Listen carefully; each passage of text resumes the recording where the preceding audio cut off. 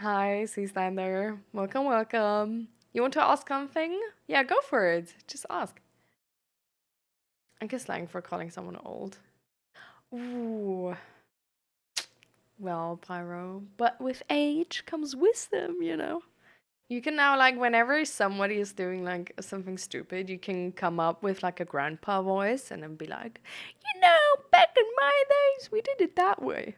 Or something like this. How do you feel about death in beginning?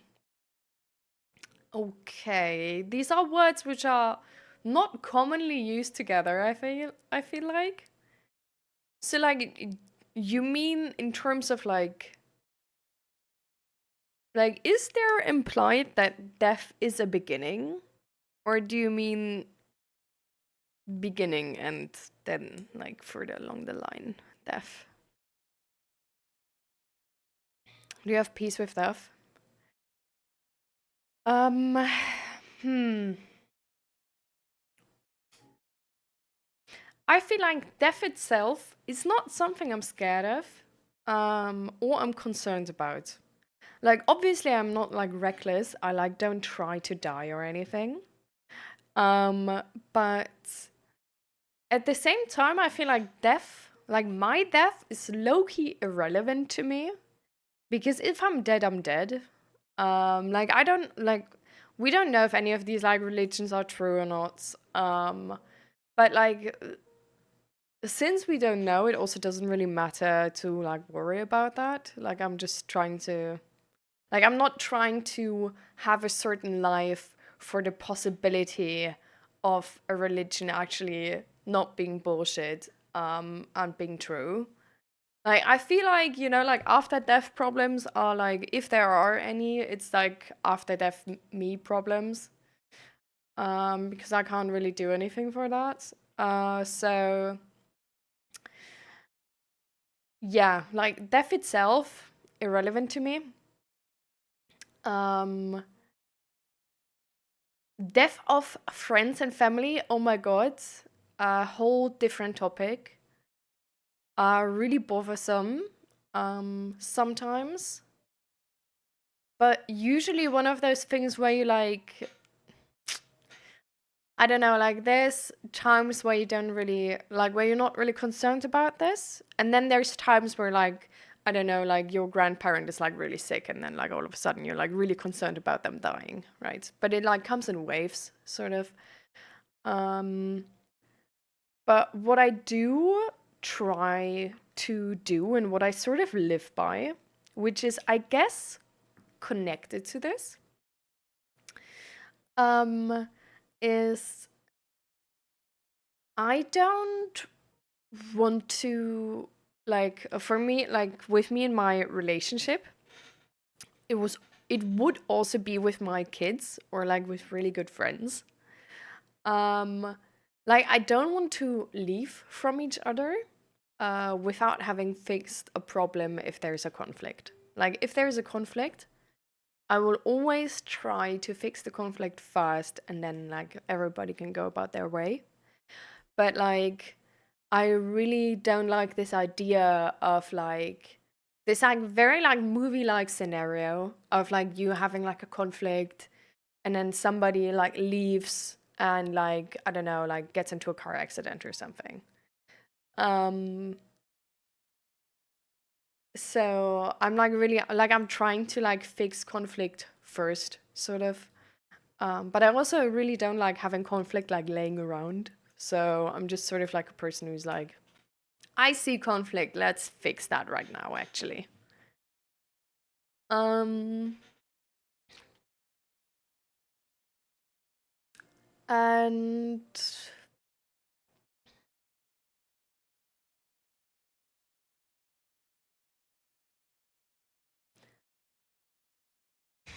apart from that, I really just don't want to regret things. Like I want to live a life where I don't have many regrets. Like I feel like I don't want to be like 90 and be like, "Oh, I wish I would have done more of this. I wish I would have done more of that." Um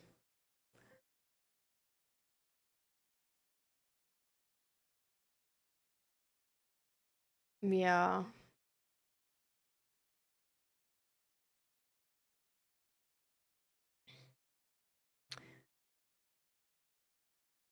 But yeah. So I don't really like, I'm not really concerned with death itself. When you die, everything else does matter. Yeah, like, yeah, it's over then, right? Like, there's no, I don't know. My only fear about death is if I realized at the end that I wasn't happy or I was lonely. Yeah.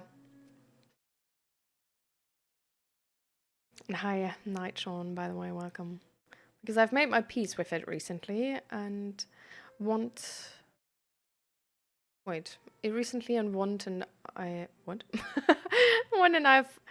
Uh, paid. So you made your peace with not knowing, and that's okay. That's what I'm getting from this. I feel like, yeah. Like, I don't know, like, what we can take to heart a little bit is that we don't have endless time. And I feel like that's a concept we forget quite easily. But we don't have endless time, and it doesn't really matter. Like, I feel like it doesn't actually really matter when we die. Like, because one could argue, like, well, if you die with 40, you have like significantly less time than if you die with 80 or something. But to be fair, if we see, sorry, dyslexia. Oh, it's absolutely fine. I just like, I'm just struggling. Like, I don't make a judgment or anything about you in that moment. I'm just like trying to understand. So like, help me if I get something wrong, right? Um. Uh. What would I? Fuck. Yeah. Okay. No. No. No. I'm here. I'm here. So yeah, one could argue you have like significantly less time if you only get 40 instead of 80, right? Um, but knowing it's a finite amount of time is like you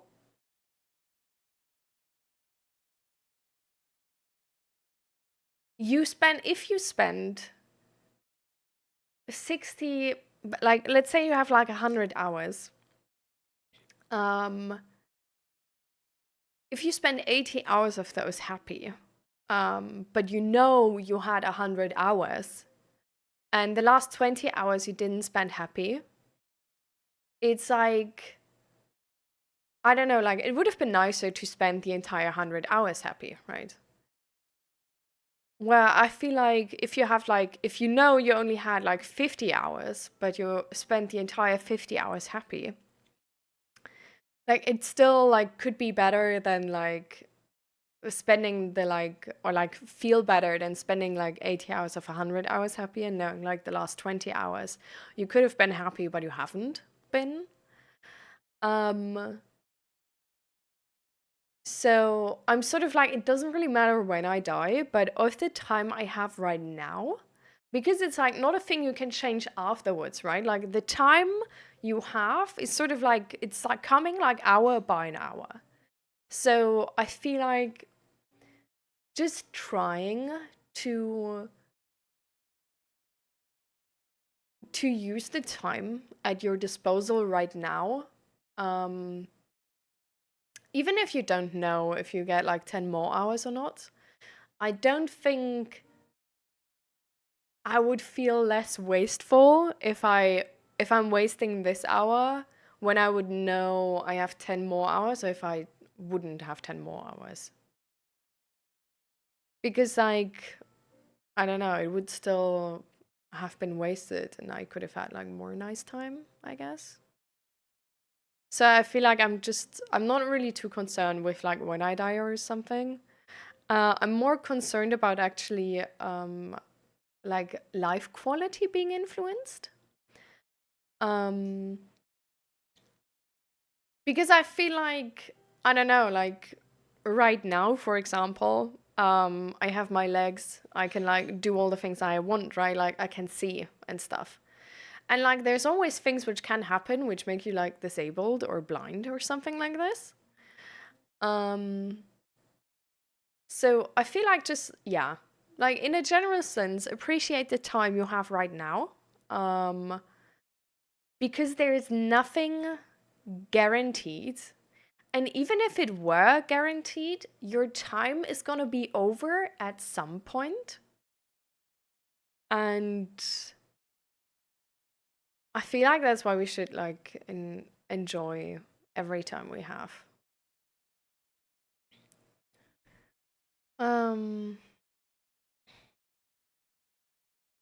I saw something where people only remember the last 10% ish of an activity. For example, if you play a game where you're doing terrible, but the last 30-ish rounds you're actually cooking, you'll feel better and about it than if you were doing pretty well all game, but the last 3 rounds you couldn't even get 3 kills. Bad example, but I needed something to explain it. Um, I mean, that's like true, right?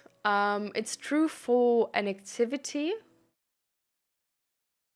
Like this is not true for your entire life, right? Like if you're like 80 and your last year has been amazing, but like all like 79 years before that, it's been like absolute garbage. Like you're definitely gonna feel better than if like all of your years have been like shit, right? So it's like still net positive, but at the same time you would feel like you will probably still have some regrets. Um, if you could like change that easily. But yeah. There's definitely like a lot of people which are like sort of happy now, but just wish that they would have enjoyed something more which they only had back then. Like very classic example for this is parents. Like there's a lot of parents who wish they would have spent more time with their children when they were young. Because when children are young, they're sort of like because they're more dependent on you, and because they, I don't know, just don't have like too much stuff to do, you can like easily spend more time with them. Versus, I don't know, like if they work later on, have their own family and stuff like this, it's like harder. So like there's certain things where we can only have something in certain moments and not like it's not at our disposal the entire time. And I feel like sometimes we really want stability or really want something which we don't have right now. And because of that, we neglect the things we do have right now. For example, when you study, you might be like, oh man, I wish I would be working and have like the money and stuff like this, have my own apartment. Like if you're living like in like housing with like other students, then maybe you're like fed up and like, oh damn, like I wish I would have my own apartment and stuff like this. But I don't know, I feel like that sometimes leaves us like not enjoying what we do have in that moment, because having people in your house and not being alone can actually be quite nice. Having like friends or possible friends that close and having that much time actually is quite rare. Like later on when people have family, they just have way more stuff to do, right?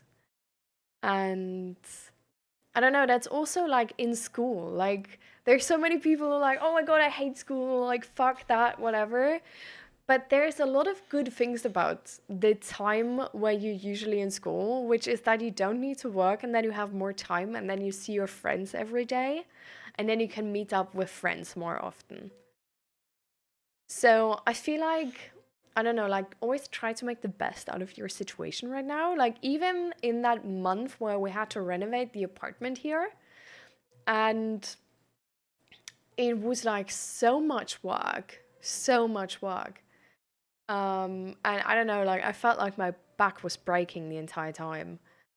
Um,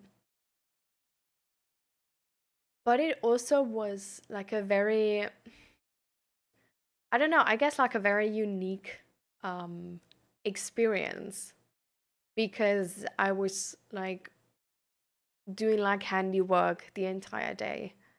I could choose all of the things of my apartment and actually like create sort of like I could choose the wall color and which wall should be there and which shouldn't, and like all of these things. And we got like a lot of new stuff, like a new kitchen, for example, new floor and stuff like this.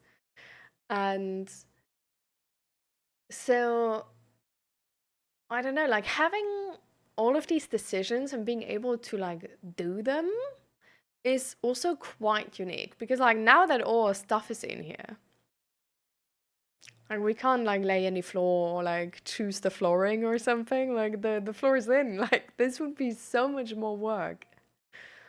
And at the same time, it's like I don't know, like we have so much decor and everything already. Like just working and being like without a care in the world about like dust and stuff like this is really nice.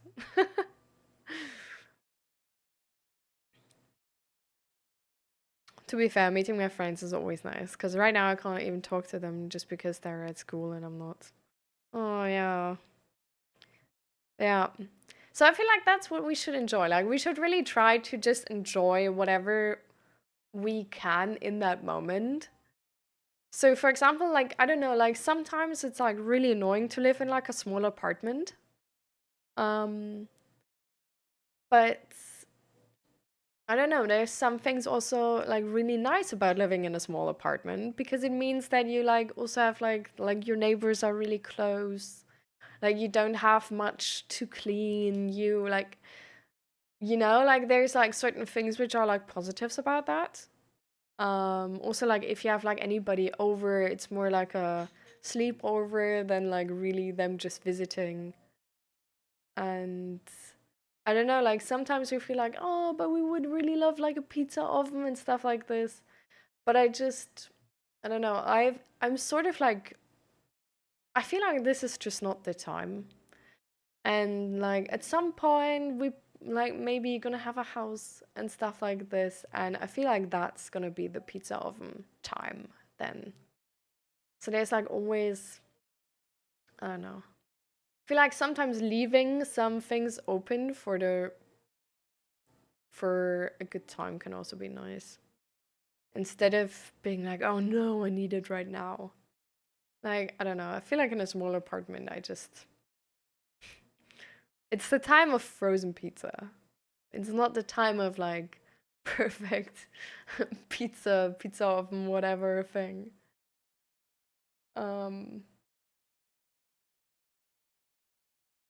but yeah, it could also like for other people, it could be the time where they do have a pizza oven on their like really on their balcony, and it's like that like really fun memory. Like we have like some friends who like back then had like a small apartment with like one of those windows at like which is like sideways, sort of like on an angle. And they were grilling like with that window open because they didn't have a balcony. I'm pretty sure that's illegal, but at the very least it was like a really nice memory and a really fun memory for them. So yeah. I don't know. I feel like there's times for everything, and you just sort of need to make the best out of your life. Especially annoying if there's a specific person you can't talk to for nearly the entire day. Yeah. On the balcony, well, they didn't really have a balcony, right? So it was only like sort of in the window. Yeah.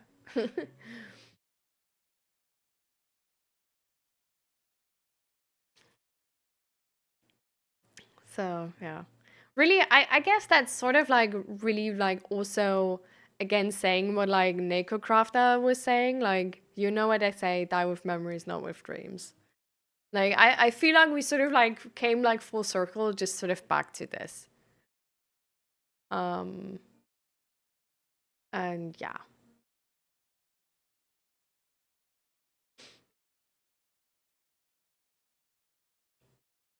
And hi pandas, welcome, welcome. You regret a metric shit ton of things? Ooh, that can be tough.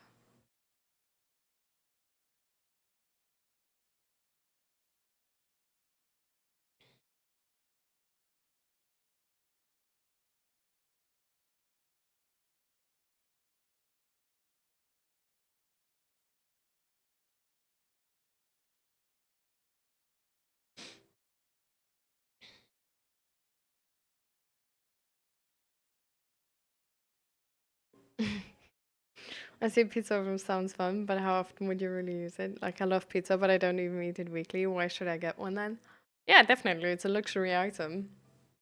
Like, you're entirely right. It's absolutely it's just like a really luxurious item. Um, but for some people, it's like a really, I don't know, like a really nice thing, right? And could make like really, really nice memories. But yeah, you just have like a certain amount of time and resources. And I think using them on what actually matters is like really important. Also, in terms of time, like just because we think about money quite actively, I feel like sometimes. But coming back to like the time thing, um, I feel like choosing who you spend your time with in terms of people is also a really important decision. Like I'm glad I don't have contact to my dad anymore. Like, and I don't like waste any time on that. It was always drama. It was wasting so much on my time on complete unnecessary conflict bullshit. Um and it's also like one of the reasons why I have like less contact to my mom. And like I don't know, like to be fair, I'm also like a person, I'm really bad with like long distance friendships. Um, because I don't know, it feels low key useless. Like, don't get me wrong, like if it's only for a certain time, like they can always come. You know, if they're here, we usually have great time together. But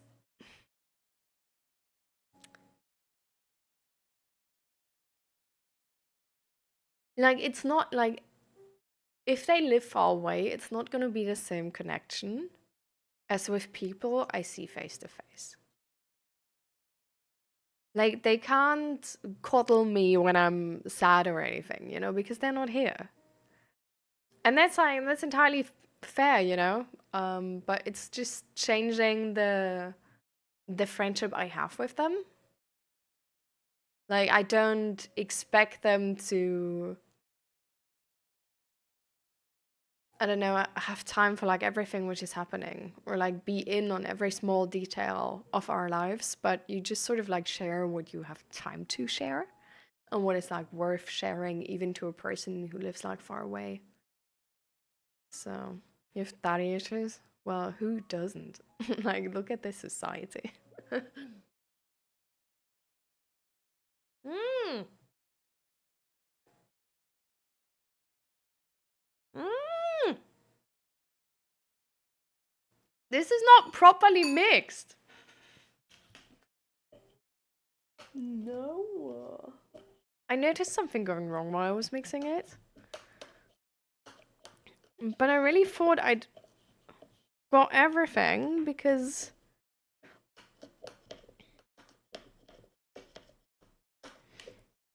I checked the corners from outside and was like, okay, there's nothing. That should be fine. Ugh. I'm gonna have like pieces of protein powder in my protein drink. Well, or no pieces.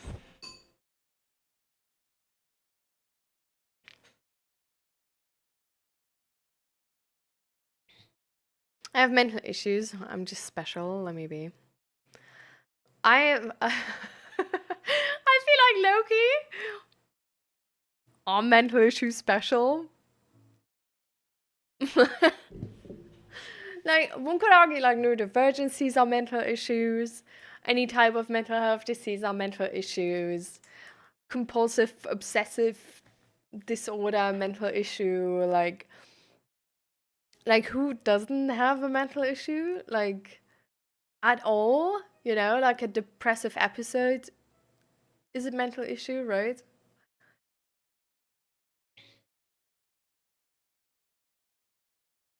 It's kind of sad to hear, though.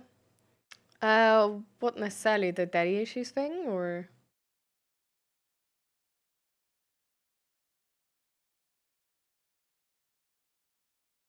well, sadly, some dreams aren't very realistic. For example, dreaming of going pro in a game. I feel like hot take from me, but I think the main thing differentiating somebody who's becoming a pro player, for example, to somebody who's not becoming a pro player but would want to, is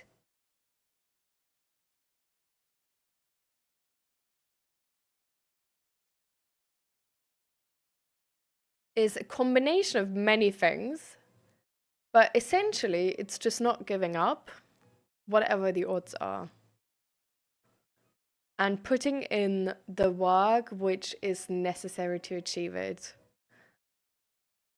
Even if it's like, even if it shouldn't take that work, like even if it's unfair, it doesn't matter, but just putting in the work anyways. Like, I don't know, like you're 18. I feel like if you would want to go pro in Valorant, like going pro is also like there's different levels of pro, being pro, right? Like you could also, for example, like on the way to becoming pro, noticing that you might not become pro, but that you become like a coach or something. You know, like there's a lot of things which are sort of like close to the goal, which might actually then still be like nice. Um, but I feel like what really matters with that as well, that our life like is not like our world isn't fair. And for some people it will take a bunch of work. Like a whole shit ton of work. And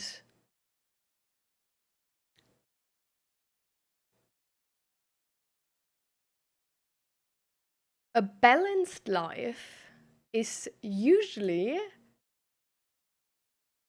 not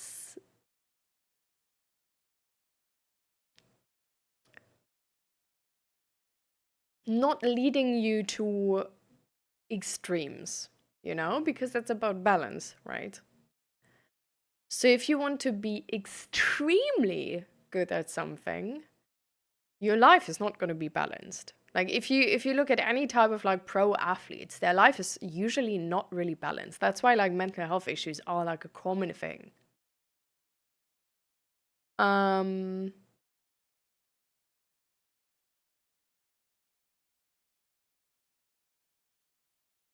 so I don't know, like it takes a bunch of work. So I feel like to actually go pro in something,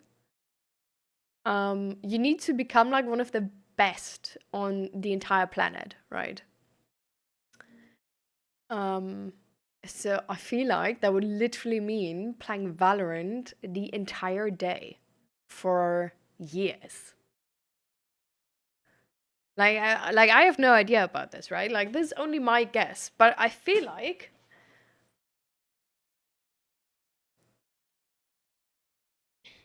it's like breathing Valorant, literally. Like watching any type of pro player, coaches, whatever, playing Valorant day in, day out, joining one of those like orgas to get in a team, um, maybe even like pay somebody on Fiverr to like coach you in Valorant, or like find somebody in solo queue who's gonna coach you in Valorant. Like I feel like it's really like for one about not giving up and like going against all odds and like still doing it. And I think the second thing is getting all the support you can. Like I don't know, like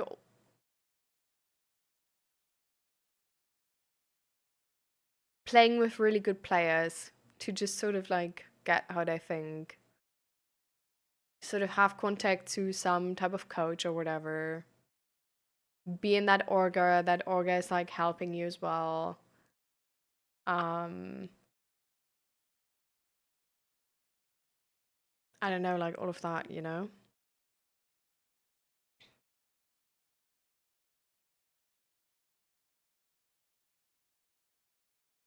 Okay, we just.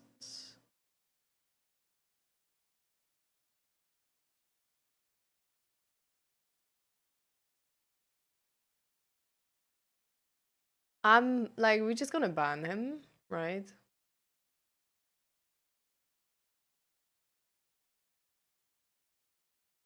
Because, like,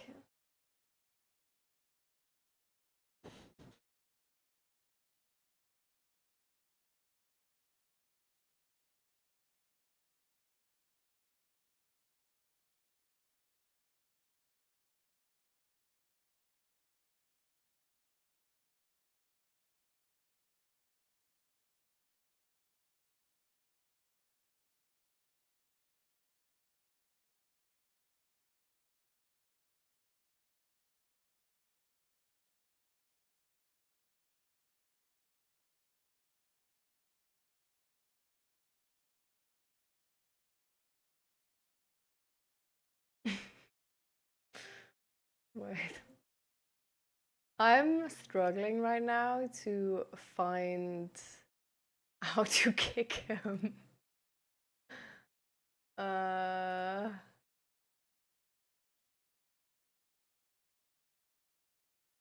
oh, yeah.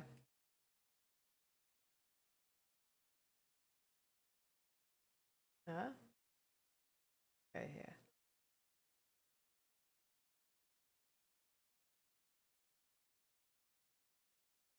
Yeah, I'm also a trans. What?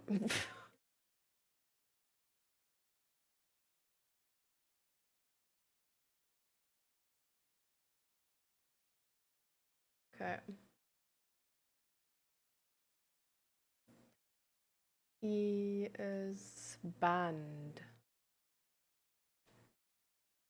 Yeah, I got it. Finally. You need a proper blender to dissolve cocaine chunks from a cold ring, ma'am. Actually, I have a proper blender, but things just went wrong today. Usually it works quite well, actually. Some long distance friendships can work, but it has to be mutual between the both that give efforts. Yeah. Like, I feel like, yeah, it definitely, like, it can work. And, like, we have, like, a few long distance friends, but it's just, like, while they are long distance, you know, we don't try to stay in contact, like, every day and, like, tell them about everything every day. It's like when they come over, we catch up and all of that. But it's like while we are apart, we just sort of like realize that we like can't give like what we like would want to, sort of, you know.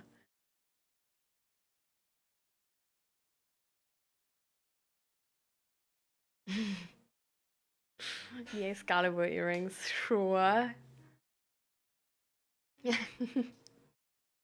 I definitely also like reported that name.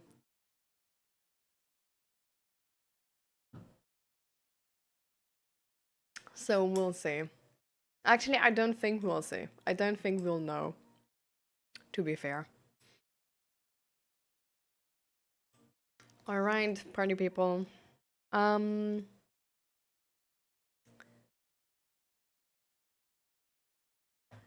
you wanna do a mental health check-in? Or you don't want to?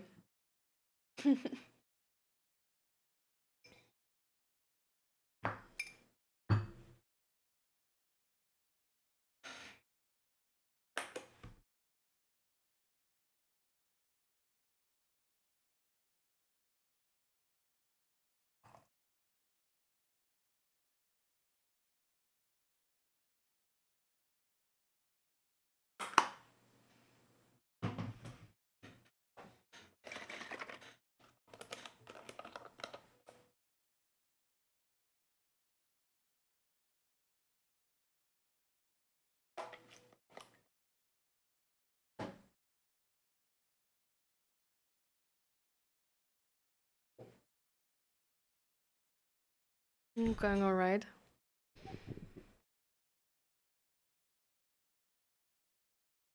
My rainbow picture. Huh? Which rainbow picture?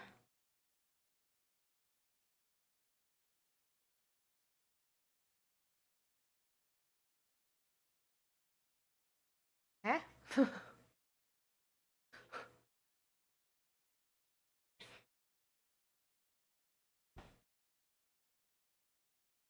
That? No. Like, that's the only rainbow I see.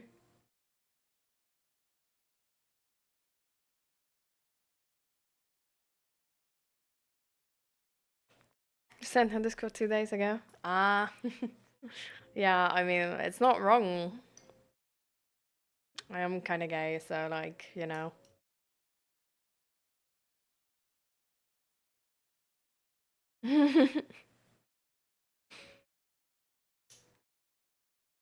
Only gay people can make pictures with rainbows. I have an even more gay picture, wait.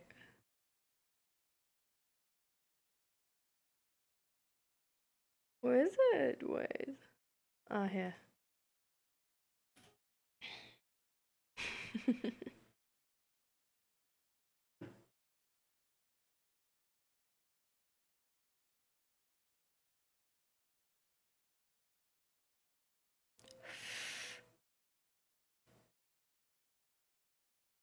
Okay, it's way too hot. You can hover over it and then it gets big.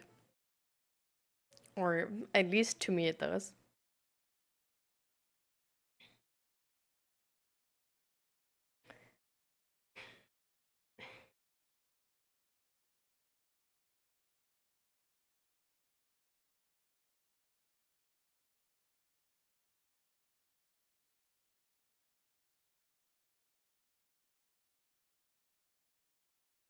I have a bunch of emos, yep.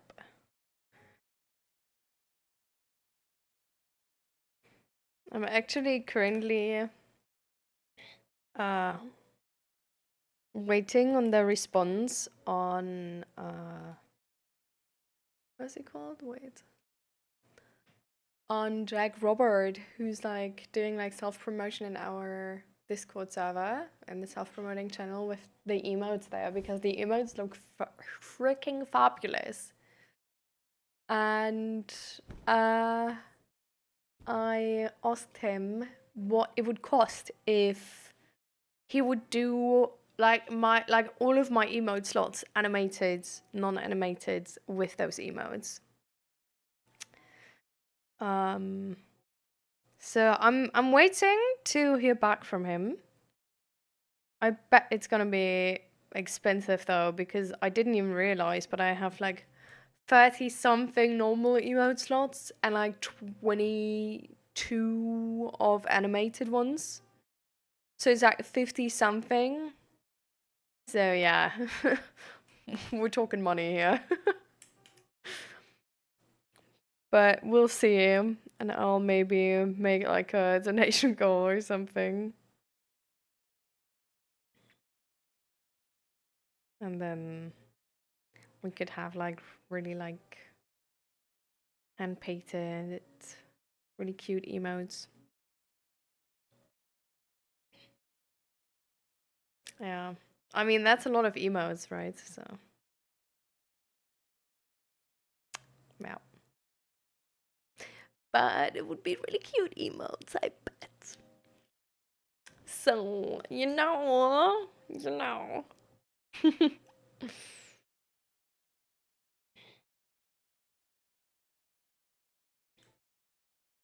I'm like, meanwhile, I'm also like trying to like learn how to like draw digitally. But honestly, it's like, I don't know, it seems like dark magic to me. Like the shading, that it looks that good. Dark magic. You want to play Fortnite? Damn. It's bad. Anyway, guys, I wanted to get back on track here for a second with the mental health check-in.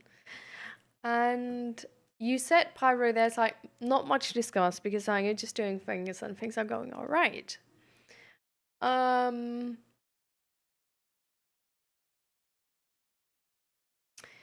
and I sort of wanted to, like, that reminded me of a talk I had with Zach the other day.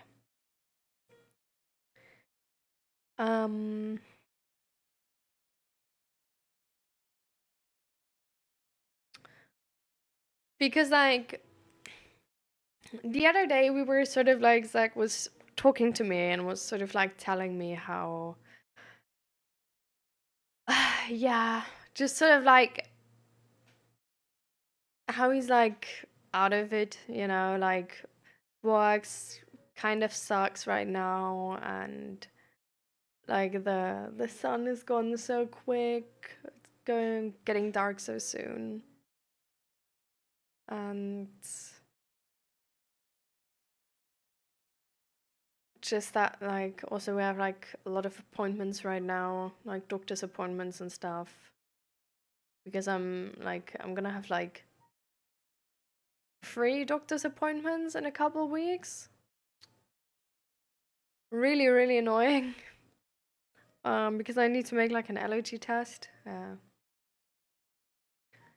And then like this week we had like 3 appointments, and the week before, right, we were like sick and he was sick as well and stuff like this. And on Sunday he had actually like a tennis tournament. And on Monday then though, he just felt like absolute garbage. And he was sort of like explaining me like I don't know, just how like everything sucks. And how he doesn't understand it because like on Sunday he felt like so great, and now he feels like garbage.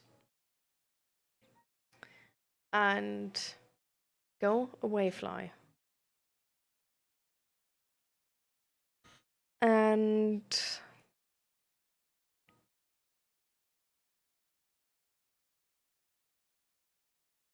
we talked, and then we sort of like came to the conclusion that like, well, like he's been sick the week before, right?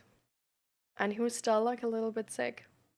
So like while Sunday was like probably like really, really amazing and like feeling like really nice, like on Monday, like the physical exhaustion consequences came by. Not only that, but also sort of like impacting his work, right?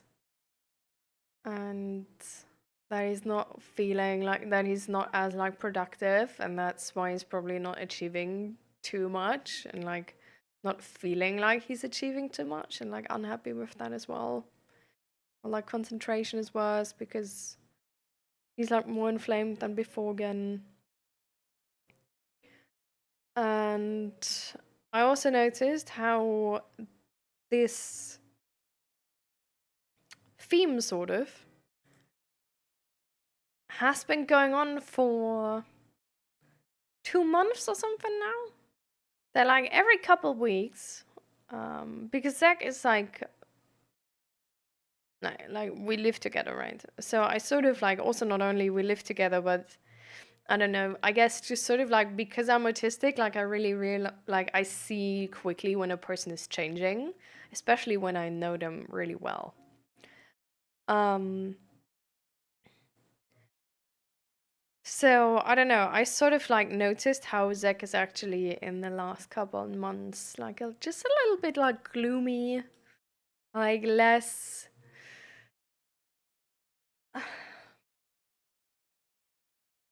I don't know, like things just like pull him down more often than usually. Um, and there's been like a couple times where he like came to me with like, "Oh, everything sucks right now," and there's like a lot of like reasons for this, right? So, for example, he has like he applied for like a different job at a different company,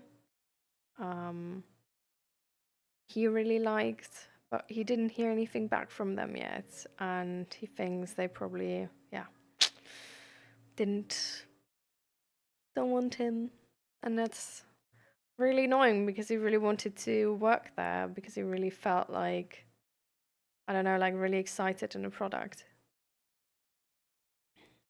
And so there's our reasons for this, right?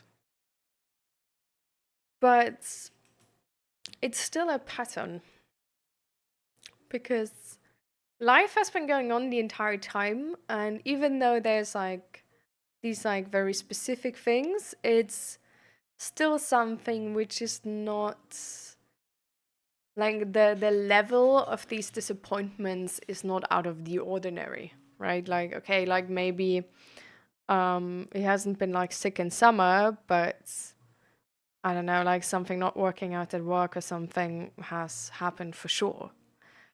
And I don't know, like maybe we have like a lot of appointments right now, but we definitely also had weeks in summer where we had a lot of appointments. So this is like a pattern where even though there's like, it seems like there's very specific sort of like physical reasons to this, it also can have a lot to do with your mental state on how do you say that? What is the word for it? I was looking for it before already, but I lost it there. And I need that word.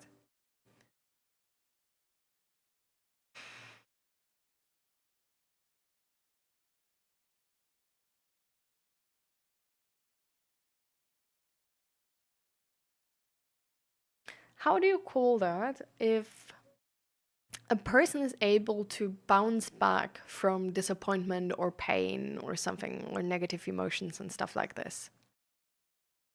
Resilience, exactly. So, yeah, like usually he's just more resilient than this.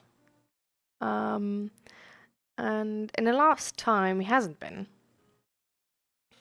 And not only he hasn't been, but on Monday it was really like, it wasn't like a mental breakdown or anything, but it was where I noticed his like energy switched and he's like more like, it's not only those things, but it's also he's negative right now. Like there's sort of like the logic, the worldview changed for the worse in that moment. And yeah, so we talked about how, yeah, it's like the sickness and the like physical exhaustion from the sport, and he probably just needs some rest, blah, blah, blah. And the disappointment uh, from the job he applied for. But we also talked about how this is maybe a pattern actually, and could also be connected to, for example, the winter-summer change. Because that's also a big change, right? For the body, for motivation in general. That like you like start working and if you finish working, it's already dark. So we sort of like came to like we're talking about that direction as well. And it's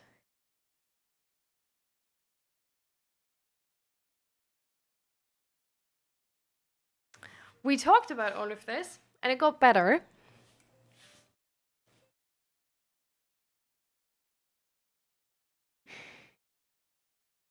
At the same time, a day later, I talked to him again and there like there's no change in behavior. Where it's like, okay, like we found like reasons for this. Like we know sort of like the constellation here. It's like winter, like summer, winter. It's like the disappointment from that. It's like doing sport and like being like sick, sort of, and stuff like this. But there is like nothing like what does he want to do to become more resilient right now? Because I, for one, for example, I'm taking the entire time already, like since sort of like winter started and people like I heard about people getting sick. I started taking vitamin C to help my immune system. I started taking vitamin D and did actually like a vitamin D test where I found out that that my vitamin D is like way too low for like the winter summer change, especially. Um, and then there's the whole like I have sort of like a I guess like a traditional ritual, whatever, with like winter decor, like Christmas decor. Um, I'm like sort of like looking forward to and starting, which is also sort of like helping with the disappointment from going from summer where you've been doing like all of those things, right? And you've been doing like, I don't know, like you've been going to the gym a lot, you've been going outside a lot, you've been going swimming, like there's sun the entire time. The days feel long, you feel like you have energy, and now you go to winter and it's like it's turning gloomy and dark, it's raining a lot and stuff like this. Where like I don't know, like you may like there's more resistance to going outside, and going outside takes more energy than before. So making the inside like really nice and really comfy can sort of like really help me to, yeah, just like see the positive of this time of year and be like, okay, well, like going outside sucks right now, but at the same time, coming home feels that much nicer. And okay, it's turning dark early, and that's like really annoying because when the light is gone, you feel like less energized, sort of. But at the same time, like having all those extra lights and that decor inside gives like more light and more life to the apartment and is giving more energy even if outside is dark. So there's some, yeah, like there's some things how I support myself with what's what's going on, I guess. Um and I noticed how Zach actually never once, while we were talking about all of this, while we talked about how this is the like winter summer switch and all of this, how he never once considered actually to take like anything like vitamin C, vitamin D, to I don't know, like to find some like I guess like something nice to look forward to, like a tradition or something like this. Um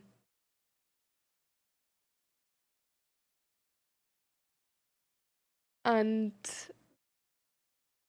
yeah, we sort of like I brought up this again, and I was sort of like asking him like why like do you just like why do you not want to take like vitamin D? Like do you hate it? Like do you think it's something bad or anything?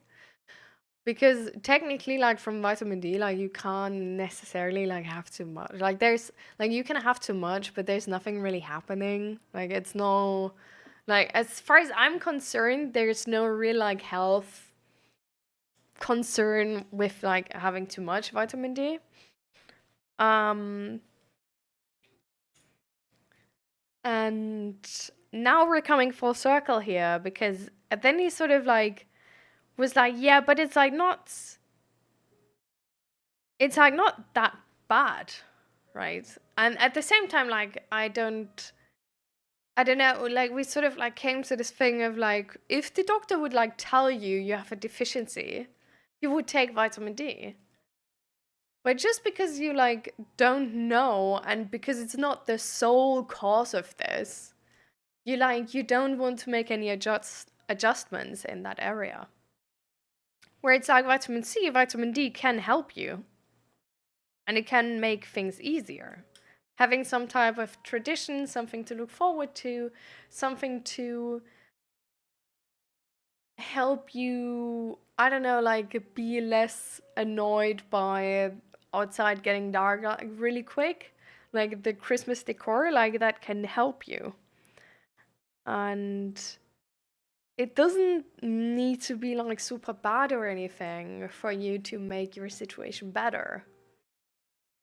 And the fun thing is, like, the better your situation is, the more resilient you are actually to, like, whatever pulling you down only being a small bump in the road instead of actually like a big issue which you need to overcome.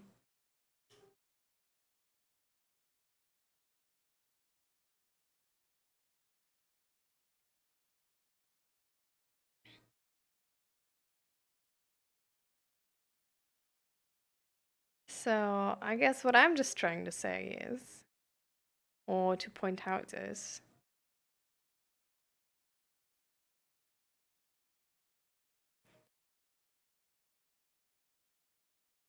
like, should we be fine when things are alright? Like, shouldn't we try to work towards better?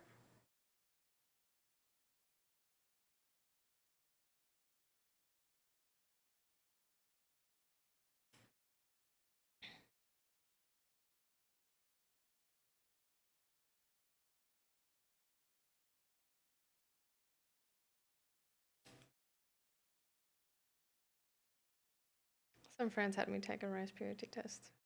Very, very pure. Because I can't get a girlfriend.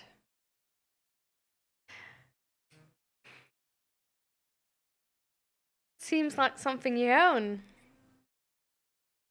Seems like having a girlfriend is a lot more about status than.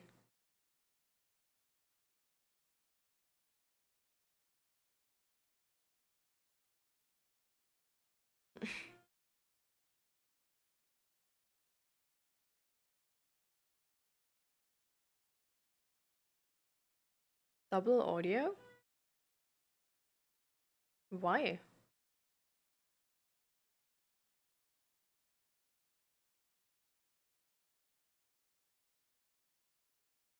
I don't think I should have double audio.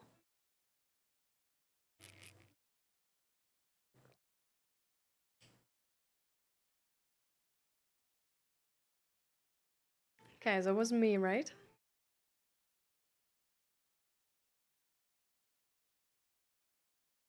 Hmm.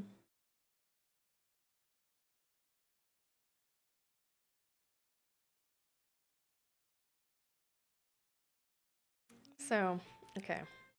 Good, good. I mean, I guess I'm just happy with alright right now because I came from very depressed.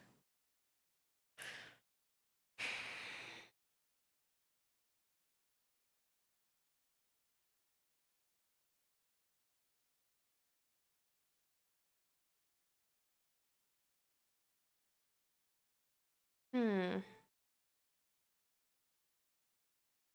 I don't know. I don't mean to say that you shouldn't be happy with alright.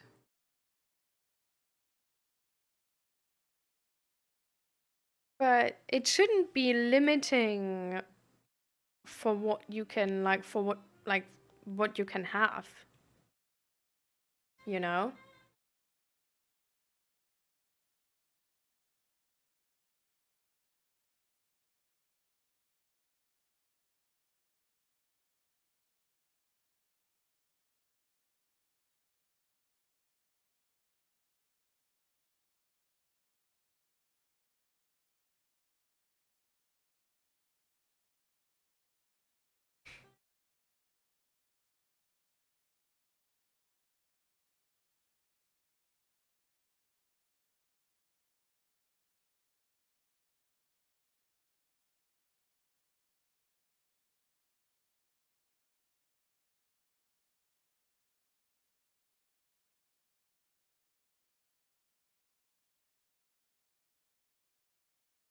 At least I feel like, for me, it's like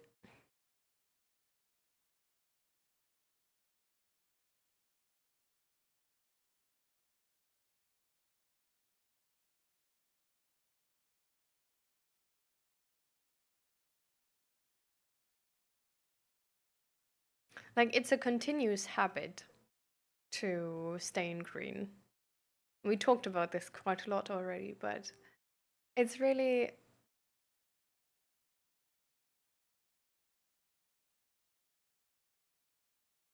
because it's a continuous habit. It's like it includes, like, I wouldn't be that well right now, I'm pretty sure, if I wouldn't take the vitamin C, vitamin D, and all of that. Like, I notice how it's demotivating to have the outside turn dark so early. Like, I notice how, like, winter is still, like, the past winters, I've usually been, like, really, like, I don't know, it's been really bad in winter for me. Like, especially bad, sort of. And winter is still the same. Like, the season didn't, like, change or anything.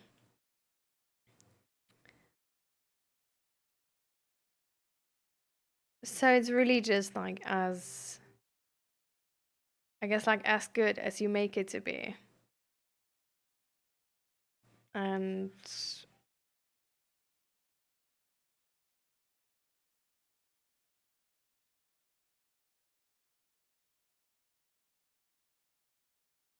I don't know, I feel like the more effort you put into, like, staying in green, the more resilience you will have to stay in green.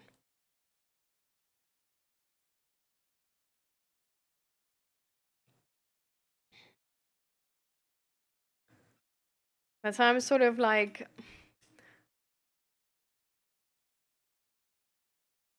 I don't know, like, I don't feel like we should be humble in that moment because we're like, oh, well, but we've, like, I've been depressed and, like, I can't really ask for more. But it's, like, I don't know, like, I feel like if we were to put in the, like, continuous effort to, like, make it, like, better and better for ourselves, um, we would be more resilient towards, like, falling back into depression.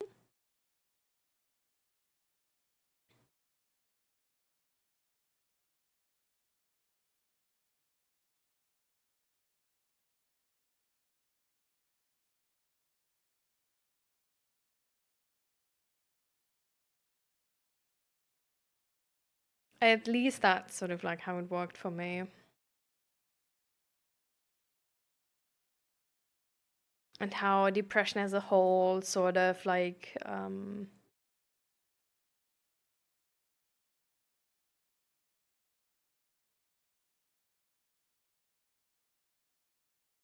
I guess, like, it's being treated in a mental health space.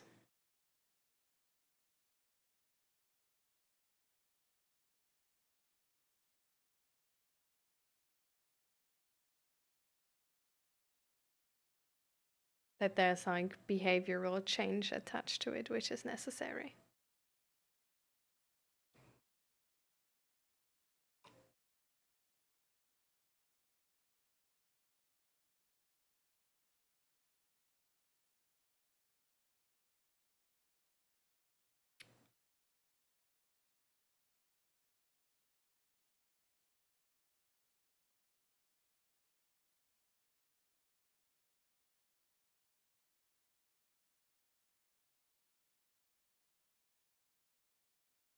You know what I mean, Pyro?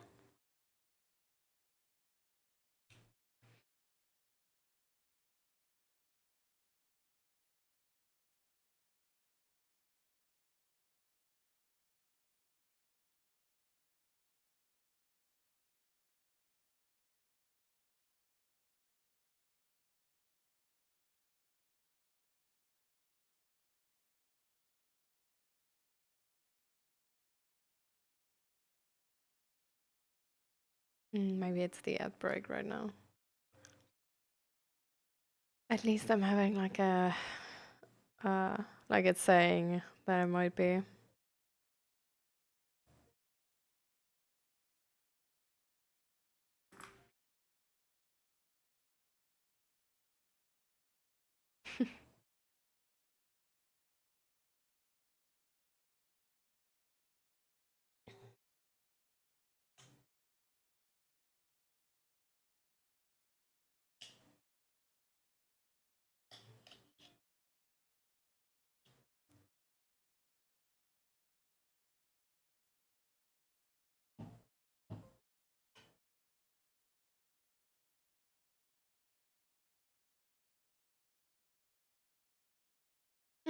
No, I don't think it's forcing happiness. No, no, no, no, no. Get me that.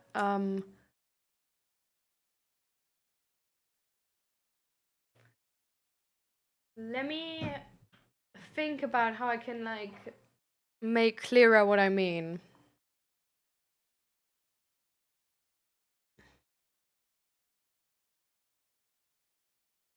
Mm,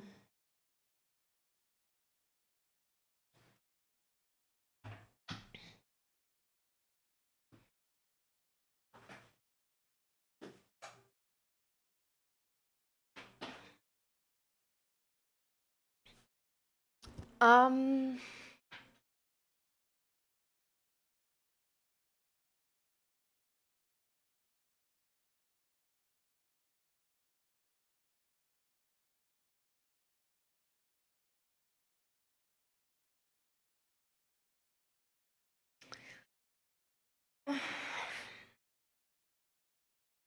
because forcing happiness is actually like I'm not a fan of that at all. Like I don't think it's how you necessarily get out of depression or anything. I feel like forcing happiness is essentially suppressing negative emotions, um, and not like fixing them or anything. Mm,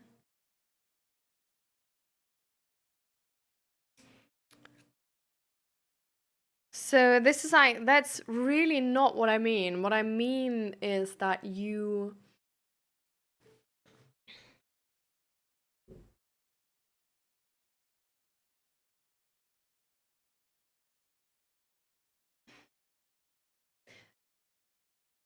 try to feel what you need to feel your best. Um, and find ways to support your body and yourself, um, on being healthy. So that's, for example, why if I notice like everyone getting sick, I take vitamin C or start drinking these like ginger shots, which are like healthy and stuff.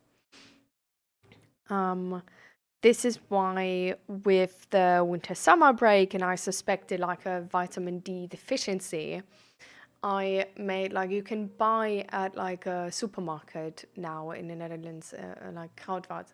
You can like not even like I think even at Albert Heijn maybe. You can buy like a vitamin D test, like self-test. And I did that one to find out if I have enough vitamin D, and it turns out I'm like no, definitely not. So that's why I started taking vitamin D. Um that's why with the motivation deficit and with the like lights outside, knowing it influences me and knowing that I like sometimes get like really frustrated with like things outside like taking more energy and like sort of like being annoyed that I need to adjust my life to like or that my life is different in winter than it is in summer, because in summer you can just like go outside and it's like easy breezy, right? But in winter, if you go outside, it's like a whole act where you need to put on the right clothes and like all of that shit, right? So just like even though you can still do it, I'm not saying you can't, it takes more energy. So it's like if you have like a really eventful day in summer, like a really successful, like I don't know, um like a day when you feel really good about yourself in summer can be way harder and actually outside of your energy in winter. Um, that's why sort of I came up with this like different tradition with the like Christmas decor. Um,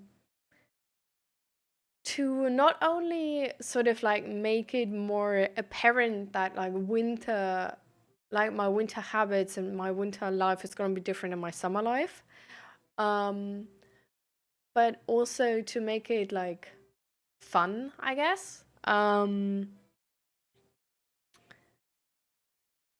And to make there something like to look forward to, which you sort of like gain in exchange for not having sun outside anymore till like 11 o'clock or something, or whatever we have in summer. It's like it never turns dark, I think. Yeah, I mean, winter is depression season. Like, let's be like honest. Like, winter is depression season, and it is that season for a reason, right? So I feel like taking that reason um to heart and being aware that like your body and how you feel is not only influenced by yourself and by your like if you feel good about yourself or not, but if you feel good about yourself is influenced by your body actually. If you have less energy, you are way more likely to become depressed. If you have pain the entire time, or if you're sick, for example, you're way more likely to become depressed. If you feel like really demotivated and you lack vitamin D, for example, because vitamin D is used to like make hormones and stuff like that. Like vitamin D is a very crucial vitamin.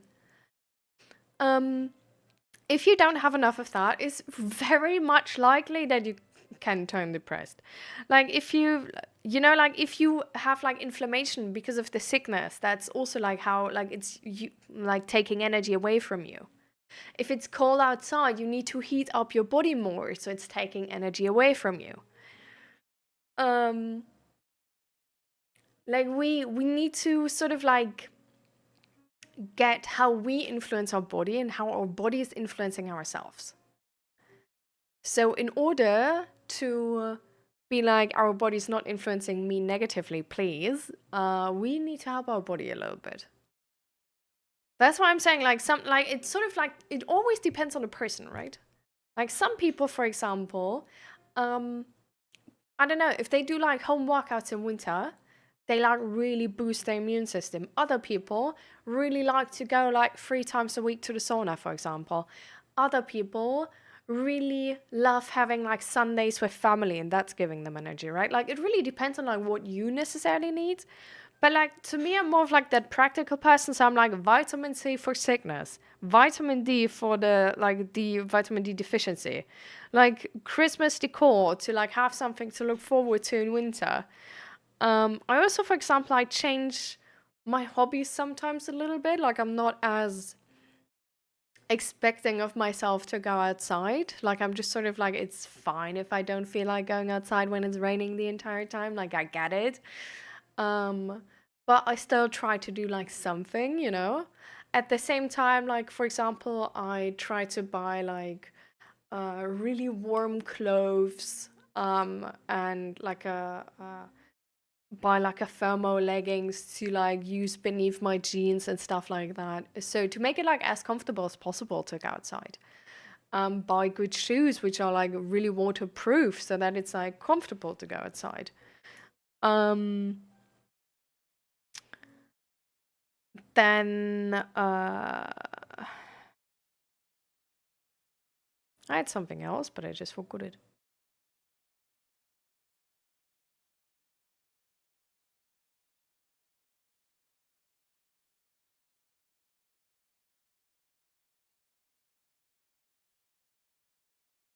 Also, just sort of rest more.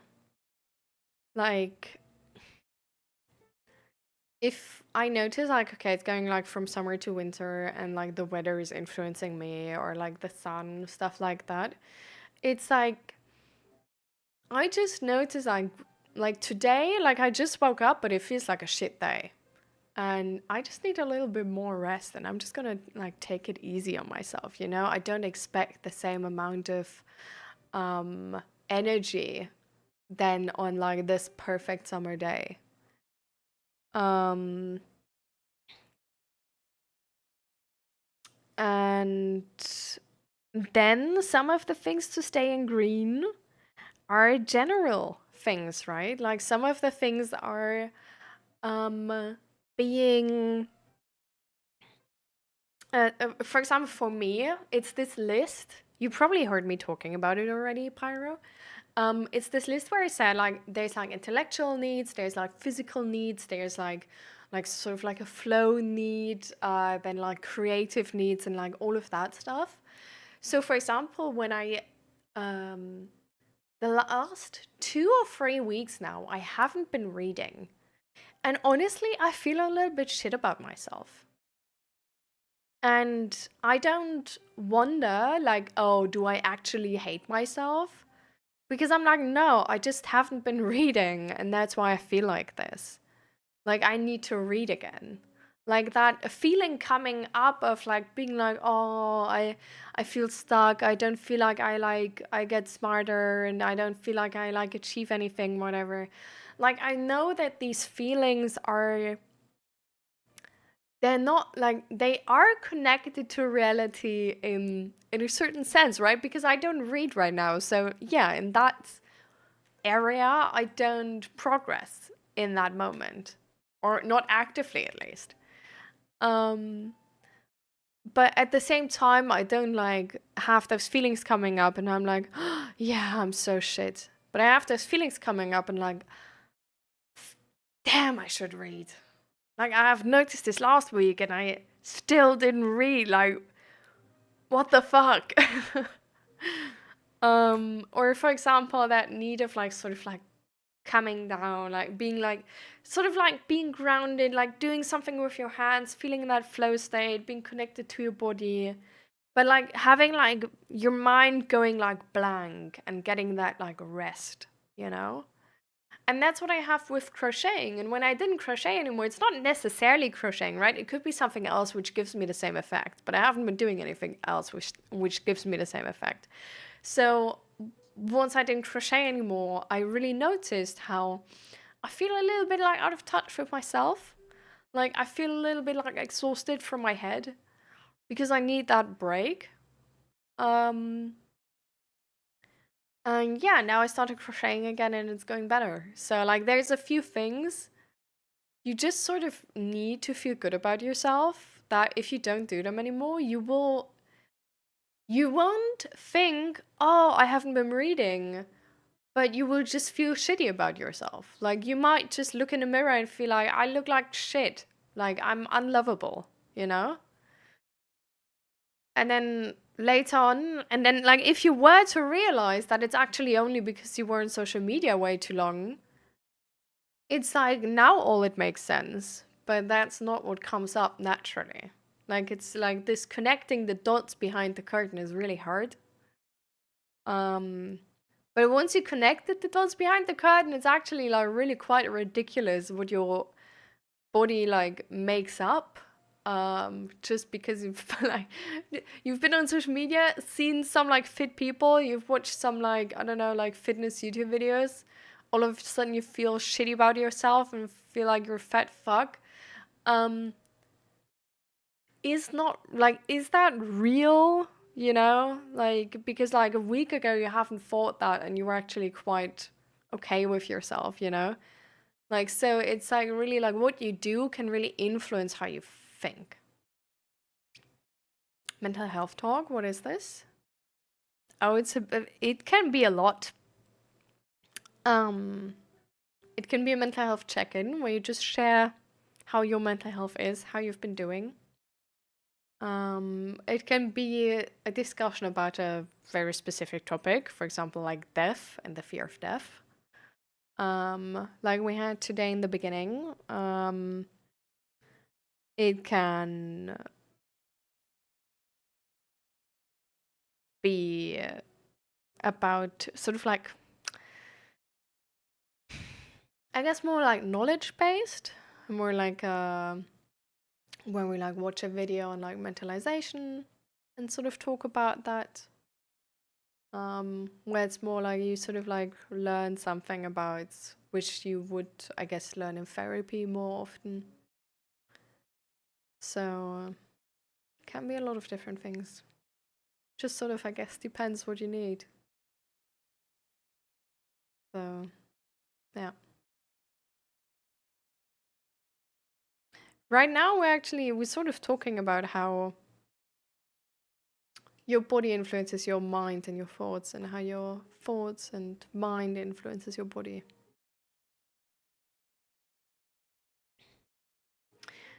And hi, Fluffy Buddy. Well, welcome, welcome. Already a 7-stream streak. Let's go. I'm glad.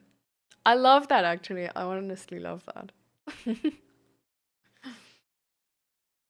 I don't know why, but like this achievement specifically, the like watch streak really gives me like a sense of accomplishment. And I don't know, just feeling like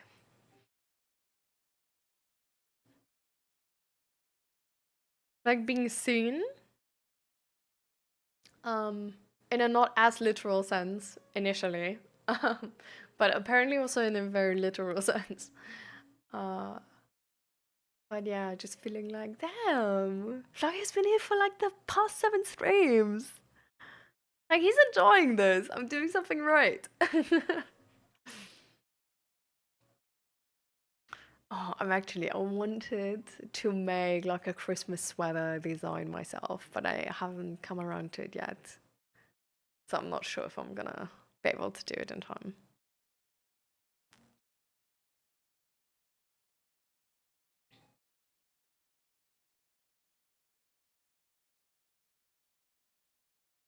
I like calling with one people to lead their body. Well, that's me too.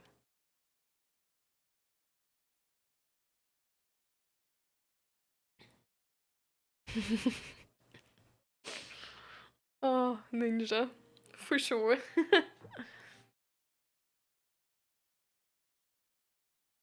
Wait, I will never have to lie about my age again. I'm just gonna pretend we didn't hear that. In the past, I've invited people with the church community. We had food and stories, etc. I don't like that winter season, the suicide season. Yeah. I mean, it's suicide season because it's depression season, right? Like, it makes a lot of sense.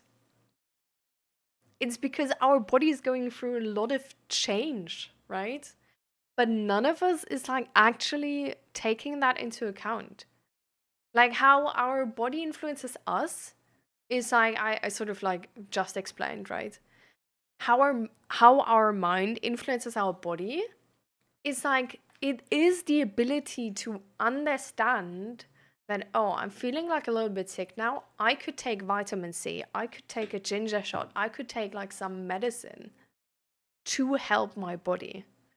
If we don't do that, we pass on the chance of our mind influencing our body and are just like, let's find out what happens. I feel a little bit adventurous right now. Let's just, tag along for the ride, see where it takes us. I don't really like like being randomly taken to places. I like taking vitamin C, ginger shots, vitamin D, having like a vision, and because of that, my body is stable. Like, I don't know, like I actually had I was sick, right? And then my sister came along and I absolutely overextended. Like I shouldn't have done all of the things I did with her. I'm gonna be honest. I was very well aware that I'm fucking up my health in that moment and that I'm taking that risk. I was doing it anyway. To be fair, I didn't crash as much as I thought I would. Like, I thought I would necessarily when she's gone, I would just die. I fade of the face of Earth. I didn't. I'm like, yeah, it's like sticking around, which is annoying to be fair. But neighbors from us were like this, like the flu which is going around right now, freaking like No fun. I've been sick, but I've been fine, you know?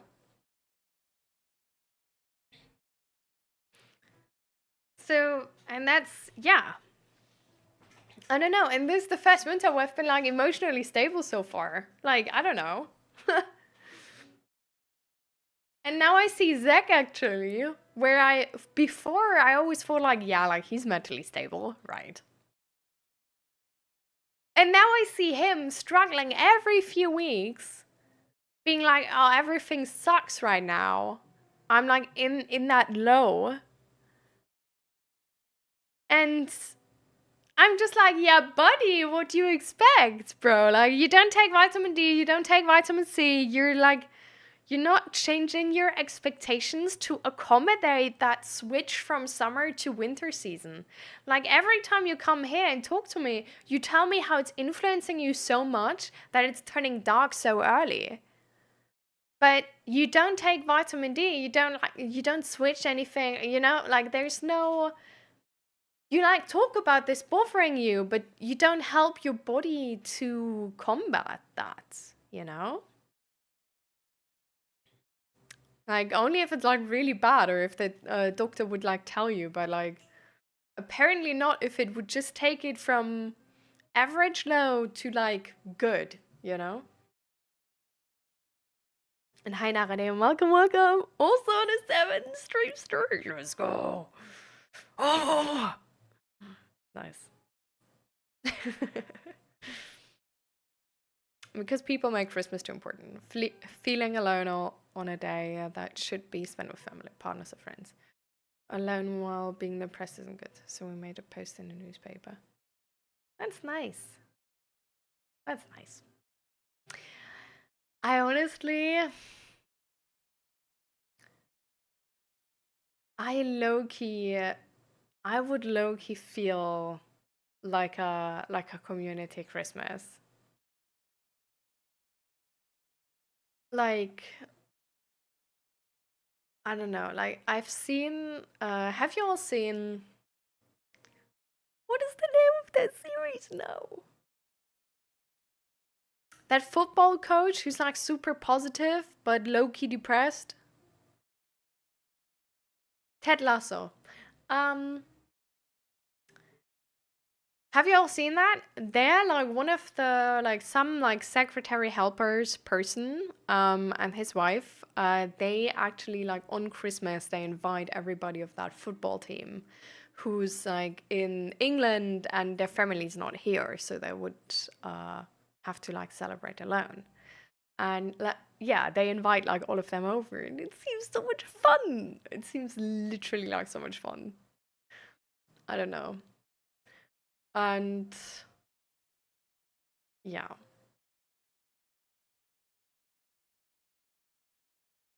I feel like I don't really know how to,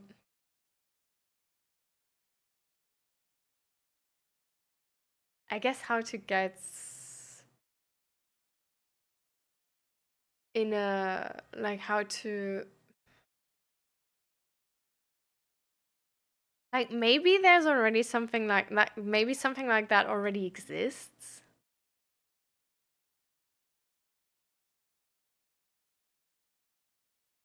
But I'm not sure.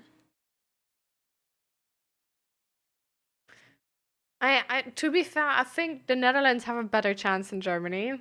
Like we have quite a lot of community projects actually. um, so I feel like it actually could exist. Like we have a lot of like elderly projects, especially where like young people can just like come by.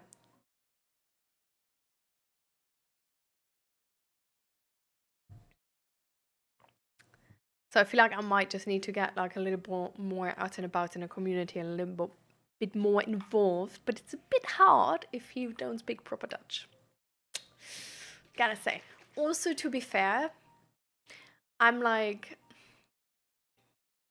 I low key wanna maybe make a space for people who don't speak proper Dutch.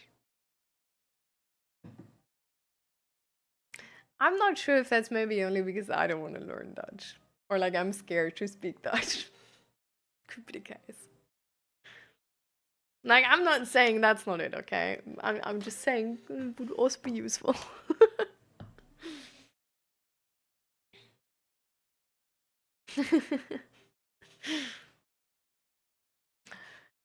Yeah.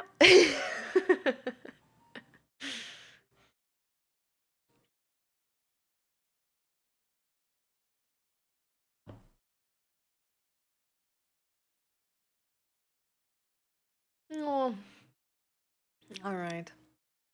See you in a second then, Nadim.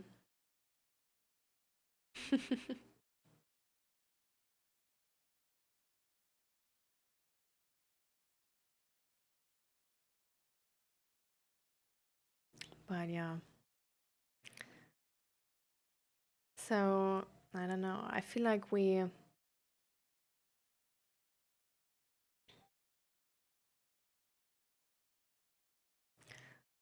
like, I don't know, like, obviously, you can't fix everything with vitamin D or vitamin C. But I don't know. I feel like having our body on our side at least can really be really helpful in terms of like depression and mental stability. Because I feel like if our body is like has the energy to bounce back, we're way less likely to turn into this like downward circle. Downward spiral. It's a spiral. Otherwise it wouldn't get worse. But yeah.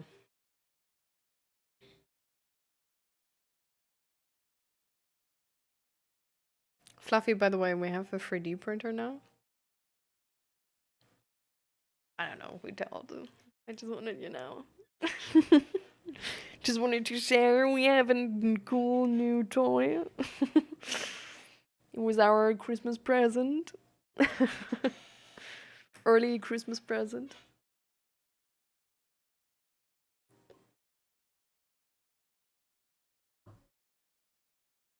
Really cool. I'm so newly obsessed with the 3D printer, honestly. We need to make some solution for the filament to be dry though. And I haven't necessarily found like a perfect solution yet. Because most of the solutions I find are like, I don't know, like 2 kilograms of filament where I'm like, no. The fuck? No.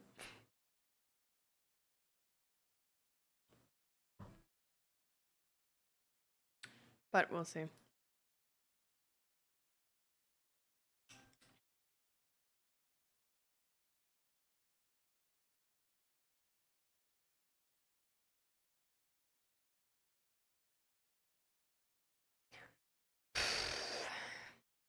This tastes absolutely disgusting, but it helps.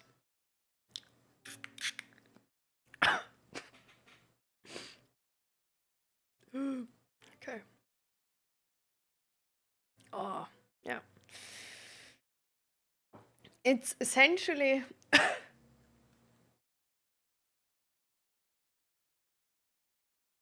I don't know, it's like alcohol with herbs or something.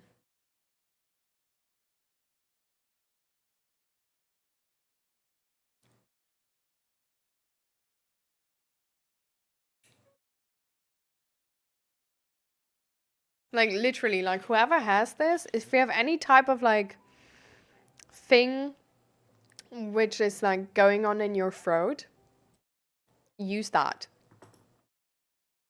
So good. Like this one actually helps with like throat pain.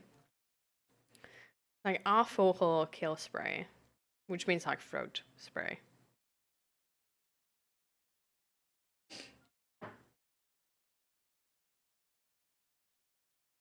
I took a plastic box above the printer and put a metal rod that it can roll a hole in the bottom to bring the filament to the printer and some screws to keep it in place.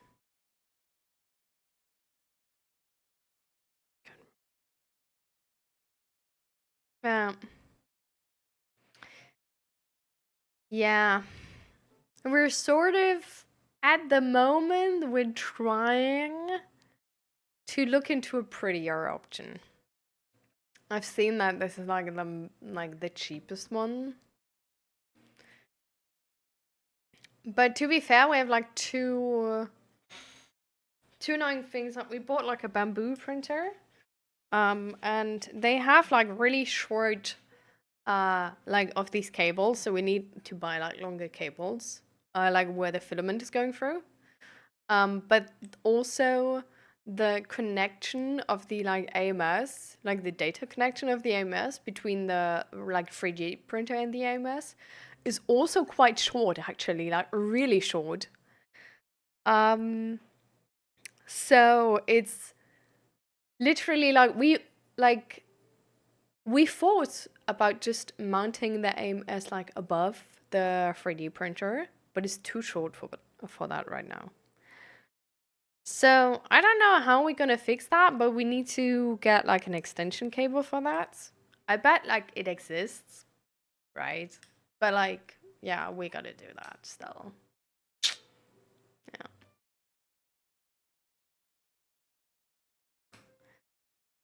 But yeah.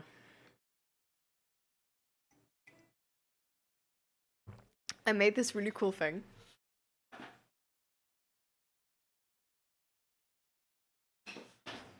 I made whistles.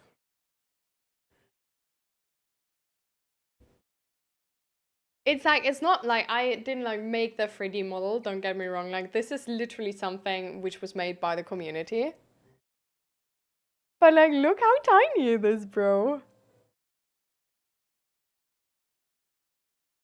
And like here the hole is for like putting it on your keychain. And yeah. It's a really loud whistle. I'm not gonna do it, okay? Don't be scared. But like, it's, I love how it's this tiny and really loud. Like this is the peak of design. I love that.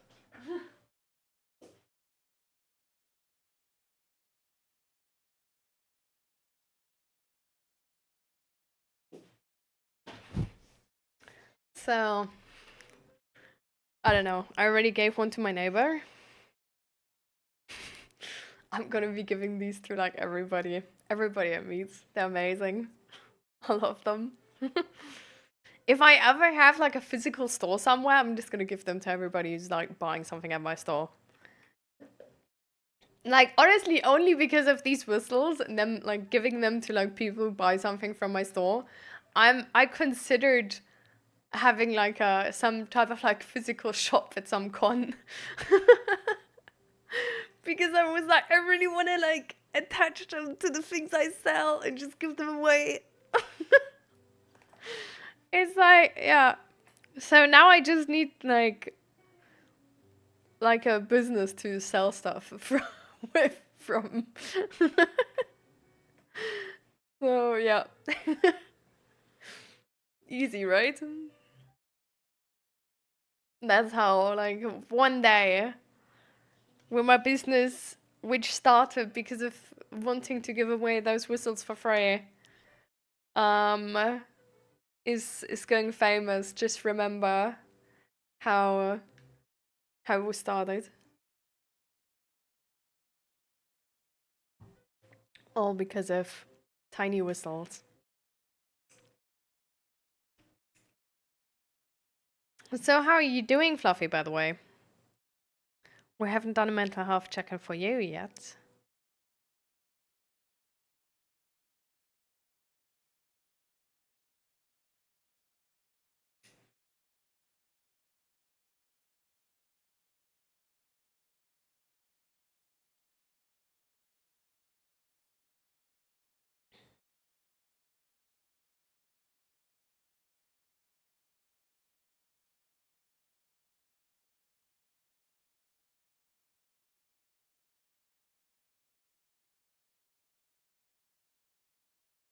Hmm. What is an ITSEC exercise? I have absolutely no idea.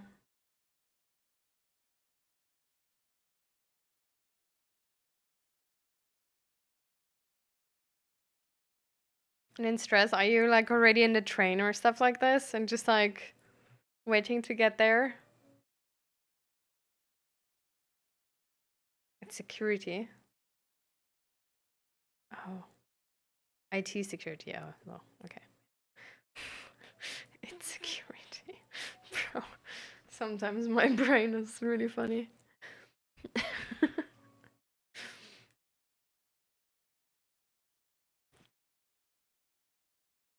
But I see, I see.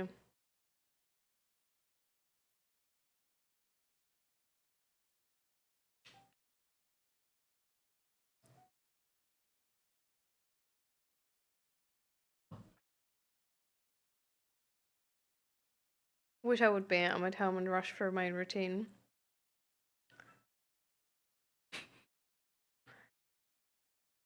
I'm not like I'm not judging, okay? I'm just interested. How do you type while trying to rush through your routine?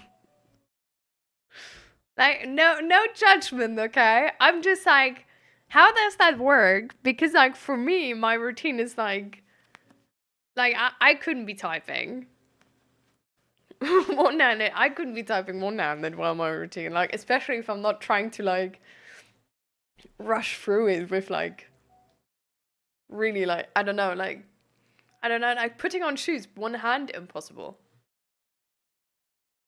I don't know, like going on the toilet, one hand impossible. Um what's the other routine? I don't know. Grabbing keys, stuff like this. Okay, that I guess that's okay with one hand. Putting on like the jacket, like scarf, all of that with one hand? Nah. Not while typing at least. Like I can hold something in my hand, but I couldn't be typing.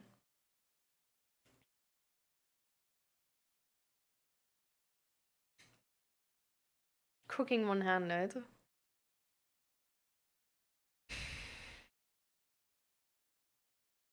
I I have opened an egg with one hand once. Like one of those like crazy chefs. That was like once. So I could grab a pan, put like one egg in there, make some like I could open.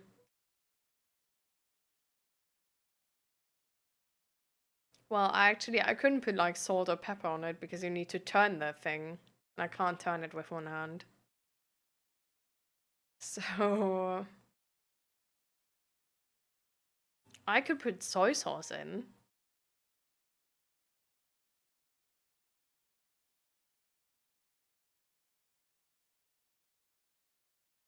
Yeah, that's about it. I mastered being late.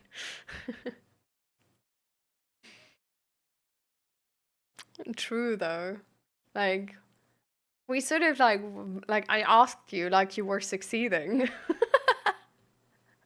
That's actually a bias, like because you said you were late, so it's actually a different routine. It's not really succeeding. Mm.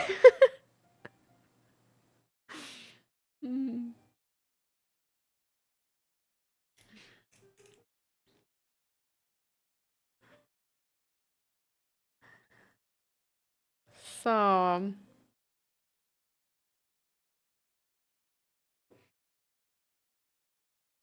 Fergus, by the way, do you want to take part in a mental health check-in? You want to share how you've been doing the past week?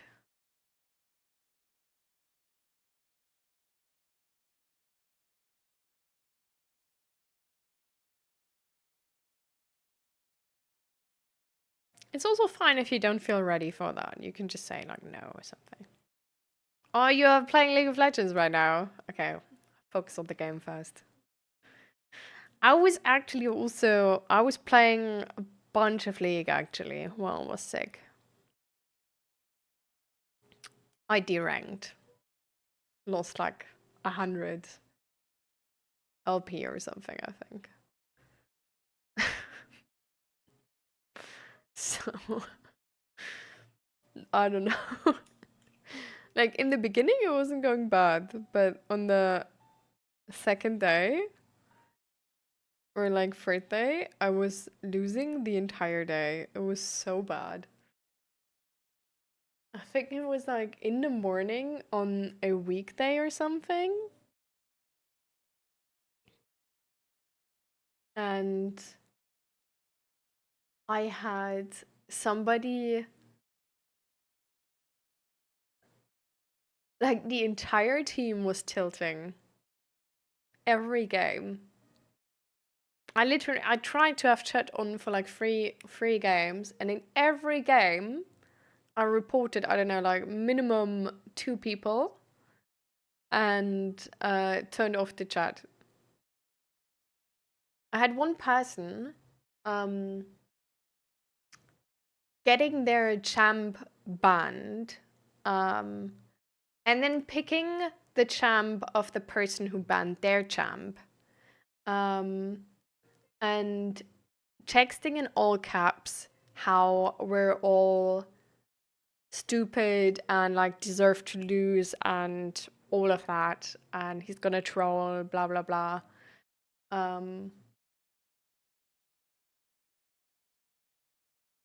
And yeah, in that game, like the entire team went mental. The entire team. Um, then I had a game with a Tristana jungle who was like, I was saying like hi and stuff like this, and she was like, nobody likes you. You're a Lux player.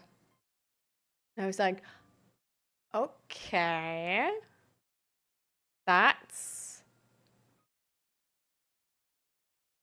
that's a harsh judgment just based on stereotypes.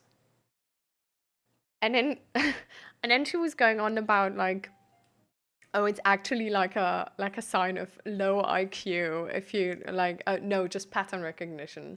And then like it's actually a sign of low IQ if you don't recognize patterns. And then she said like, so we do that for like Lux players and some type of ethnicity. So it was like, okay, so you're trying to excuse racism right now with pattern recognition. Okay. Um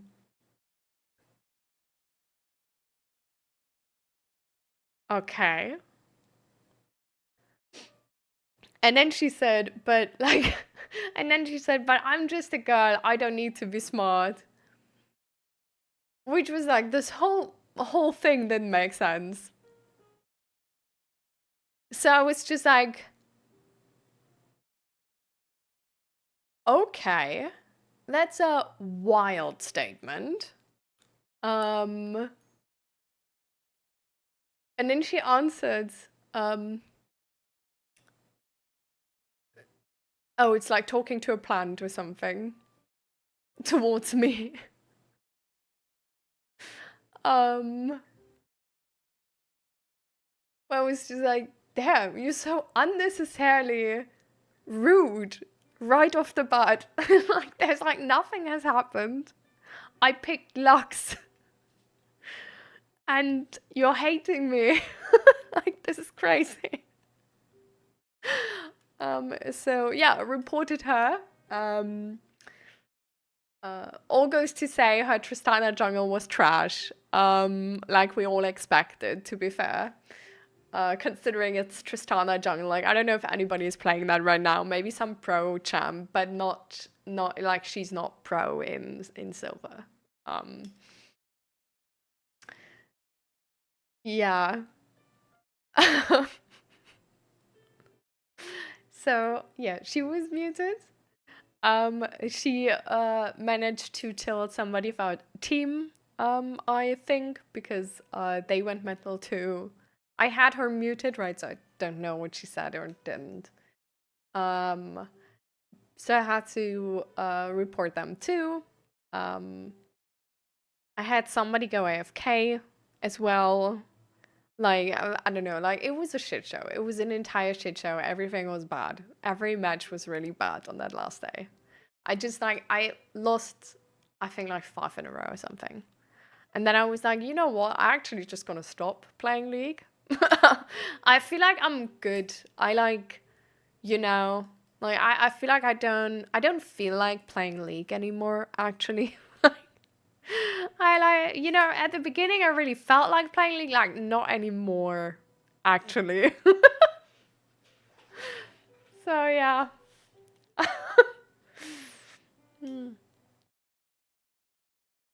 So a very different experience to you, Fluffy, with your 59% win rate. Like, I wish, but no, that's not me, sadly.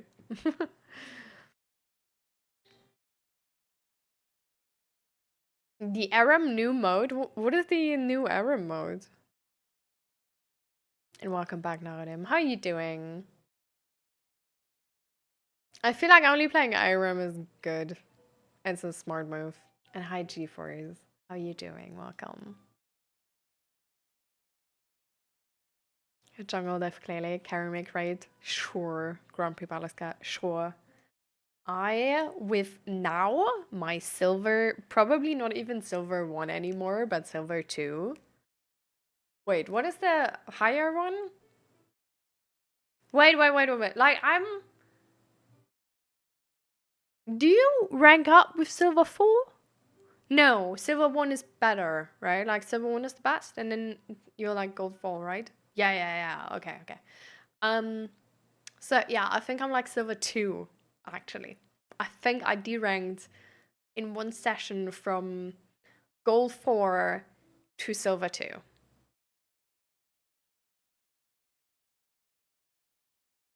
95. Ah, yeah, true. But yeah, I wish, not me. I don't know enough about League to understand. It's chess. It's chess covered in like wrapping paper in a bow of a fun, fast-paced, cooperative, multiplayer game. But essentially, it's chess. It just looks more interesting. Yeah. Doing good in you? I'm doing quite well myself, actually. Yeah. I've been sick, but I feel like I'm fine. But it's like it's sticking along a little bit. You know what I mean? Like when that last bit, like I feel like I'm fine, except if I would like overdo it on a day. Know what I mean? That state of like being good. And apart from that, mentally, I'm really good.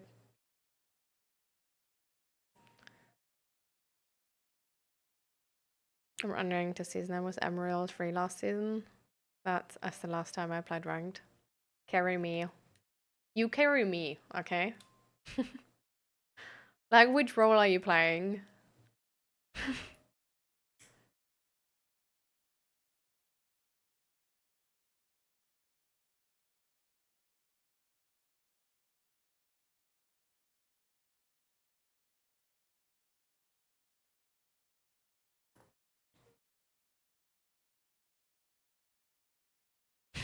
Main support. I also main support. I actually had amazing games playing Lux Morgana bot lane. If you are ever up for Lux Morgana, I will take you up on the offer, for sure. I love that. With Lux Morgana, I think I have like 90% win rate or something. To be fair, I have like 5 games or something. Wait, 90% doesn't exist in 5 games. But I have like a really high win rate playing Lux Morgana. But only Lux Morgana. If I play anything apart from that, it's shit. Yeah. So I might still get shit, but it's, you know, it's fine. It's a lot of fun, actually. You just sort of sit back and let them struggle. I'm so fucking tired. I want a rhythm, but can't keep it. So annoying. Last days only had like 2 to 3 hours per night. Fuck.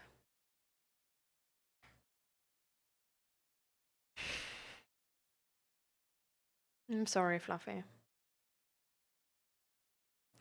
What is keeping you from having that rhythm?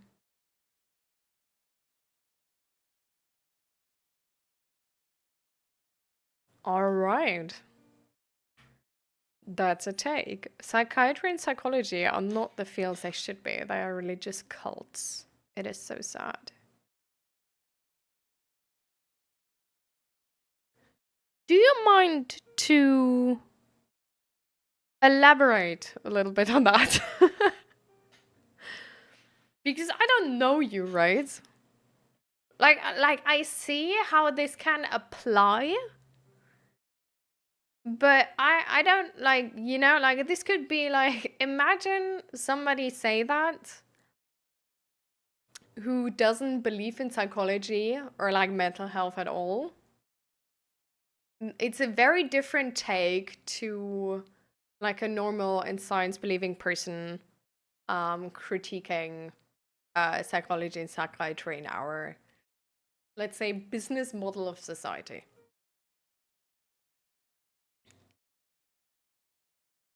So you want to elaborate a little bit on that? Like in which direction are we going? Like what do you mean here specifically?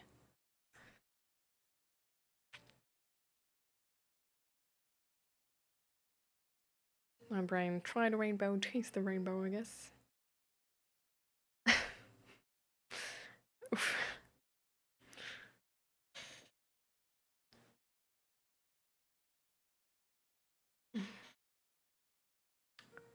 You try, like,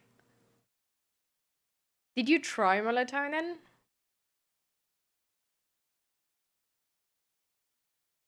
Or any other sort of like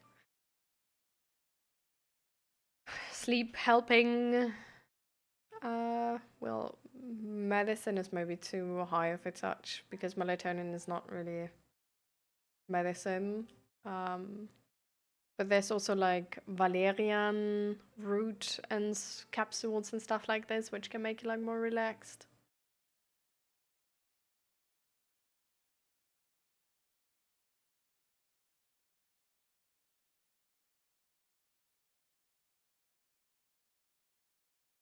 I raise my hand for a high five to that. Fluffy, on the positive side, I now wrote like at least 4 chapters for my next indie campaign and made like 15 battle maps plus 3 world maps already. Damn. Okay. So Naradim has been cooking. I see, I see.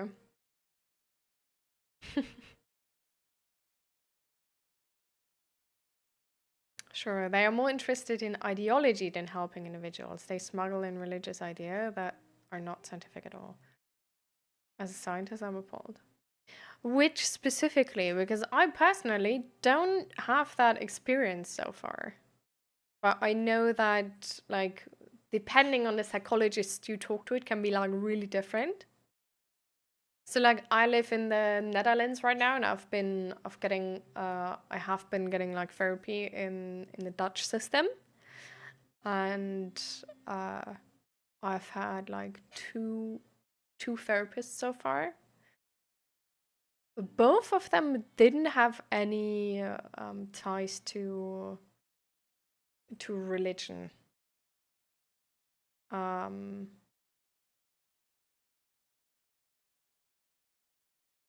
From what I know, like I actually I don't even know if they're religious themselves or not. But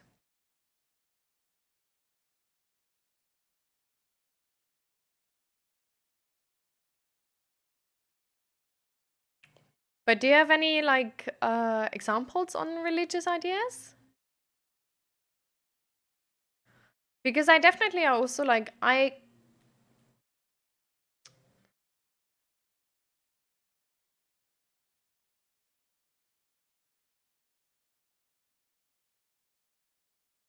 the religion ideas has stripped of the religious language.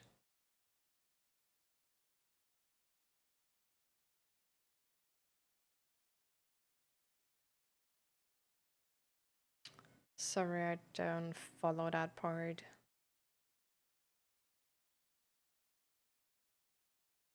What is like religious language?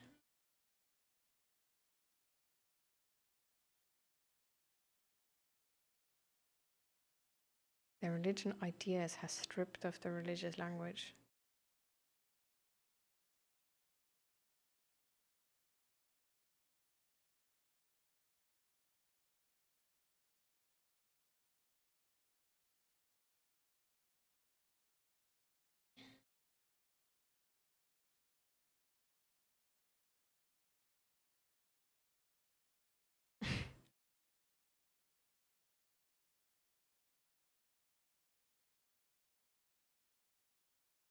Do you guys know why your brains can't rest? Have you ever tried to explore that? Like, do you know what's in the way there?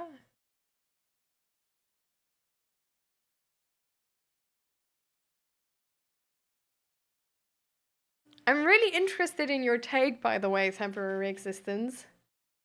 I'm just like, I would really love, like, that certain desires are always symptoms of illnesses. The principle originate from religion, but they do not mention God.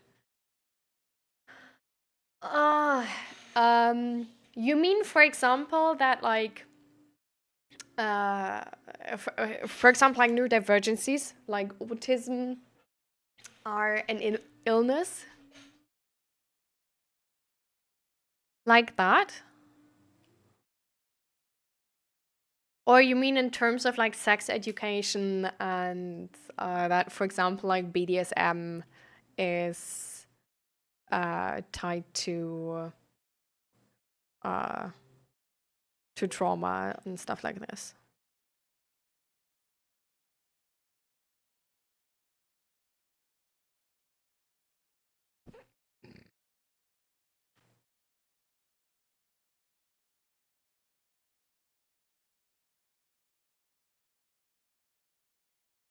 I actually also watched sex ed. Friend of mine, a teacher, actually um, told us about sex ed and was like, that show, amazing. We are watching it as sex education in school, actually. Like the first few, like the first two, I think, or something, parts. And then he sort of hopes that everybody's watching that on their, like in their free time.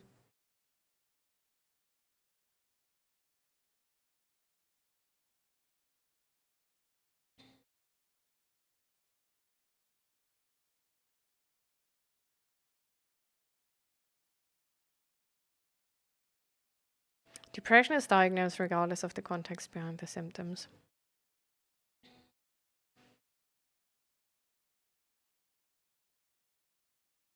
Okay. Yeah. How is that necessarily bad?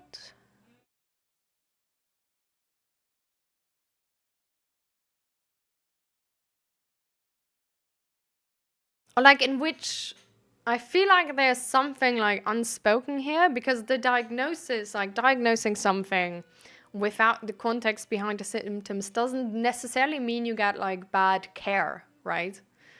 Um because it's only like putting like a name to what you experience, which is more based on like the results, right? Um It would be problematic if the care is like always the same for depression, which I didn't experience though.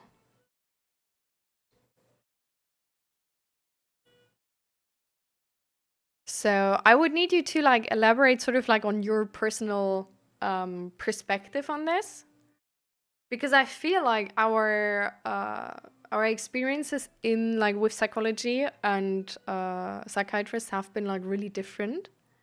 So what is like an unspoken or something like an obvious truth to you is something I'm lacking in the picture here to like properly understand your perspective on this.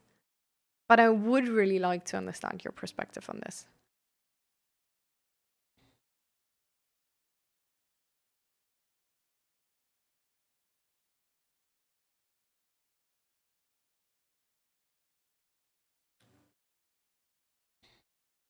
League match is over. What's going on? We started into the topic or take that psychiatry and psychology are not fields they should be, are not the fields they should be. They are religious cults, and it is so sad by temporary existence. Now we're sort of diving into how that is meant specifically, because I feel like I don't have the full picture yet.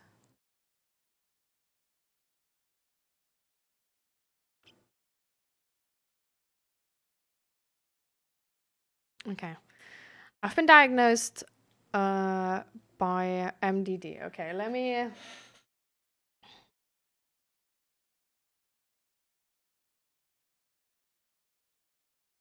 Oh, fuck.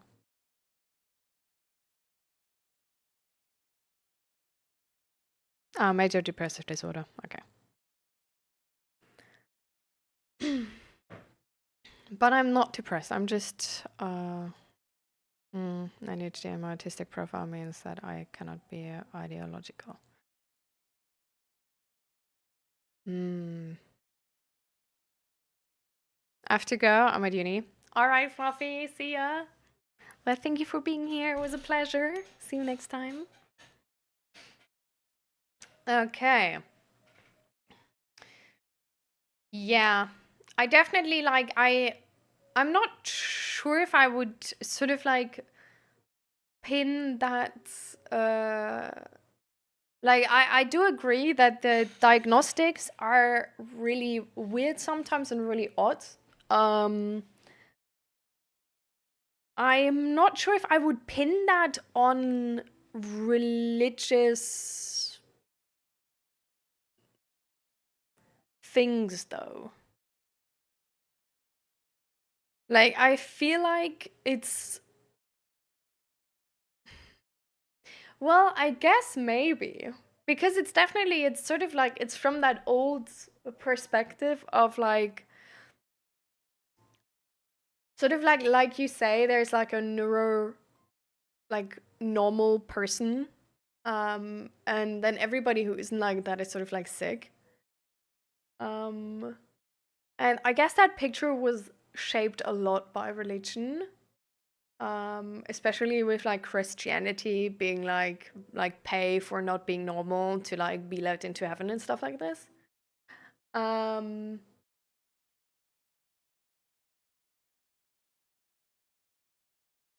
I don't feel like though that the people who are now in the system are sort of like actively maintaining that because of the religion and stuff like this.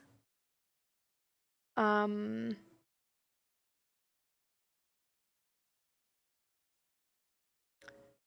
so I just feel like it's more of like it's like a religious artifact, you know, which is messing up the system we have nowadays still. Um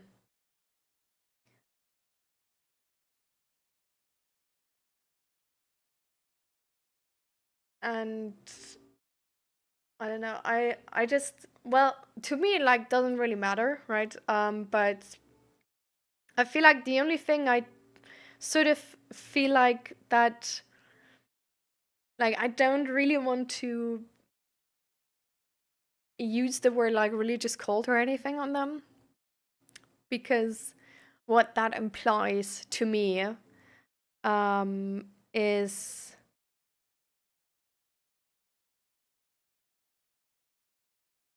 like what it means to me personally is that every single person in that field is not safe, and is taking part in that like delusion and like maintaining these like rules which are there for like no reason. Um, where I don't really think that is true. Like I do feel like there's a big difference between psychologist to psychologist and institution to institution. And I feel like even though the system is definitely flawed, the individuals are, I think, trying to do their best. Maybe not all of them, um, but I think a lot of them are really trying to do their best if in the context they are given. Um, and I don't feel like we need the explanation of like religious cult to accept that, or like to explain how a system like that is flawed. Because I feel like we have so many systems in our society and so many of them are really old. Um, and they're influenced by a lot of things, like not only by religion, but just by sort of like any of our history. I have something in my eye here. Um, and it's like hard to like change them, I guess, because we're always so concerned with changing to newer standards, I feel like I feel like I don't know, we're sometimes so scared really of change. And that's why like all of that is taking like quite long, I feel like. But I don't even know if that's really because of like religion or anything, or maybe just because of like power dynamics. Um, like I, for one, for example, think that the influence of capitalism on our system nowadays, is it gone now? I'm getting irritated by it. Is a lot. Is a lot. Um, so I would personally actually argue that the influence of capitalism and the agenda of capitalism is flowing and holding our mental health sector back more right now than religion, I think.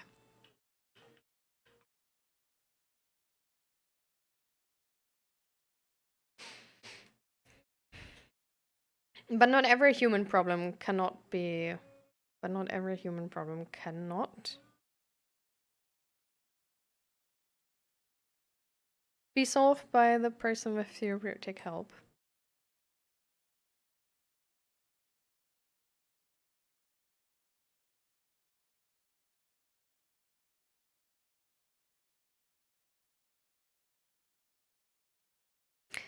Okay.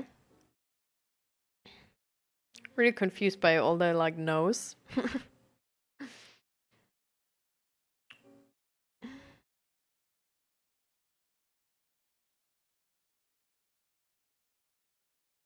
I don't think we're necessarily stating that we can help everybody with everything, right?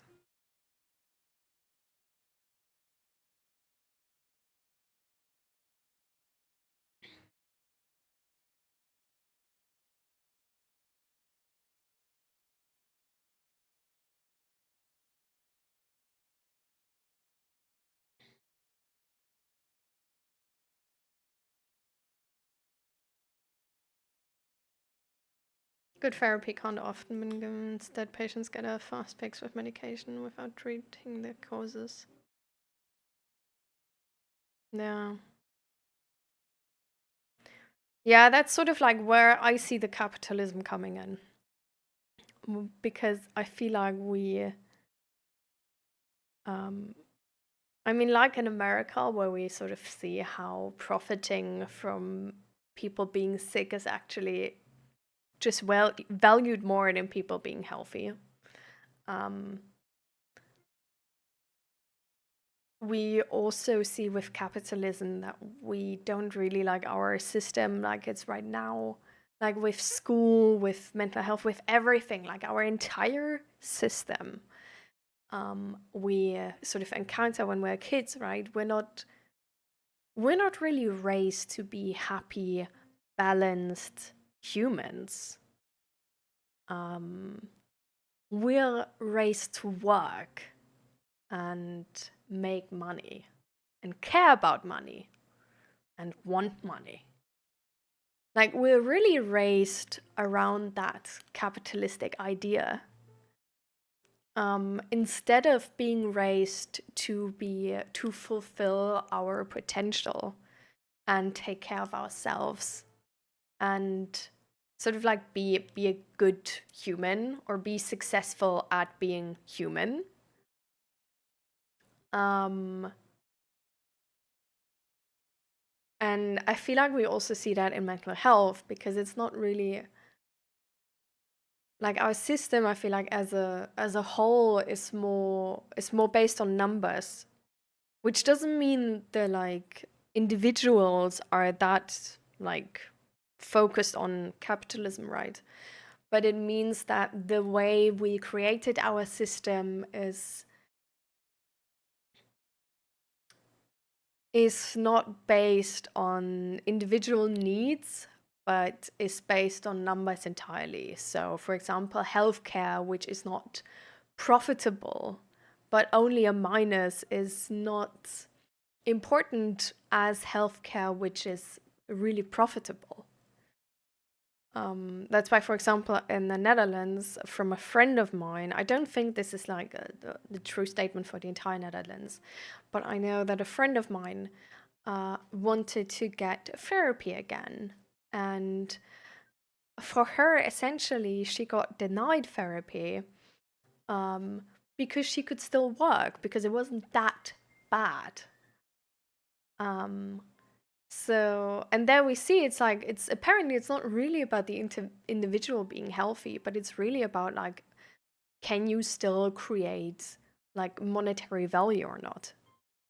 And if you can't create monetary value, then we're going to help you to have you be able to create monetary value again. But if you can, like, why should we help you, sort of? And also with like regular healthcare in the Netherlands, like, they're really stingy about any type of like test or treatment or whatever.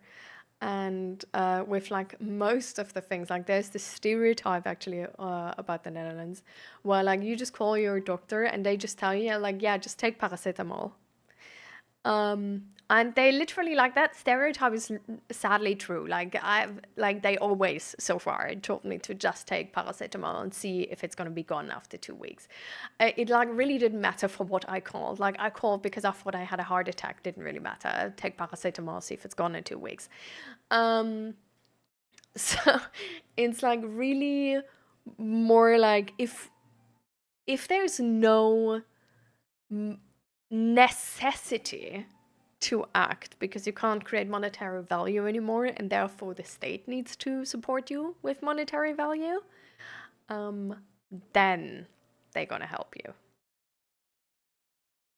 Which also means that help and like the mental health system is more based on general concepts that work and like helping the mass, instead of having really good individual solutions. And especially individuals which need really individual solutions, right? Because, for example, like our friend here, you're like, ADHD, that's the people who fall through the cracks, because it's like hard to sort of like cover you in the system we have, like we got finances for.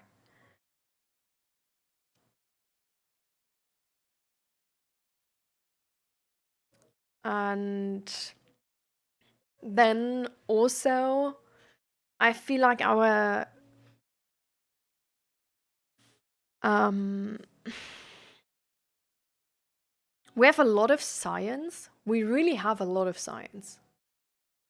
Um but at the same time, even our like the people who should know that science sometimes really hear of it way too late. So for example, like therapists, where you would argue like, well, like they should know about autism and stuff like this, right? Um, I don't know. I don't feel like they are up to date the entire time. Like I feel like this problem of someone having gotten like their like exam, like final exam being like handed out, like you can become a therapist, and then having to work too much and therefore not being able to in their like also actually like learn more and sort of like get more educated on the topic they're working with, um, is a real problem, I think. Because therapists also like work fairly irregular hours, where I do need to say that seems like a lot, if you treat people with mental issues. Um, and because I feel like, especially if you need to treat, like we know, for example, that uh, that emotions are contagious to the point where if you're depressed and you live with somebody who's not depressed, their chances of turning depressed are really, really high because you are depressed. Um, so, arguably, being a therapist, spending your time on a daily basis with people who are depressed, suicidal, have negative thinking patterns, are just in a really, really hard situation is going to have some type of impact on you. And while you, as a therapist, obviously like have all the information and knowledge maybe at your disposal, it's still something which just on a very biological level is going to influence you. Um, and I feel like it's just one of those spaces where if we want them to have like a really um really good mental health, to be able to really perform well and be not only perform well but be healthy, on a long-term basis, we would need to pay them more and have them work less. And then also to keep them up to date, pay them less for actual medical help and pay them more for keeping themselves educated. Um, which, considering our system is like really overwhelmed right now. And I think that's sort of like a general truth that our mental health system is overwhelmed. Um, is really hard to achieve right now because so far at any type of mental health institution I was, they had way too little people and definitely not enough time. Um, so I feel like we are in circumstances where for the people working in a mental health sector is really not optimal, and for the people, and that's why for the people taking like being dependent on their work in the mental health sector is really hard sometimes. And they were committed suicide last Saturday. Oh fuck. Did you have contact to him? Like, did you know him? Like, is it personally also hard on you? But I'm really sorry, J-Force. Oh, you gotta go? Alright. Maybe we can talk about this a little more later. If you come back later. But thank you for being here. Hmm.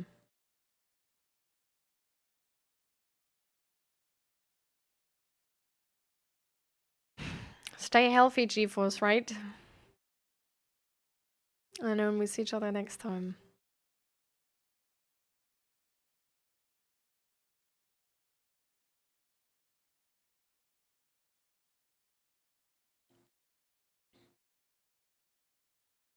I mean, if I want to get dark in this, that is how my job is built up on. If I don't have any patience, or if old people would be healthy, I wouldn't have to work. Yeah. I mean, that's not necessarily an issue, right? Like, we need workers which work in a sector where their work is taking care of sick people, right? And if there's no sick people, then they don't have work necessarily. But I don't know, we should really, I feel like we should really change that system to going from only care if it's already needed to preventative care if it hasn't. And I feel like if we would do that, we would maybe just be able to, you know, be fine if numbers change.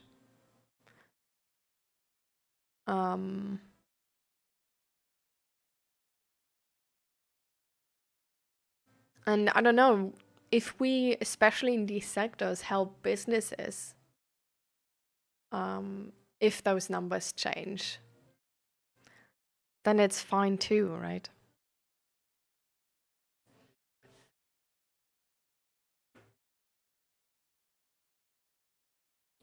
But yeah, it turns to a problem if it's out of necessity or out of greed, only turns to be about the numbers. And if there's no space for doing the right thing if the numbers don't align. I feel like in our world nowadays, it's really hard to do the right thing if the numbers are not standing behind you. Like, it's honestly, it's also the same with this stream. Like, it's, like, let's be honest, like, with this stream, from like a lot of people, I don't, I don't get like, I don't know, I don't want to say like respect, but because I don't work for money and I don't create monetary value, I'm sort of not respected or not seen as like a working part of like of society.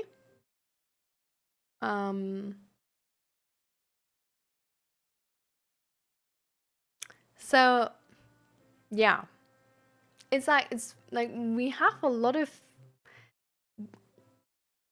like, our world belief system has evolved a lot around money and about caring about money, instead of doing the right thing, no matter what the numbers say and stuff like this. So yeah.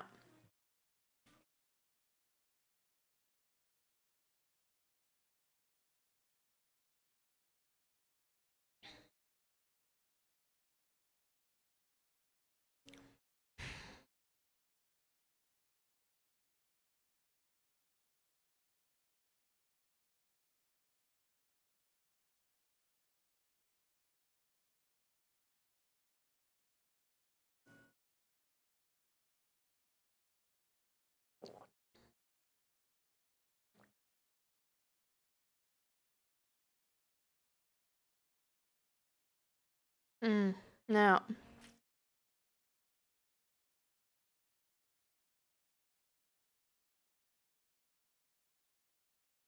why do you need to write that report?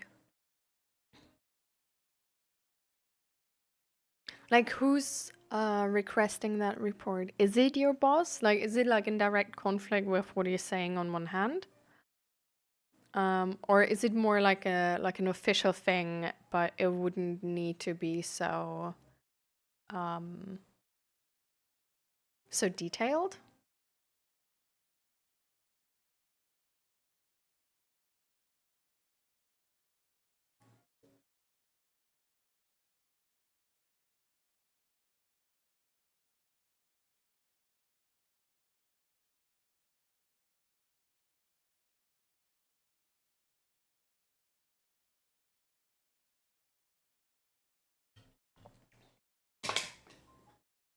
Finally done. Blah. I hate that protein shake. But I finished the first thing. Like, I only have a half of it left. Only one more kilo to go. And then we're done with it. Oh, sorry to post. Or is somebody ringing?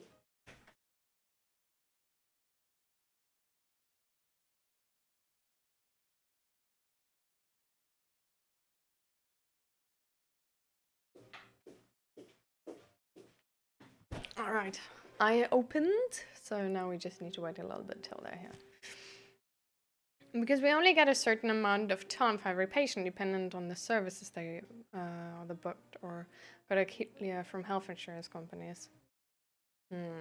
So the report is essentially for the health insurance companies, for their bill for the health insurance companies.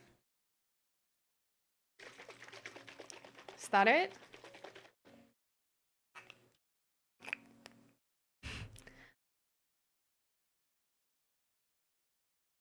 Isn't like, do you not like, I thought you were like in the care where you need to go to people's places by car and then go to the next one by car. Is that not it?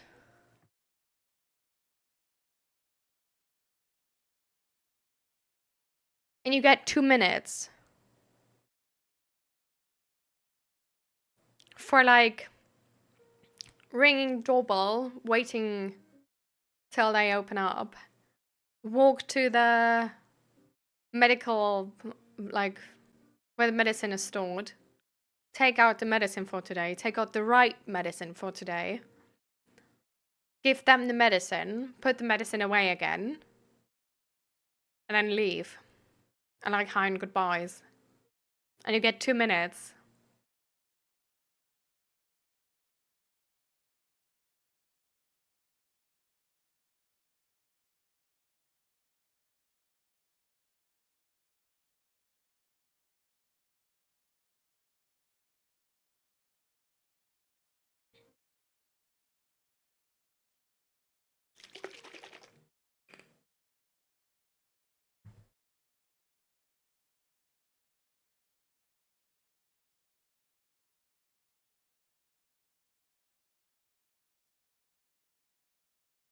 That's so odd. Because I'm like, yeah, they don't need to be giving a fuck. They just pay the proper bill. Like, you can't want a service and then be like, but I just pay you like for the service from somebody else. Like, that's not how it works.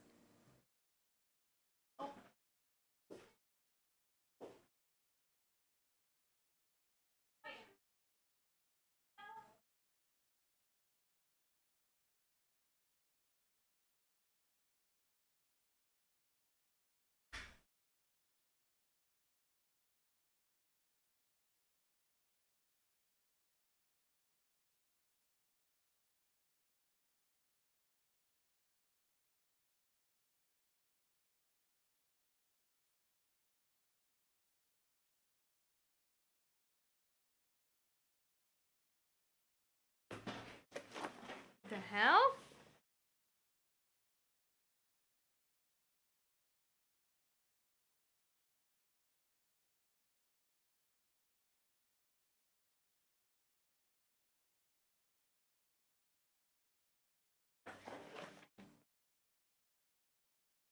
Oh, wait. I think that's the game I bought from Marktplatz. Yeah.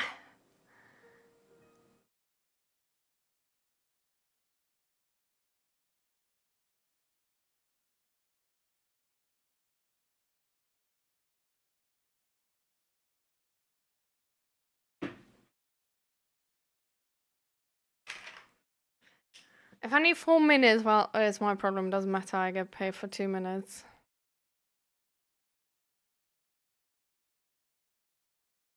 I think that's such a scam. I feel like that's such a scam. Like, who measured the 2 minutes, though? I feel like I can't even go to toilet in 2 minutes. Like, how is 2 minutes reasonable? Really?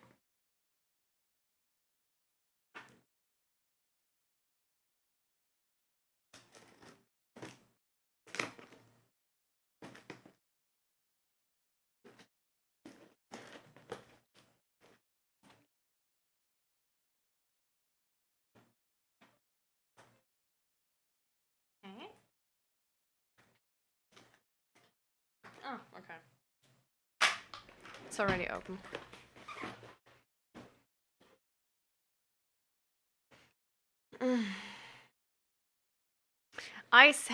I already know some stories. Because my dad has been working in ambulance care as well. Did they literally just put blank paper in there to make it safer? Like, this is good paper. Excuse me? It's like, this is art paper. It's like not even the flimsy bullshit paper. I'm gonna use this. I'm not gonna throw this away.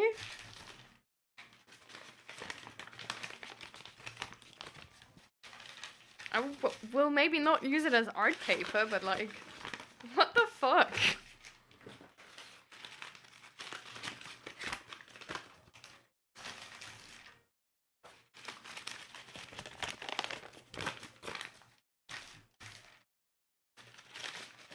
Also, like, with the, like, my dad always told me how, like, sometimes I actually came along.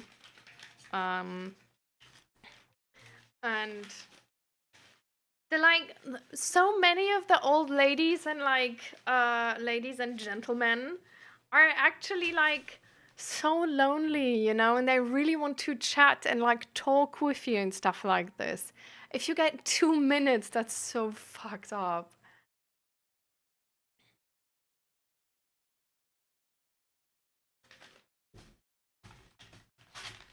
Yeah. I mean, I think it's good that your boss at least says, like, you know, like, we're gonna find a way, like, be a human. Wow, this looks good. This is so properly packed. Because I bought this game from them.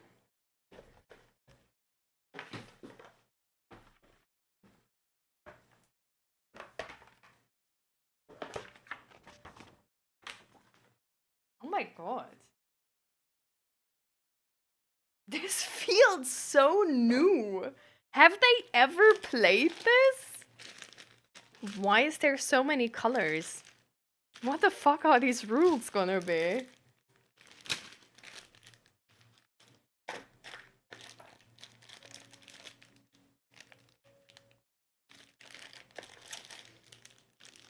Bro, even the cards. Like, they look new. This is amazing. I will never buy any game new. Never. Like, you're telling me this is secondhand and I just paid, like, I don't know, like half the price? Like, even the packaging, like, there's like... That's not even actually... This white edge here is not even used. That's print artifact. This tiny white edge is used and this one. But apart from that, this looks new. Like, it feels new. It smells new. Like, what the hell? What the hell? Love that. Love that.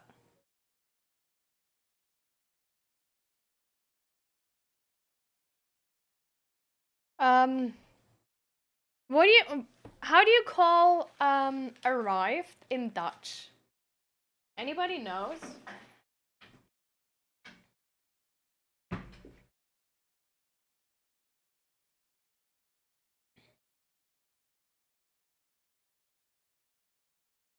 So I write more reports and I sometimes work with the people. It is nuts. That's insane. Where do you write those reports?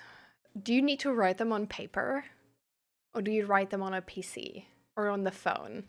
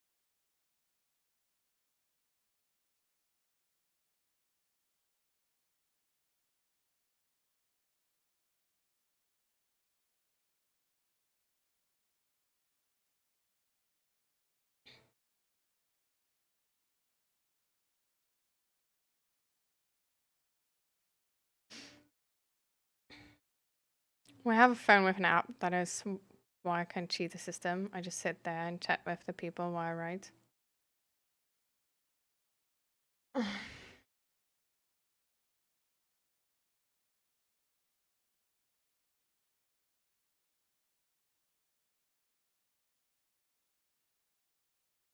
I'm thinking, because do you know that some phones, I know that the iPhone has it for sure, and there's 100% an app which can do that unlike any other phone.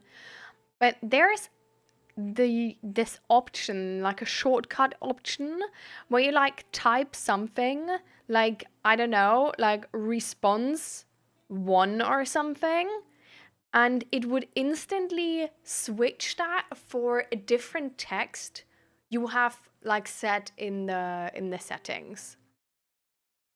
So you could be like make the like keyword maybe the name of the person, like the name of the patient, because it's probably like a couple of like the same things the entire time, right? Because like always the same reasoning, like that person just can't swallow, like that's why it takes longer, like, you know, like it's gonna be the same like every time. So I feel like you can just like make it the name of that person. The app is like switching it out instantly for your response, and then you don't need to type it. Like, would that, you know, I feel like that would save time. And if you need to change like a small little detail here and there, like you still already like have that like text, which is like fine and like saying the major thing, and then you can only switch that detail. Like, I don't know, I feel like that part of your job is the most useless because it's not creating any value for the community, but it's only for the health insurance. So I feel like, I don't know.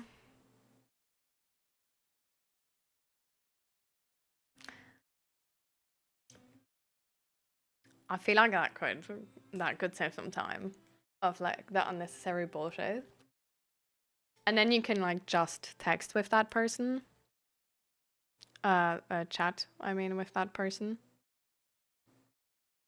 And that's it.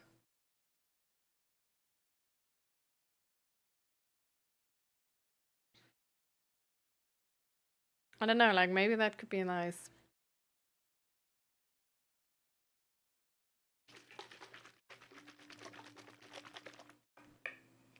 What do you think of that idea? Do you think it's a good idea or no? Oh, Jesus Christ, bro. I think I only didn't get it open because I have the ring on my finger.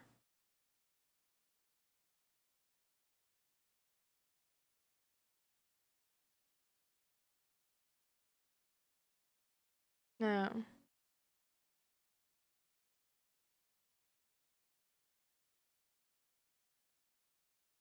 Yeah.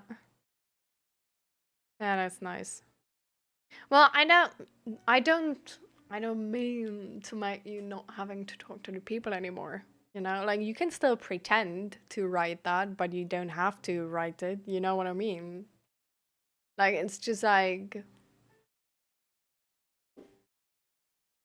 you know? It's like that's the name of the game nowadays. Like you let some robot do your work and then pretend like it's your work. Like that's society nowadays, you know? Like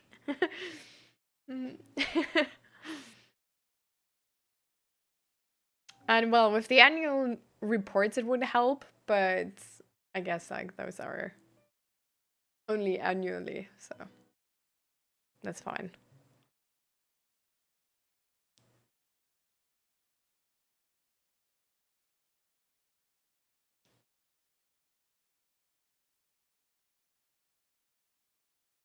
Hmm.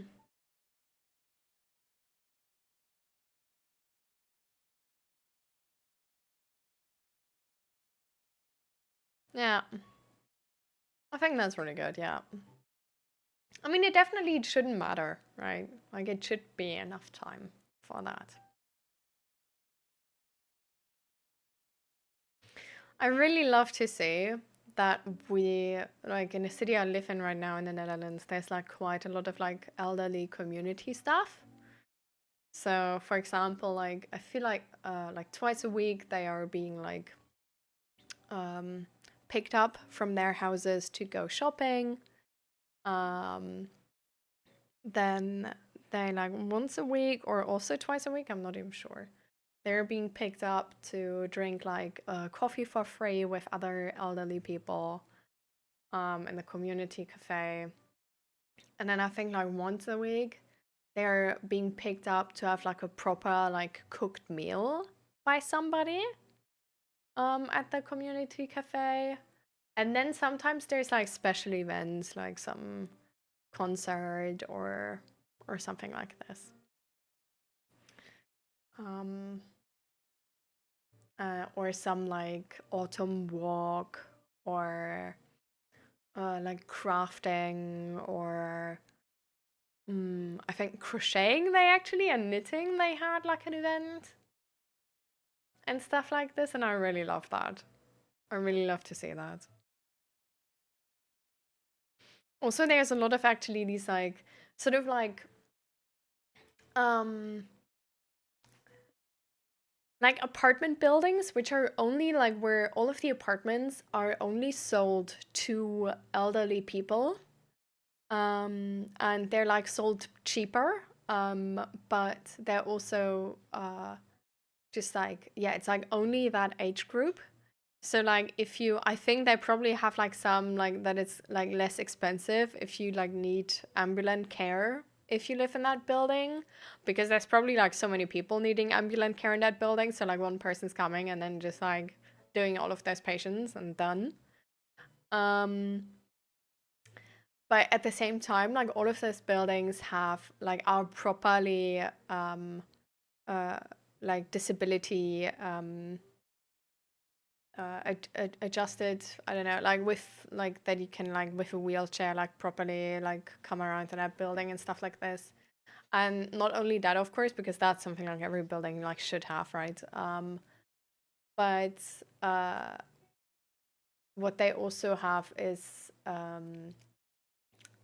they have like a nice sort of like a tiny garden behind the building, and they have uh like like a garden which is sort of like low-key like a tiny park actually always, so that like elderly people like can go outside, sit in a park, but like don't have to walk much.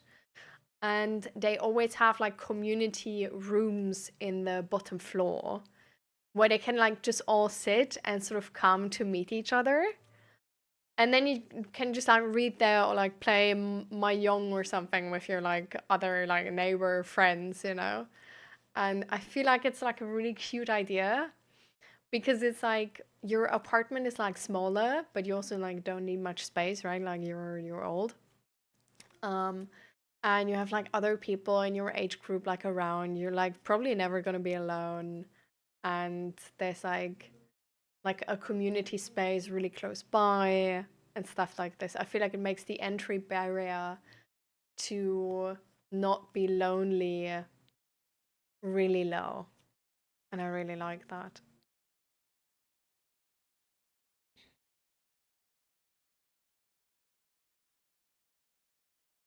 What's in your coffee shops? Oh, I think the other one is called Cafe 55 Plus. That's also really nice. Yeah. That's good. That's good. So yeah. It's I don't know, like I really love to see any of these like community things. I think that's really amazing. I feel like the more like together a community is, the safer everybody and the healthier everybody is in that community, right?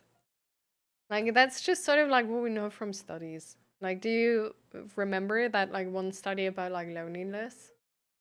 I wasn't able to shut up about it, but it was already like I don't know, like half a year ago, maybe year ago, even I don't know. But I was talking about it like so often.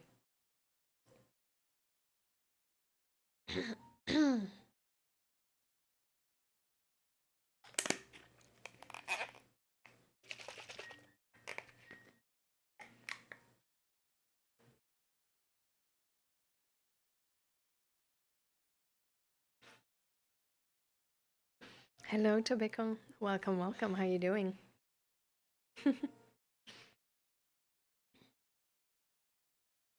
Oh, Nadim, by the way, have we done the mental health check-in for you?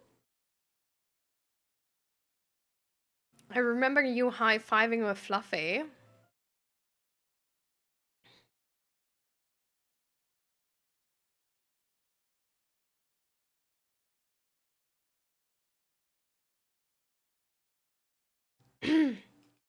Oh, you said you have like overthinking and nightmares, and that's keeping you from sleeping.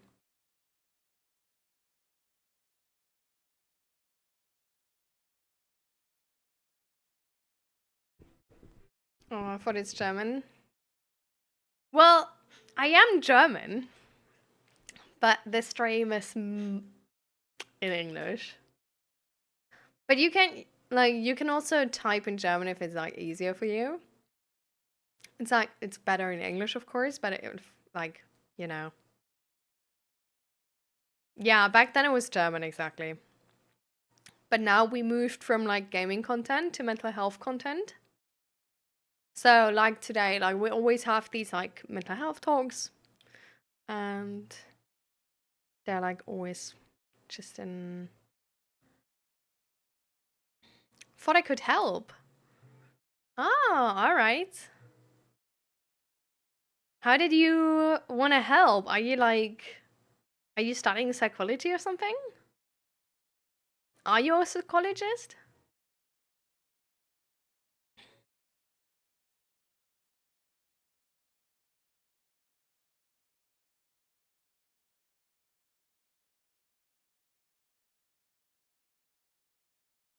No, oh, so, okay. So you didn't think you could help, but you thought you could get help. Okay.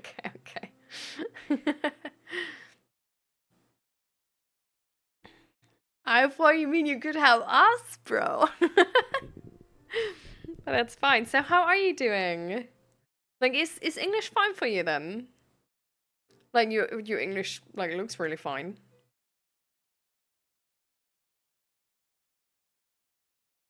You gave your best shot, Grumpy. It's not, like, it's readable. Oh, that is, ooh.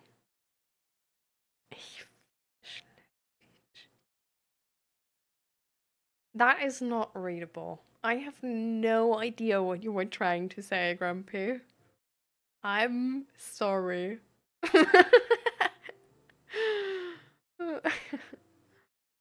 It's okay, I guess. You're doing good, Tambiko. You're doing good.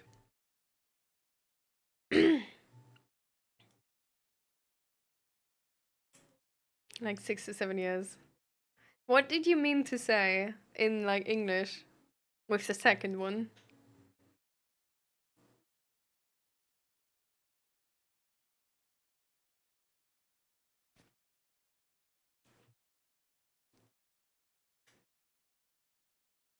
Hmm. All right.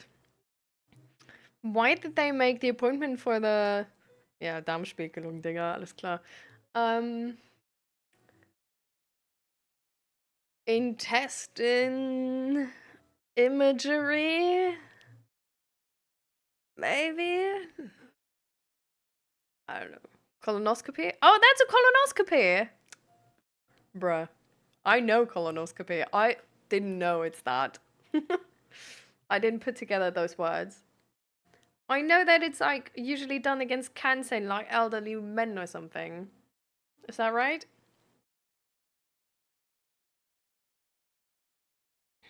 Yeah, sort of.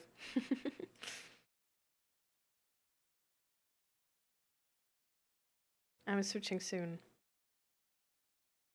Oh. So I'm switching soon. German is typed like this.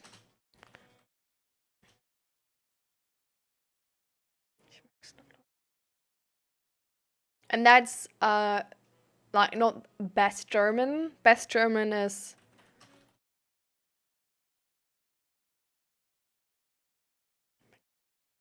Is it like this?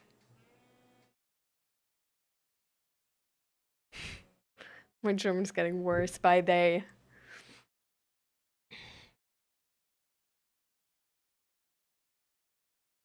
Ah, Wechsel. Yeah, true. Okay. So best German is...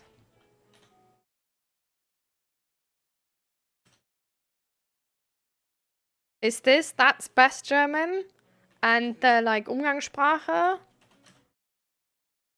is that.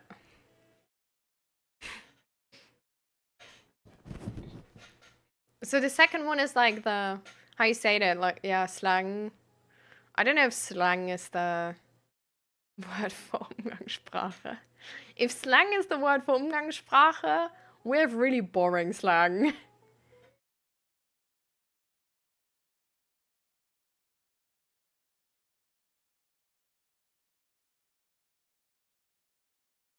Uh, yeah.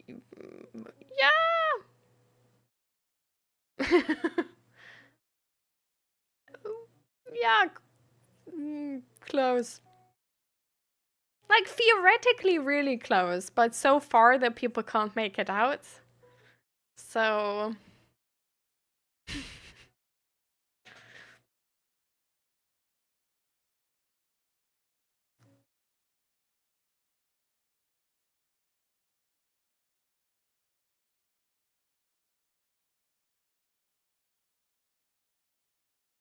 okay, anyways. Yeah, let's get back to the colonoscopy.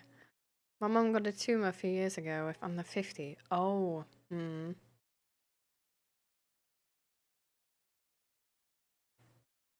But it's more than just like a check, like a safety check. And it's not like you have symptoms and they're checking and suspecting something, right? Or...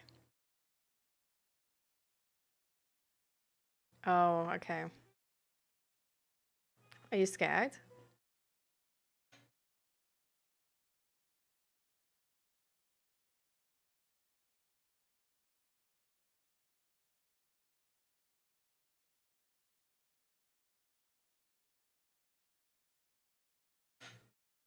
I actually don't know if that word exists in English. I don't think there's a word for dog, like a single word for dog in English.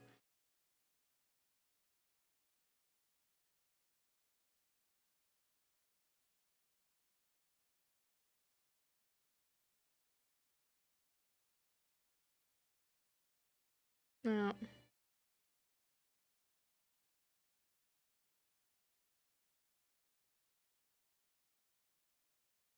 Yeah. Doesn't exist as a single word.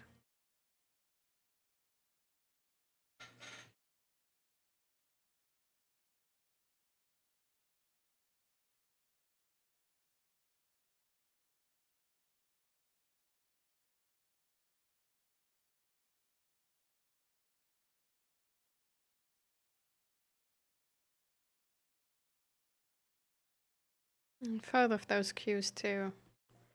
I'm trying to think about like how valid I know that information, but I don't remember anymore where I got it from. So it could be more like an old wives' tale, or actually having heard that from like a doctor or something. Not sure.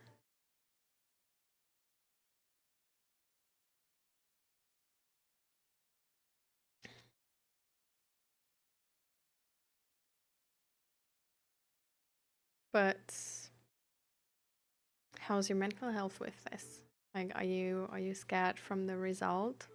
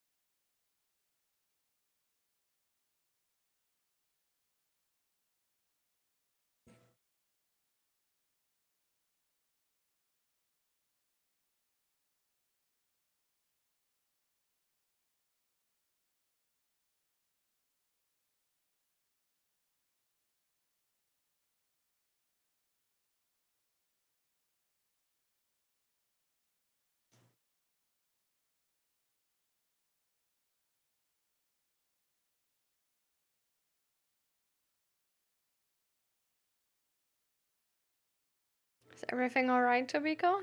You don't need to answer questions you don't want to. It's okay if you just say like, I can't talk about that or something. Oh, okay. It's fine. I was I was just asking if you're scared of the result.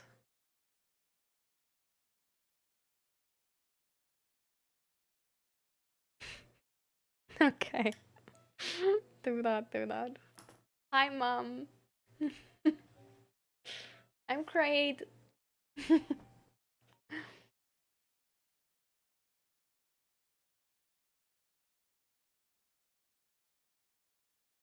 Blood in your stool is pretty bad. But a lot of these other cues can also show other stuff. But if it's our family is affected by these kind of diseases, it's always better to pre-check. I had my first prostate exam with like 23 because my family is riddled with cancer in every form and color. Oh no, Naradim, I didn't even know. That sounds bad.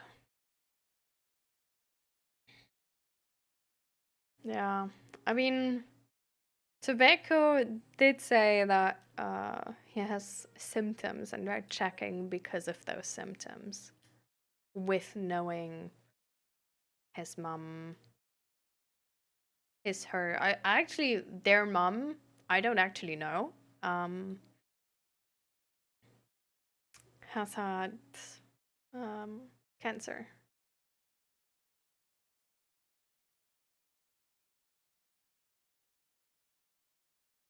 Or like a tumor. I don't actually, is a tumor cancer directly? Yeah.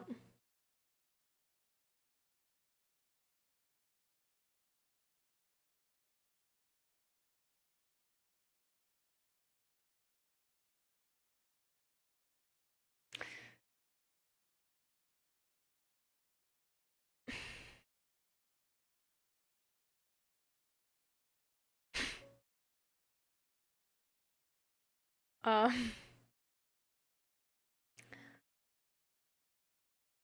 I actually had. This is so embarrassing. um, when I was younger, they actually checked my poop once. Because they maybe thought I could have like hemorrhoids and or stuff like this. I don't really know what they thought I had, but they just checked my poop. I don't know, like, so that's apparently no colonoscopy, right? Because a colonoscopy is like, um, but I can tell you that was so weird. That was so weird. Um, because they give you like that like a cup. Um, and let's just say I really don't want to get into this, but I think it's funny. Um, the cup they gave me was not this normal piss cup, right? Like everybody has seen a piss cup before, right? The cup they gave me was longer and thinner. And you need to poop in that cup. A poop tube, exactly. So you need to poop in that tube. And it's. I don't know how you're supposed to do that, right? But I was paranoid about not. About missing the cup, okay? Missing the tube. Because it's like, it's not big, right? It's like. Anyways. Apparently everything was fine. Apparently I just need to eat more like I personally just need to eat like fiber supplements to have good poop. So I'm eating these like how are they called? I tried that the right time. This is I am dreading this moment.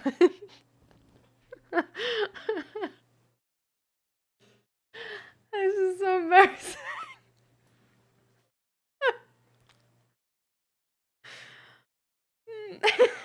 It was back then. It's not at the moment. It's not at the moment, okay?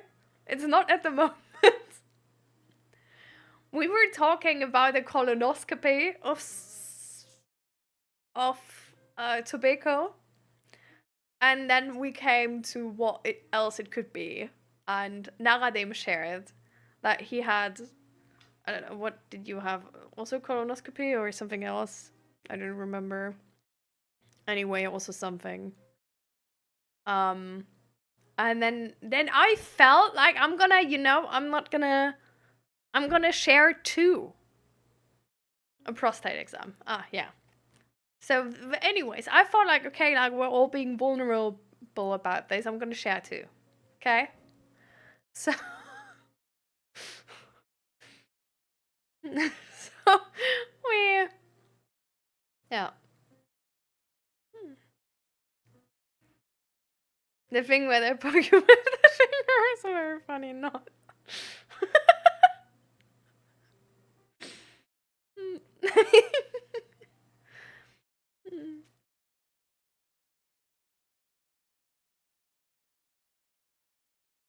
And that's fair, you know. That's fair. Uh,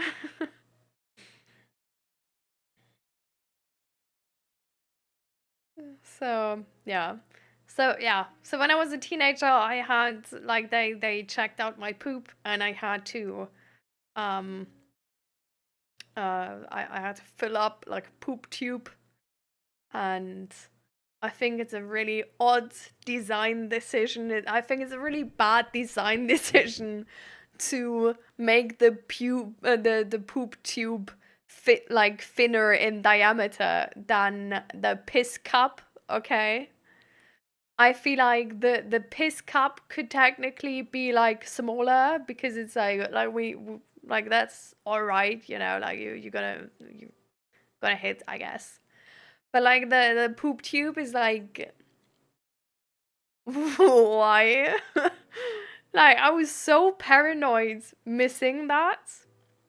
Worked out fine in the end. I still think it's a really odd design choice to make that one so small in diameter. It sounds like a shitty experience. Yeah, indeed. Hmm.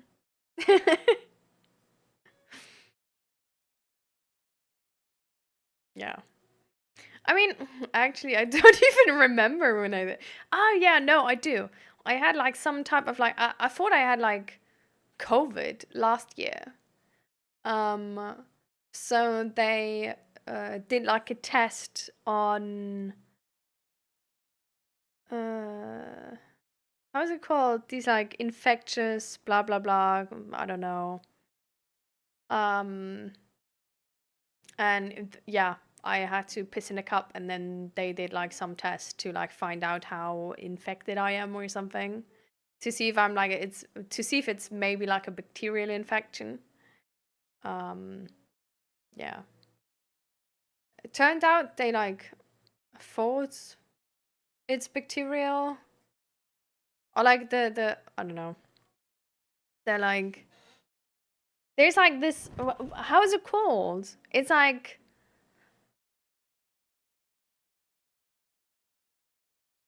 CE, ZI, ZE. I don't know. IE.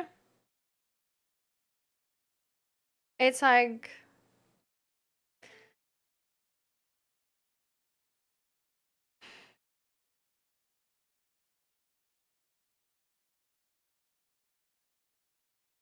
I don't know. It's some type of measurement on I don't know, like in inflamed cells or something. I have no idea. I'm no doctor. Um. Oh shit. But yeah. Anyway, so that's why I had to piss in a cup.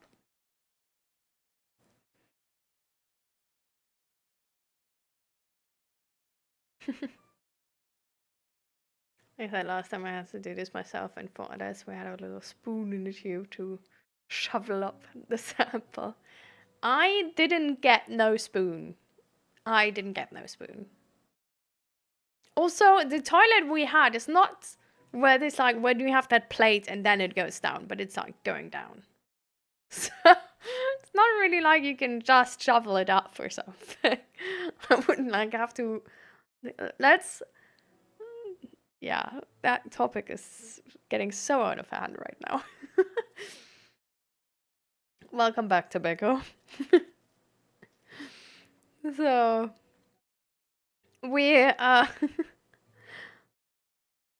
so are you like how do you feel, Tobacco, with having that coming out, that colonoscopy? Are you scared about the result or something like that?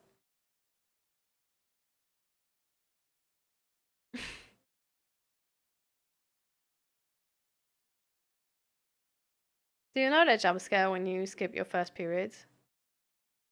No, I don't, because when I like how would I know I skipped my first periods? Well, like, I'm doing like stupid dad jokes. I'm sorry.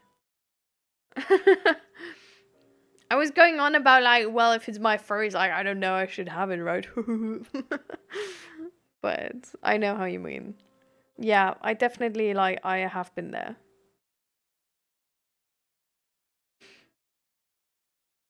Yeah, I know how you mean. That's why I was calling myself out for making stupid dad jokes. Um, but yeah, I've been there. My doctor was definitely a sadist.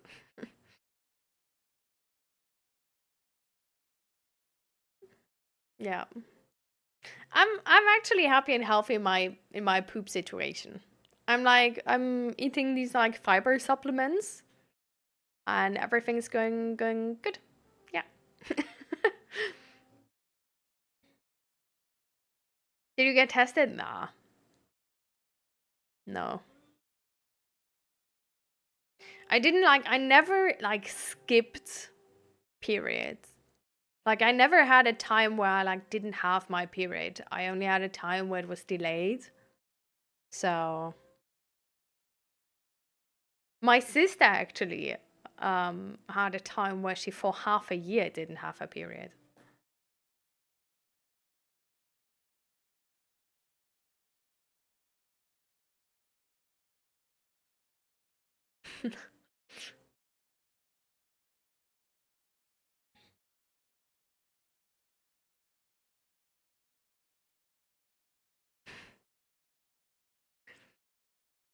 But in first case, I meant mental health could help.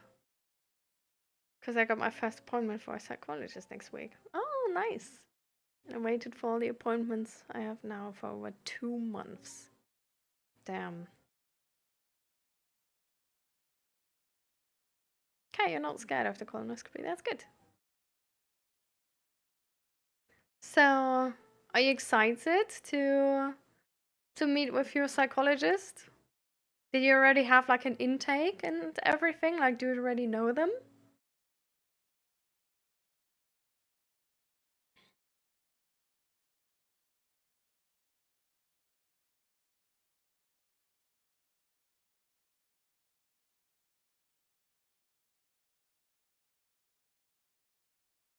My sister's okay.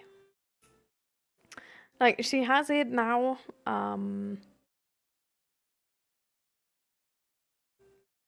But yeah. It's not entirely sure why that is, like with the skipping period. But I think it was some hormonal imbalance, and there's like capsules of a curry spice actually, which help sort of to I don't know. With I don't know why, but they sort of like give yourself the means or the incentive to produce proper hormones or just support your body or something like this. Um, and with that, it turned out fine again. No, I don't know. And the problem is I don't know what to tell them. Oh, how do you don't know what to tell them? Why have you started therapy?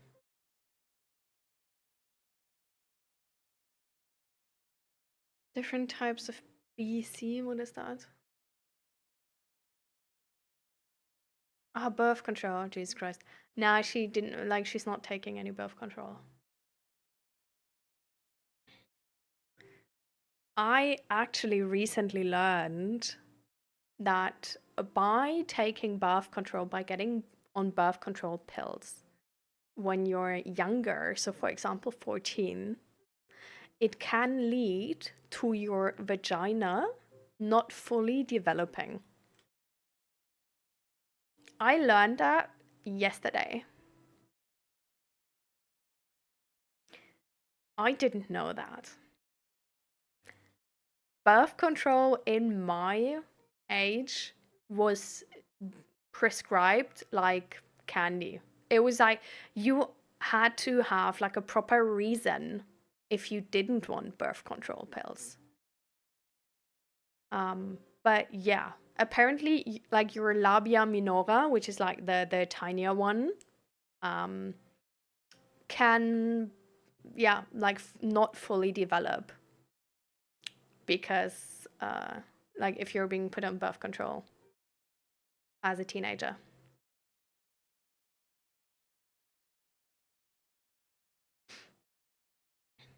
Other problems I got at work back then, and I just couldn't continue because my body gave me signs I can't do it anymore. But now, 3 months after, I feel great without all the stress. It was so hard for me. I just quit the job by myself, and now I would not do it again.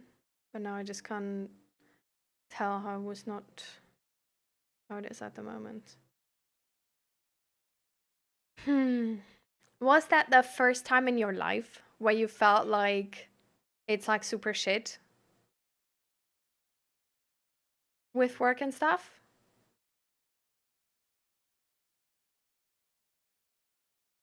Like where you felt like this?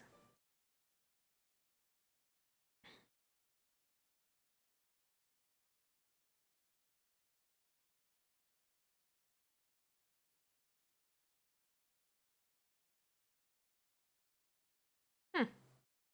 I don't think you did. I don't think it's bad.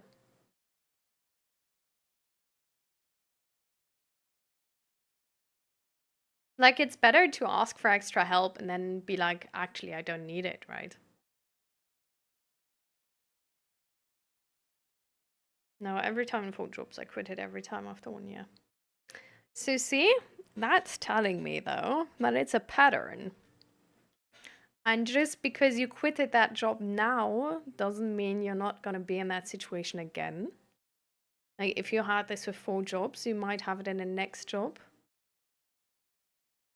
And I mean, I'm definitely like happy for you that you always had like a better paid job after that. Like, that's good, especially in like today's economy, right? Like, good for you.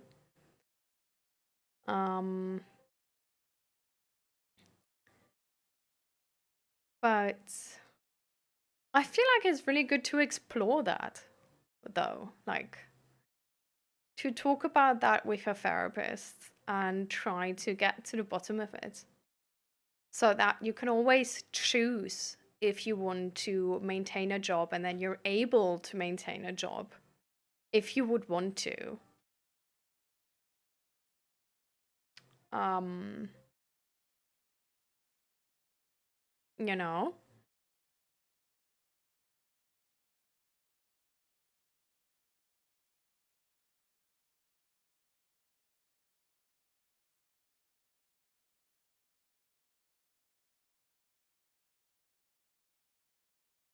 Hmm.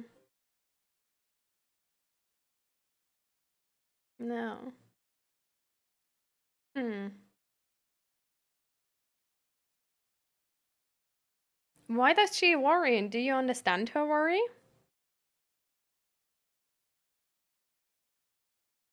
And welcome back on Never Me Alone.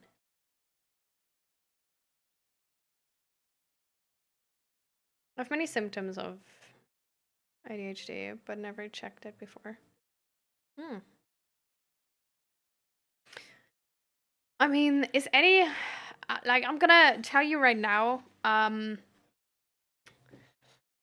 the diagnosis of ADHD, autism, or any neurodivergency nowadays is sadly not the diagnosis whether you have it or not, but whether you are suffering enough to profit from a positive diagnosis.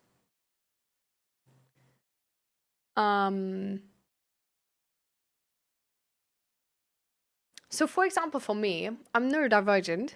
I'm probably autistic. It is questionable whether I'm gonna get a diagnosis and get to make a diagnosis, an official one, because it's not like I'm not suffering enough in my daily life under the symptoms that it would like that, like we're not like we don't I don't know, the There's this book we sort of like our diagnoses are based upon. It's DSM-5 right now. In that book, autism, ADHD, all of these things are defined sort of like an illness where you need to suffer under the symptoms of it.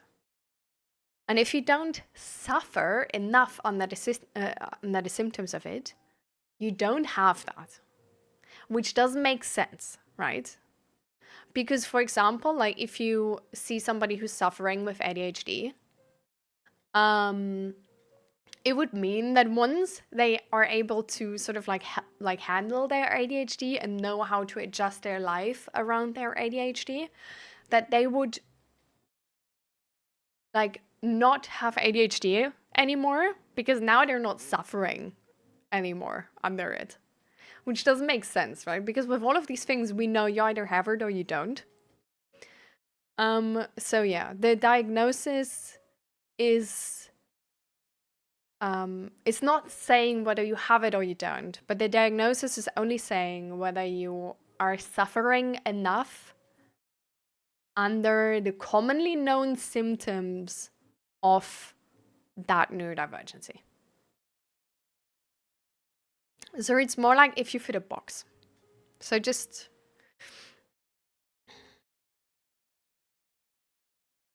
my mom says if I know it would help in work, etc.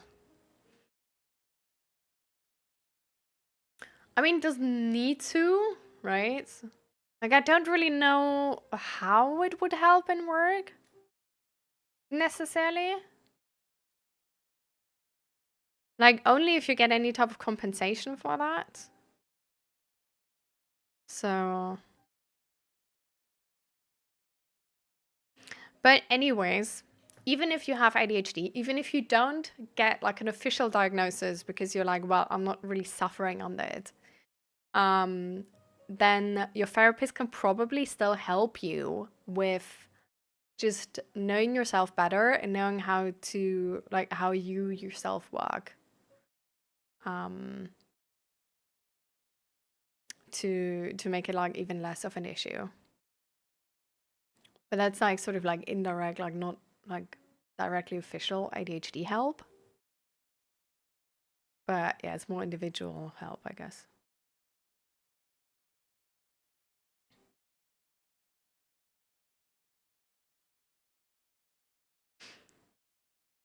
Nice, never meow. Yes, because I seem to be more depressed from time to time, gain weight. I guess the diagnosis would change. I don't know. I couldn't go to work anymore and I can't do like everyday things. Yeah. Well, I think that could be enough suffering to get like an official diagnosis, to be fair. I don't necessarily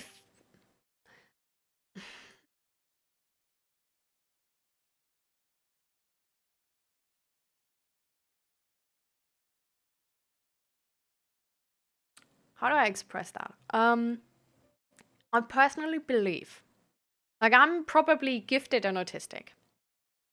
I actually got an ADHD diagnosis, but it was a negative because they were like, we think it's childhood trauma. Like, you technically have the symptoms for ADHD, but we believe it's childhood trauma and not ADHD.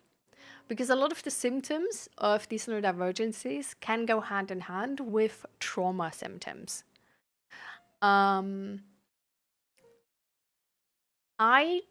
don't think, but that's my personal belief. I don't really know what the science on that necessarily is. But from my personal experience and how my worldview sort of works,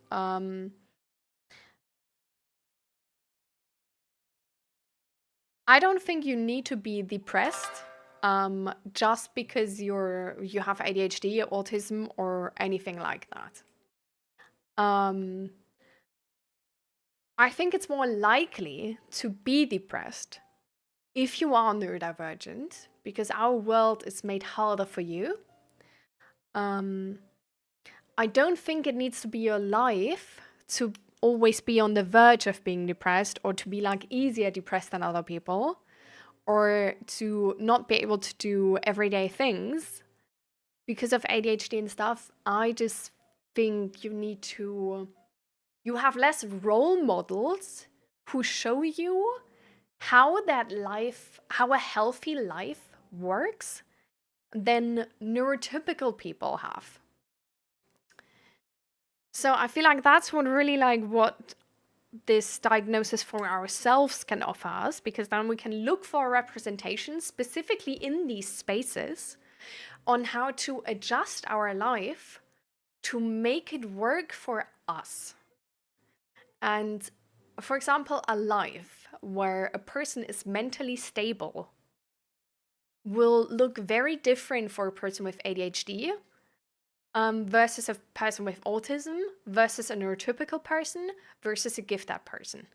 Like, we all have like different needs, and especially if you're in the neurodivergent space, I think it's sometimes more directly influenced by your bodily needs without being really clear that it's influenced like that.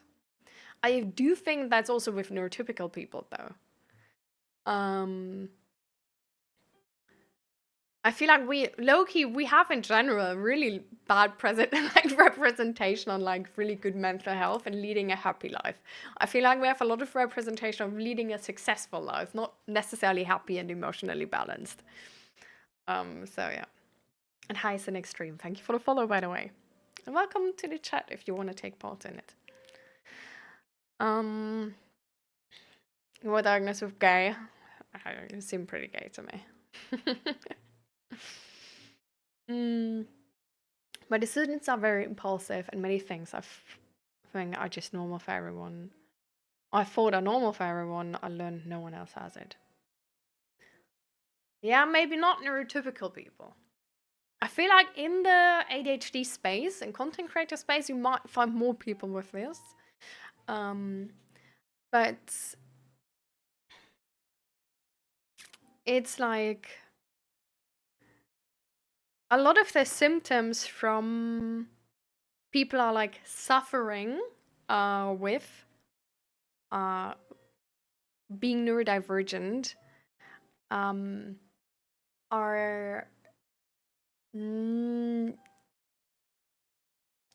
that bad, not because you are neurodivergent, but because you try to live a neurotypical life as a neurodivergent. I feel like if you adjust your life to yourself and how you work, these things which seemed like a nuisance before and made your life worse can turn into a blessing and can actually work quite well.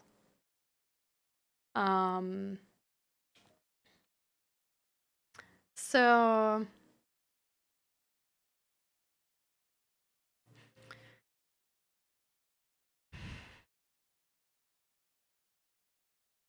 yeah.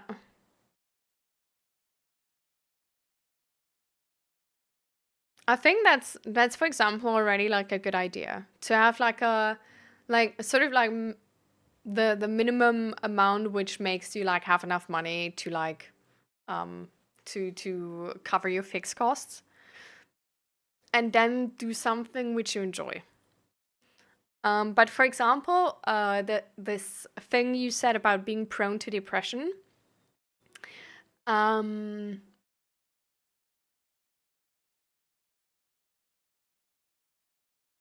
think your therapist could help you have like a bigger tolerance and be like more resilient before you get into the like depression area, you know, to just sort of build your life in a way where if something happens, you don't instantly dip into depression, but it's like you can recover again, you can bounce back, you're resilient, you know.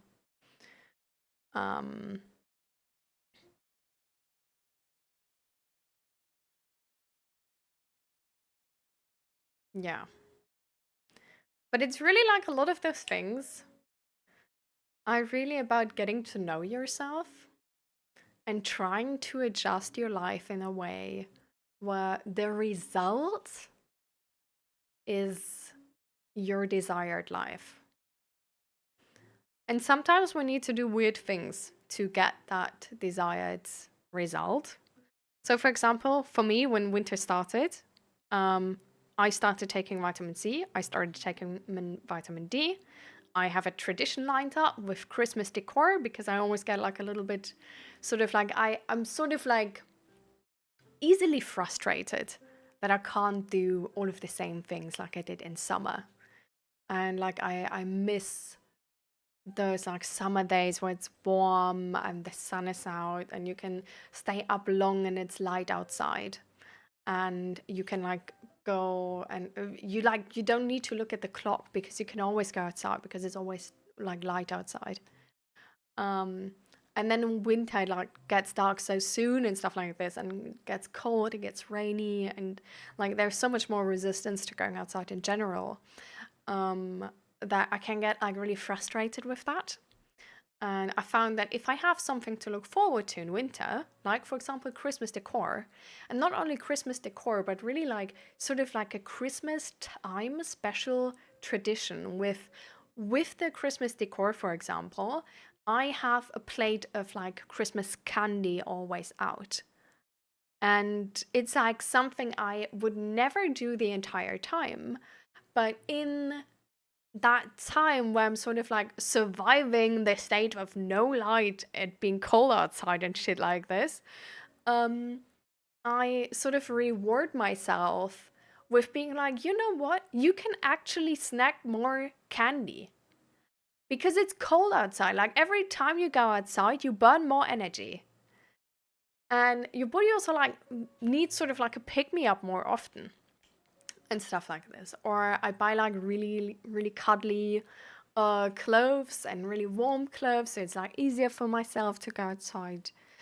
I like really try to enjoy what's unique about this time of the year with like I don't know, like enjoying the autumn leaves type thing, and um then also doing like more of those like cuddly things where you would maybe feel like weird for in summer, and like doing more like movie in the house type evenings and like enjoying more of the things I do inside, and then in summer, on the other hand, enjoying more of the things I do outside instead of trying to live the same life, not adjusted to like temperatures or like circumstance and situation.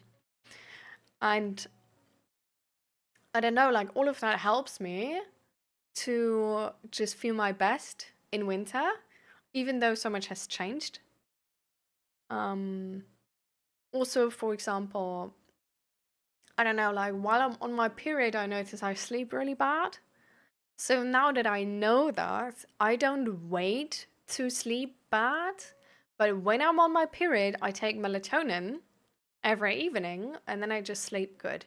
Like it's getting to know yourself and then doing preventative care to not wait for a day which is bad, but to preventatively combat that, to just have good days. Because you see something coming, you're like, oh, like people around me get sick, let me take vitamin C right now. You're like, oh, like I haven't been like, the sun hasn't been out for a couple of days and I feel like, I don't know, like I feel like I could like lack vitamin D. Let me take some vitamin D supplements. Like, I don't know, like stuff like this, you know what I mean?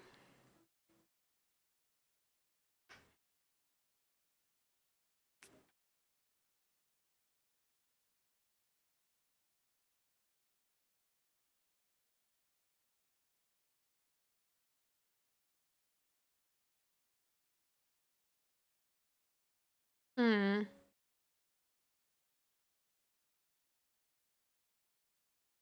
Yeah.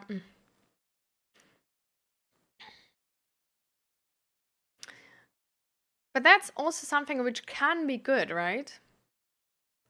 With this, like wanting something new, wanting to learn, getting better quickly, like making progress.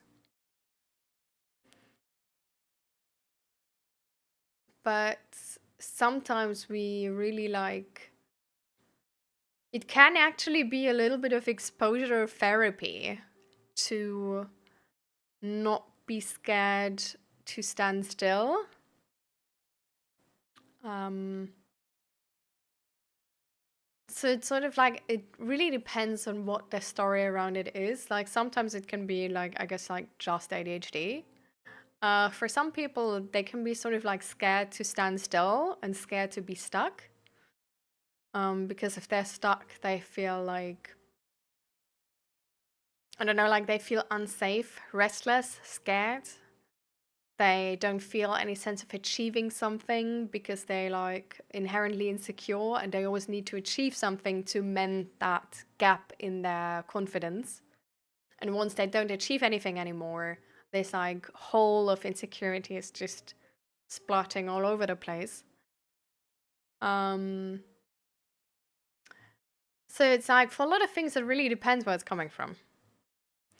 But I feel like having that appointment with your therapist could prove really beneficial. Um, and definitely you could talk about this work thing with them. And I think actually starting like to work on it before you have the next problem could be really good, right? Because that means you have like sort of the energy to be good at that. At the same time, mm, maybe you can find some things in your life where you're like, I want to improve those. And this can be anything. So you can really like, I don't know, sit down in one evening and be like, okay, what would be the dream life for me? Like, how would the life look like where I would be really, really happy? And how is that different to my life right now? And that for some people could mean like having really good friendships, and for others, maybe like having this like super successful job. I think it's going to be less about the money though, usually. But it could also mean like having like your own family and stuff like this. It could mean being really healthy. It could mean just being mentally stable, not being depressed, not feeling sad. Um, it could mean not being stressed and feeling chill and relaxed and at ease and at peace, sort of. Like it could mean a lot of different things. And I feel like sometimes it really seems like, well, like this is just like a dream, like this, like, I don't know, like maybe like for some, like, you know, like this is not really something physical you can just like grab. But like just being happy more, like how is that, like, you know, like why should I say that like this? Like for some people it feels like they need something really specific. Um, but try to really just focus on like this the more basic understanding of this and being like, oh well, so in the dream life I have, I'm happy, I love people, I have people love me, I feel loved. Um, and I spend a lot of time with friends and I have a lot of fun with friends. And if you have found a good therapist, um, then they can help you to achieve that. So I don't know, you just need goals and then they're gonna help you to work towards them. And it doesn't need to be a goal of like, I don't want to be shit anymore, but it can be a goal of I want my life to be better. And that's also fine. Like you don't need to suffer to be in therapy.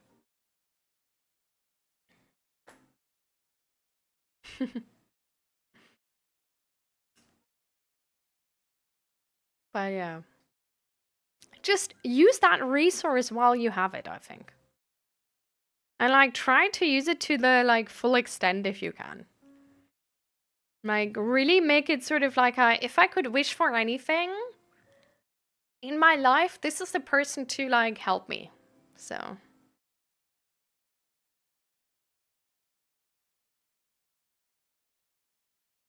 I let people talk too much. I have my goals, but everyone says something. Why is it wrong what I do?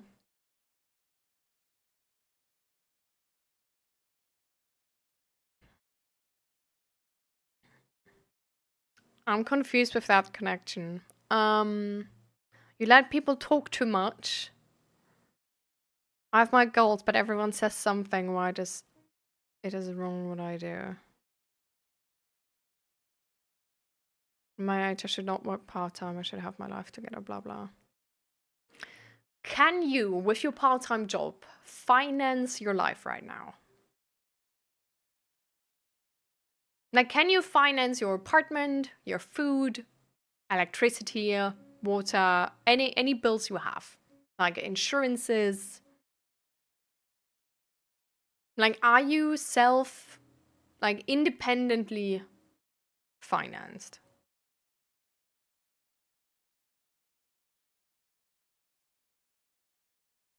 You are. And then on the side, so with the 20 to 30 hour job, you are independently financed. Like, you're not relying on your mother or anything for anything. But it's like still there's this you shouldn't work part-time.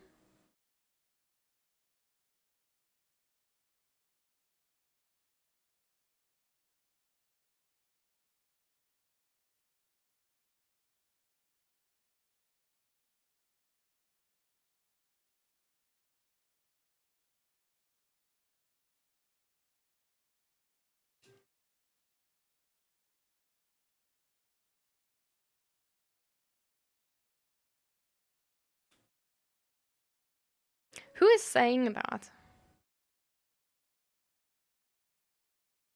Would be bad for my Rente, something like this.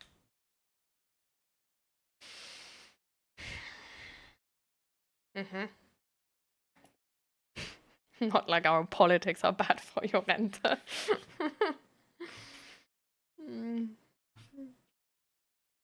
Best friend family. Can I ask how much money you make? Like, are you on the existence minimum? Or are you completely fine off? Like, are there situations where you can't do something with your best friend because you don't have the money? Or with your family or whatever?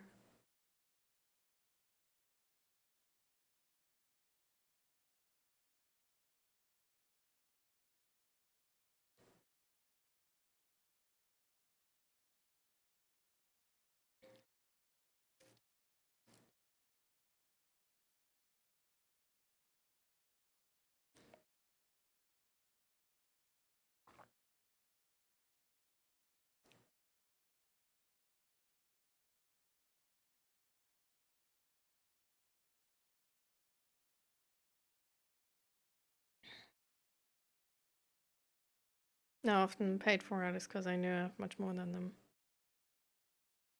So with your 20 to 30 hours, you actually, you're well set up.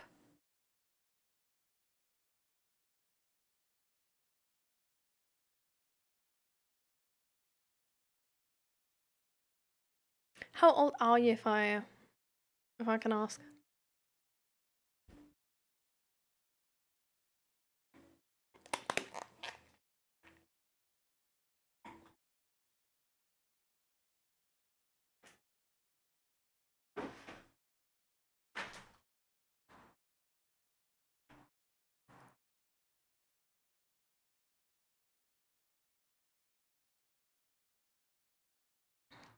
$33.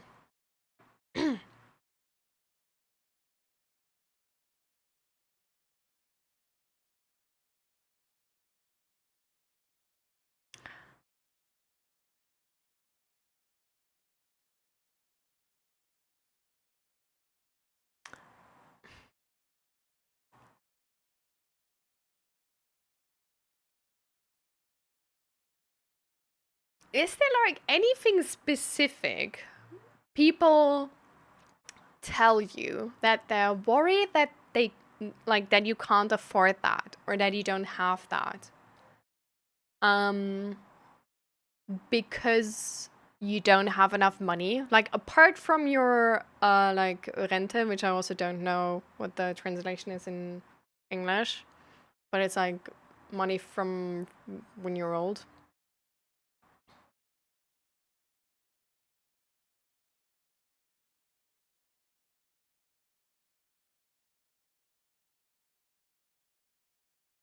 Retirement pay, yeah, true.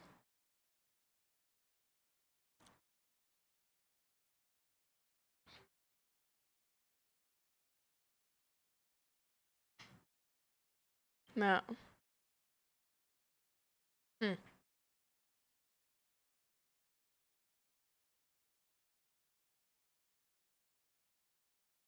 Like I don't know, like if there's nothing specific people have. So I know how much I need less to live good, and then I deal for the right salary. Okay.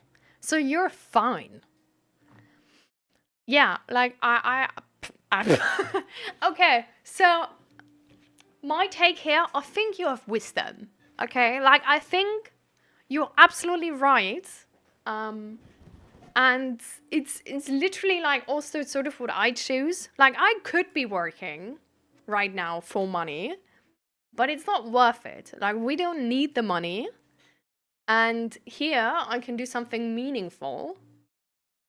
And then I have like also more free time to like do some household chores so Zach doesn't need to do them. For us, we decided it makes more sense if one person is working full time because most jobs just look for somebody full time. And then it's like it's easier to advance in career, sort of.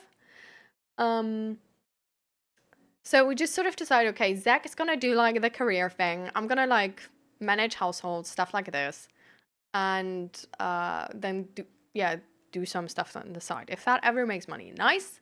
If that doesn't make money, no big deal. Um,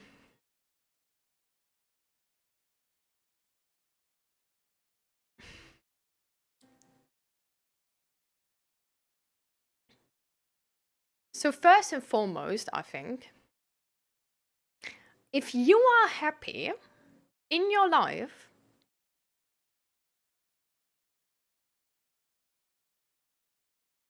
you shouldn't change anything.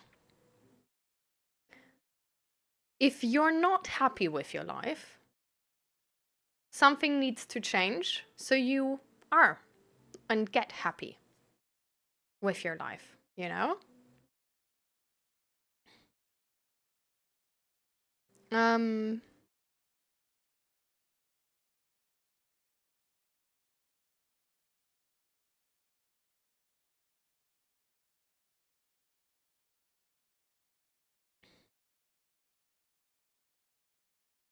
no. So it's just my best friend now, but she's always about the money. Just because I had much more money than her and I say I could work less and have still the same or even more than her. She says money, money, money. But I don't know why her opinions always makes me think I'm wrong.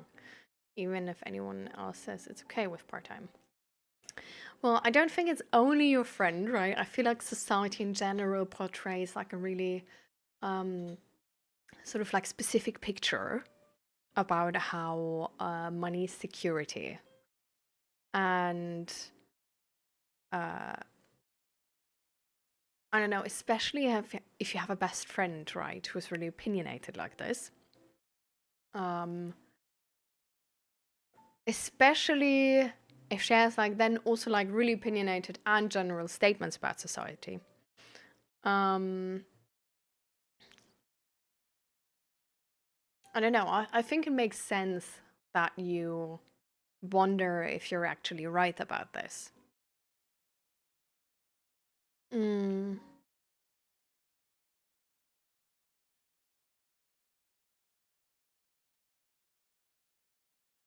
But I feel like what you can do is tell her really clear how you feel about like what it does to you when she says stuff like this. Because in essence, this is your life and you are happy like this. And while she's a best friend, and of course she's interested in you not making mistakes and like not ruining your life, it's different to worry about someone and be like, hey, I'm worried that you, I don't know, don't have enough money when you're old or something. To berating somebody and pushing your own worldview on them and being anxious to the point where you can't look at them living a different life than you.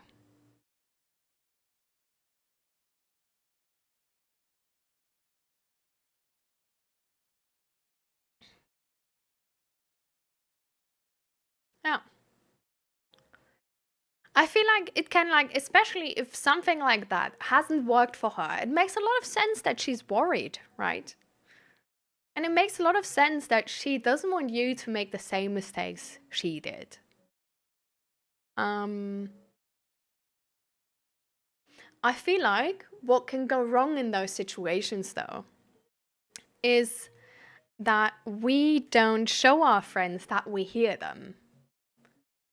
And we don't show them that we understand what they say. We understand their worries entirely. But even though we understand that, we still want to do it this way. And we ask them to respect our choice because this is our life after all.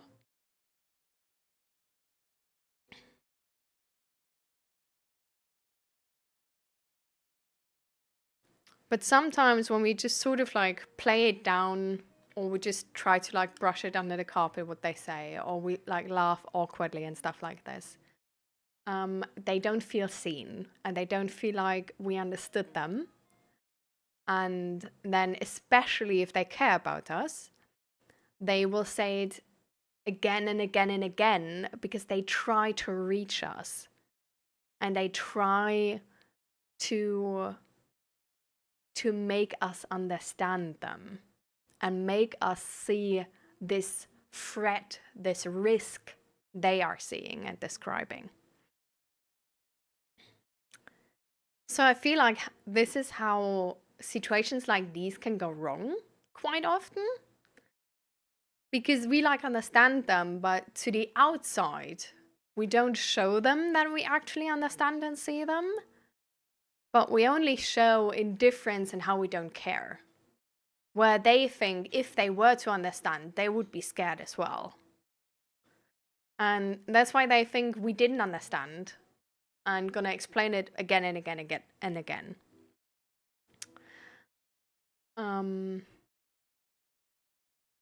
So I feel like with your best friend, it could be an easy fix. It can be a not easy fix. Depends on the situation. We can't know before, right? But I feel like if you just tell her that, hey, like I would like to talk, you know. And I don't mean to be rude here or anything. Like I really I'm really glad that you like care about me and that you want me to like you don't want me to make a mistake and stuff like this. But I get really insecure if you say all these things about me making wrong career choices. But it's really the life I want, and it's the life I'm happy living. And I hope you respect my choice.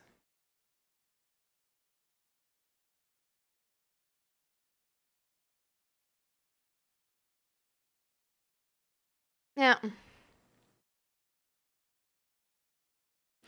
I think as long as you can finance yourself, you know, it's absolutely fine to not want to work more. And I don't think more money is gonna buy you time ever. Like, time is the only resource we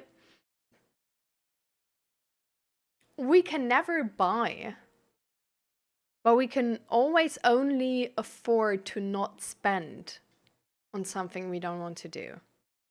And I feel like if you are in a position where you can afford to not spend your time on working, but spend it on life and enjoying living and doing the things you like, I think that's amazing. Mm. And I think, I don't know, I feel like you're lucky and you should be doing that.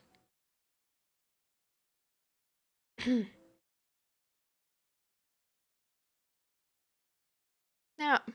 Yeah, exactly. That sounds good, Naradim. I hope it's gonna work out. Hopefully it's gonna make you less stressed.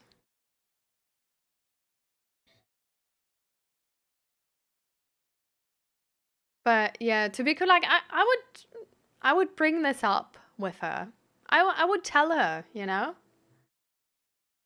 Also that she doesn't need to worry for you, you know? That you just make clear like, hey, like I get it, but I take responsibility for this. Like it's fine. You don't need to worry about me. Like I know you're worried, but I want this. So if I'm gonna fail, I'm gonna fail. But like chill.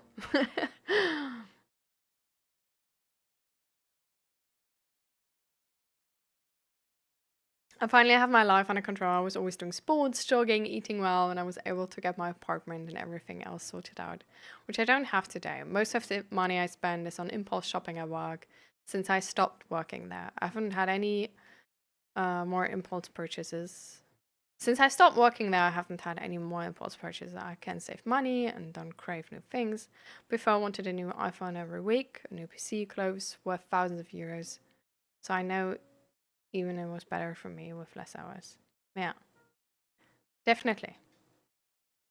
No, I think you're making a perfect choice here. Like I feel like that's a choice where you see you were happier in a certain situation and you can afford to get that situation back. And I think it's really smart to do that, you know? I think it's wisdom where like a lot of people die without it, honestly. I feel like it's one of the reasons why you, even though you might have ADHD, are not suffering under it because you know what you need to be happy, to feel regulated and balanced. Because what you describe here with doing sports, jogging, eating well, like feeling like you have your life under control, whatever that may look like, you know, is a sign of emotional regulation and being balanced and feeling mentally stable. And I feel like if you know that you can have this, if you're doing like 20 hours a week and then doing your own stuff and you can actually afford to do that, then do so. And I think that's great.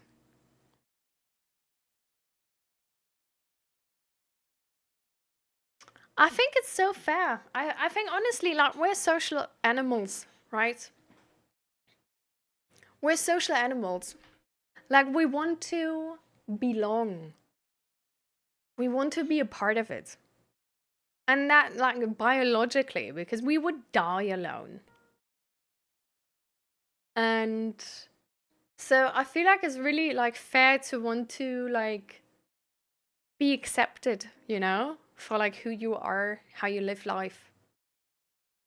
Um and at the same time, it's like we all live life for the first time and we only live it once. And I think there's always a certain amount of insecurity if we make the right choices or if we're going to regret those choices, right? So I think asking for opinions is honestly, it's a really good way to avoid making mistakes, right? Like, of course, you can try to build a car on your own or fix something you have never fixed before on your own. Or you can ask your neighbor who has fixed that already a couple times to help you. And then you're probably gonna have like better chances of getting it right the first time. I mean, it's essentially like the thing psychology is offering, right? You have somebody who is specialized in that field, and you ask them for their advice because their advice is probably just more knowledgeable than your advice. And usually we don't ask random people. What we actually sort of ask people where we feel like the advice could actually be worth something. Like, usually we don't ask people where we already made the decision, like, you're incompetent, actually, in that area. Like, I don't even want to know your opinion because I only want to use it as a negative example, really. Like, does everybody have ads? Because then I'm gonna wait, because otherwise this doesn't make sense.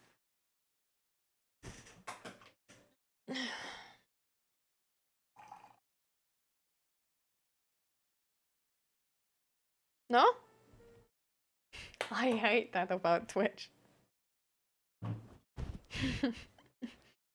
Why is it not the same for everybody? I literally, like, you guys literally need to subscribe because I wanted, like, initially, I wanted to just wait for you all to come back if you have ads.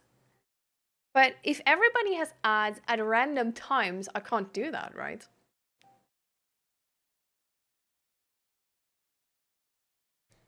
So really annoying situation.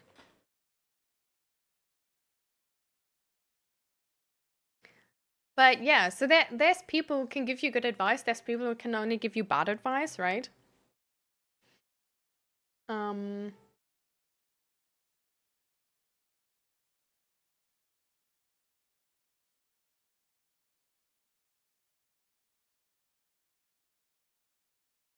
Next to me explain how to stand while my hands do the work. I mean, that's so fair though. Like, people are different. Like, that's all right, you know? I think it's probably the better learning experience. I feel like a lot of people learn really practical. So,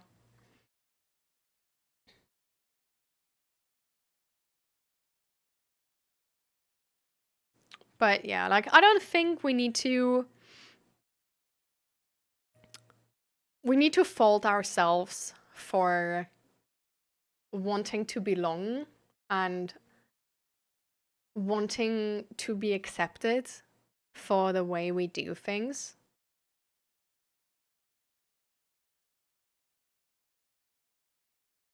I feel like it's a really natural thing.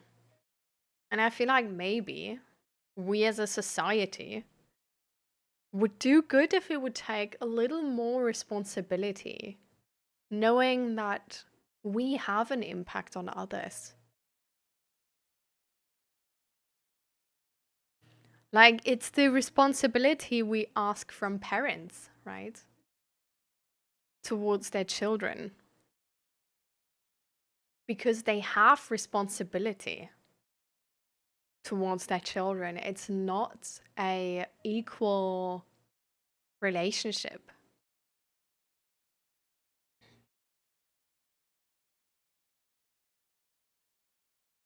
And that's the same with like a best friend or like a lover in a relationship, you know? Like, once we love somebody, once this, like, they are really close to us and mean something to us, they can hurt us more than other people. And we hope they tread lightly and take that, like, are aware of that responsibility. That's why, for example, there's like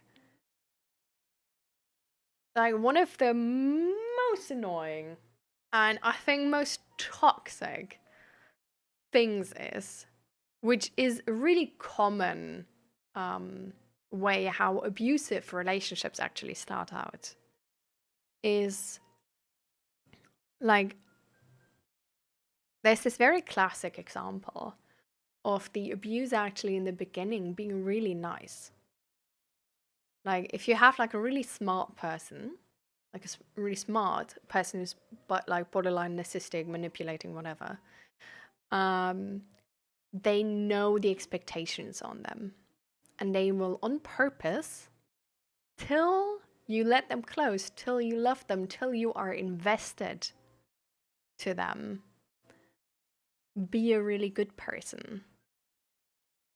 And once they know your weakness, that you, for example, want to help people or whatever, they're gonna push those boundaries, but always under this umbrella of it's like not being on purpose, not actually being evil or anything, but just being their troubled childhood or whatever, you know? And they just can't do better and stuff like this. And it's sort of like it gets worse and worse over time, because we also sort of like, we sadly also normalize abuse. So like once we're like normalized to like a certain degree, they can push a bit further and it's like the same like before. And it only works that well because they are so close to us and because they have a lot of meaning to us. Because it's really like, I don't know, it's scary to let them go. And especially when they trained us that advocating for your boundaries is gonna like break the harmony or something. They're not gonna do that as easily. So it's like there's a lot of combinations on this. It's really like relationships in general are really interesting.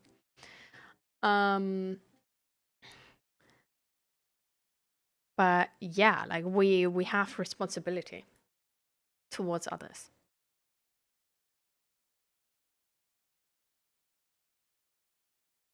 But yeah, relationships can be really complicated. So that's why with a friend, if there's something like this going on, like a pattern like this, like one could argue like, oh, like I don't know, like she's a bad friend, just like stop being friends with her. I don't think so. I think in a weird way, this pushing behavior shows concern, worry, and love.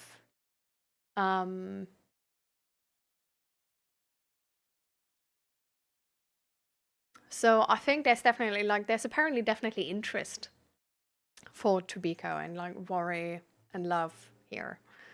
But sometimes you just need to sort of like help people to see your boundaries and respect your boundaries, because sometimes they're just not really obvious. Some people also like, I don't know, have not learned to see them or not to learn to read specific signs in specific areas or something. So it really like depends on a person, but I would always give it a go. And of course, if there's like no accountability whatsoever and there's no change whatsoever, then like fuck that, like forget about it. But if there's any type of like initiative to actually like respect it and to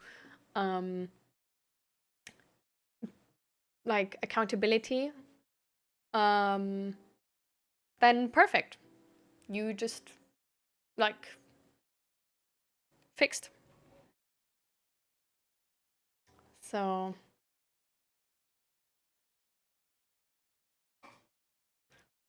that's sort of my idea to the whole topic, I think.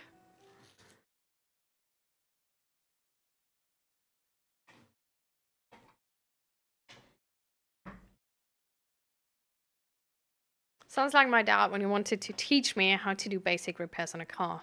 Ended with me holding a flashlight while he screamed at me that I don't get it, while he does the repair mostly for stupid questions.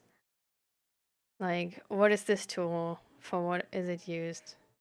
Was a lot to ask to explain it.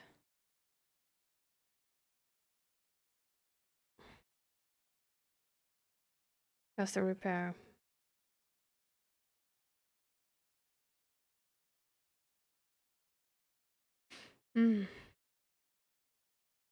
Yeah.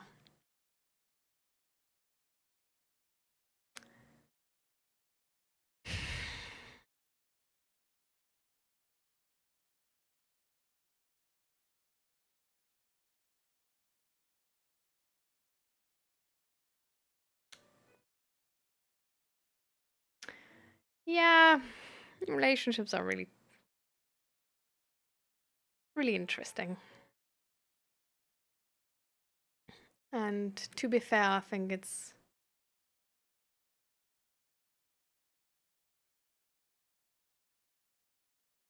Yeah.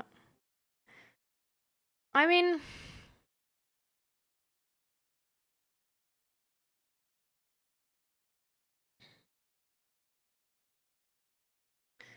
I feel like there's definitely like some things which are sort of generally considered a bad idea, right?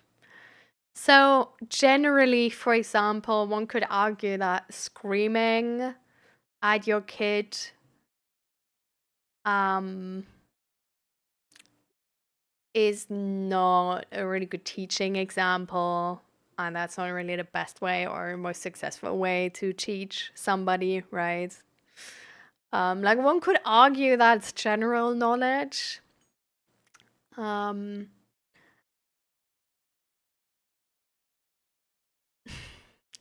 I always want to believe that just because this necessarily is not general knowledge to that person, doesn't mean that that person is a bad person.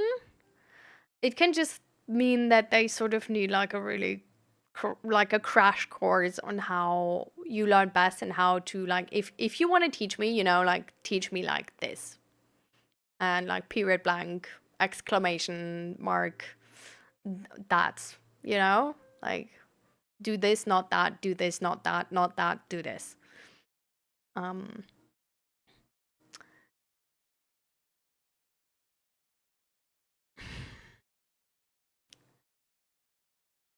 but it's one part to not know, right? And there being a knowledge issue. It's another part of insecurities playing into the mix. So, for example, your dad could have been like really insecure that it's apparently not working and had like social pressure or whatever to, like, I don't know, make his son understand cars, stuff like this. And that's sort of like playing in a mix and making him like be like on edge because he's like insecure and feels unsafe, and aggression is his outlet for this, to control that feeling. um if there's more complicated emotions like this, it's not always easy to fix them. Like even if you give somebody a list like, hey, this is how you can teach me and this is how you don't teach me, um some people just can't really take that. For example, my mom, like I told you guys about the situation with my mom where I sort of talked to her about um, that I'm not gonna lead politic discussions with her like they're mud fights. Um, and sort of how I explained her how like what a discussion is for me and what a discussion isn't for me, and that I'm only gonna take part in respectful discussions and not these mud fights. And to be fair, this was not the like not entirely non-offensive formulated because yeah, I was already triggered. Um but even if you phrase that in a really inoffensive way, um people can be really sensitive. Like especially in the power structure, like daughter and mom, daughter dad, son mom. Um yeah. Just in this like kid parent dynamic, it can be like a really tough situation. Um that's why I don't know, like if there's like bigger issues, fixing that with a system therapist can really help. To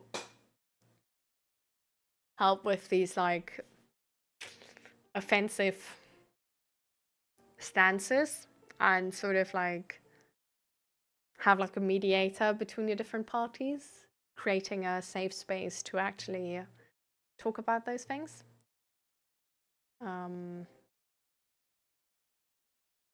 Yeah.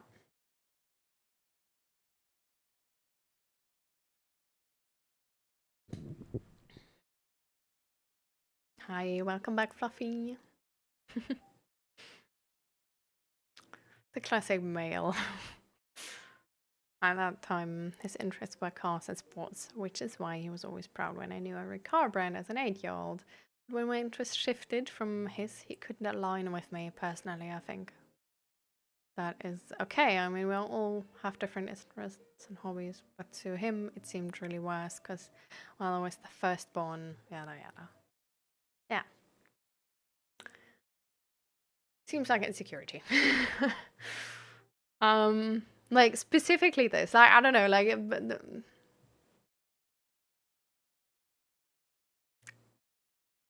that's why I would love when parents would get like therapy before they become a parent, but like, you know,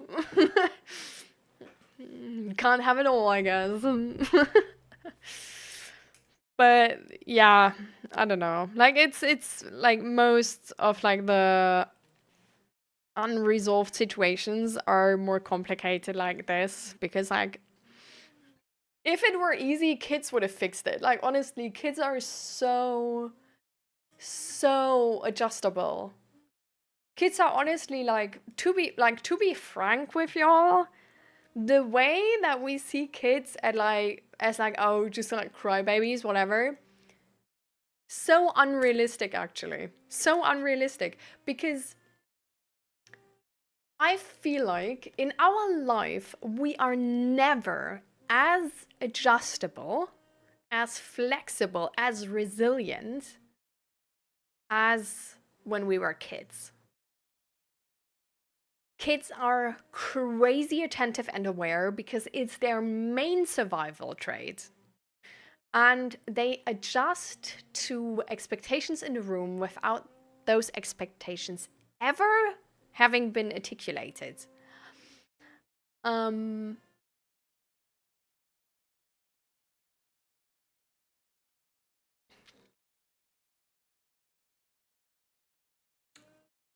like, if problems with our parents, like, if harmony is easy to achieve, kids for sure have achieved it. For sure. Usually, harmony isn't achieved if parents are inconsistent or unpredictable.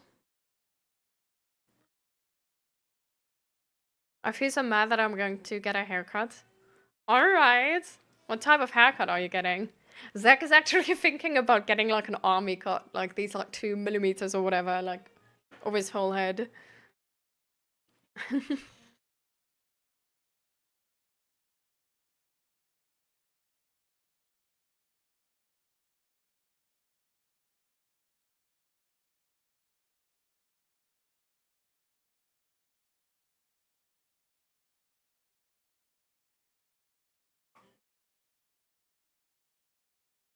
Exactly. But that is because you see the other person. You don't take it personal in that moment because you know you have been there and you didn't hate your dad or anything, you just didn't get it. And you know how your dad couldn't see that and how it made you feel. While the other people in that moment raging, they don't see the other person anymore.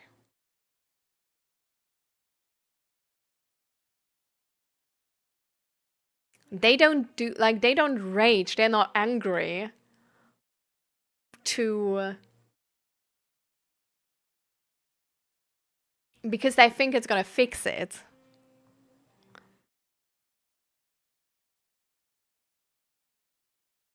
It's like it's a defense mechanism at this point. Like they're personally offended by somebody not getting it. Which in some instances, like, is, you know, like we all get it. Like weaponized incompetence, for example, is a thing, you know. Sometimes people feel like if people don't understand them, if they explain something, they feel insecure about their knowledge because they feel like, oh, maybe actually this isn't right. And that's why then they turn angry because, like, all of a sudden now they are confused. There's a lot of different things which can go on here. It's really interesting, actually, how things like this can go wrong. There's so many ways how communication can go wrong. This is why, I don't know, like resolving miscommunication is a really nice skill. I don't know yet. What about a new color? Neon green.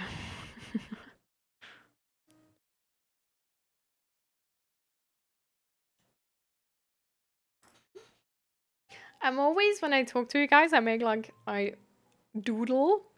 Today, I doodle like tiny trees. Look, these tiny, tiny trees. I really like them. They look so good. They're so easy to doodle.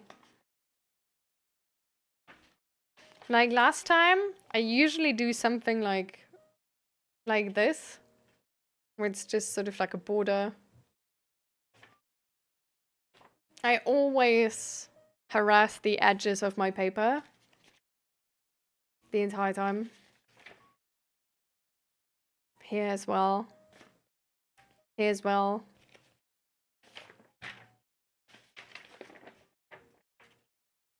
Here I did this.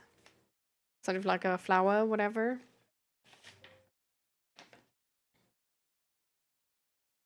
Here the same.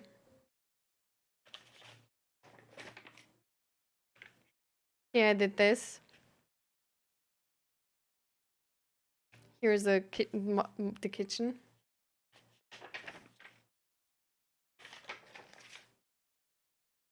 Here's that. The doodling is always happening.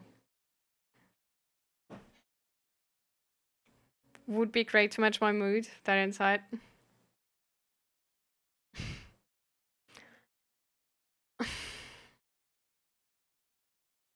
I know you meant that as a joke, but that's sad.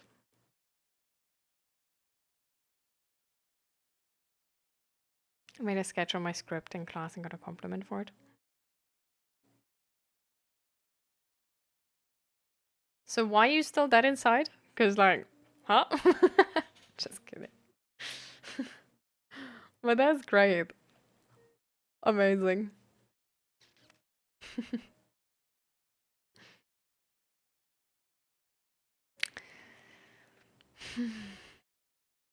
So why do you feel dead inside? Is your work still trash? Oh. I need food.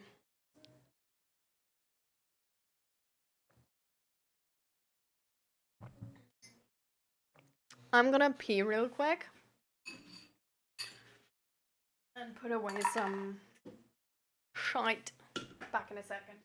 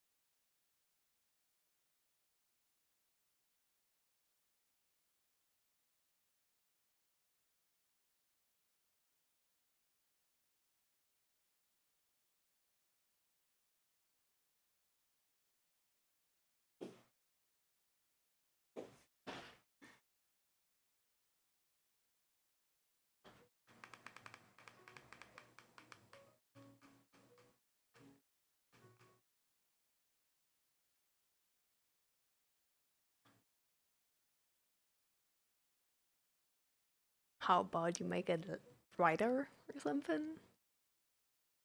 No? Because it's really not that dark. But sure.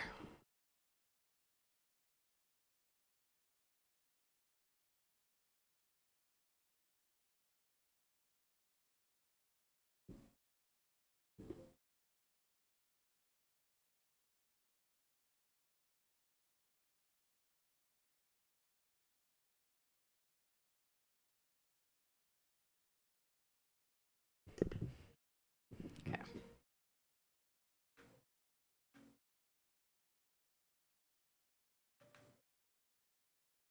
I'm gonna make it really orange.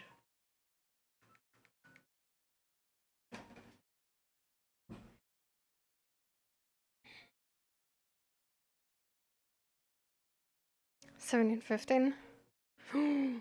Soon. Nice. Getting worse is an understatement. Searching for jobs at the moment. Oof. Alright.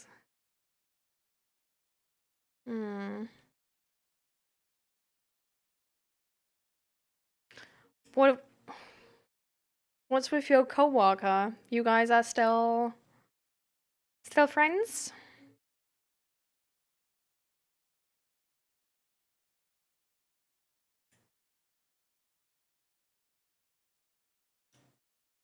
At least sort of like together in the misery, or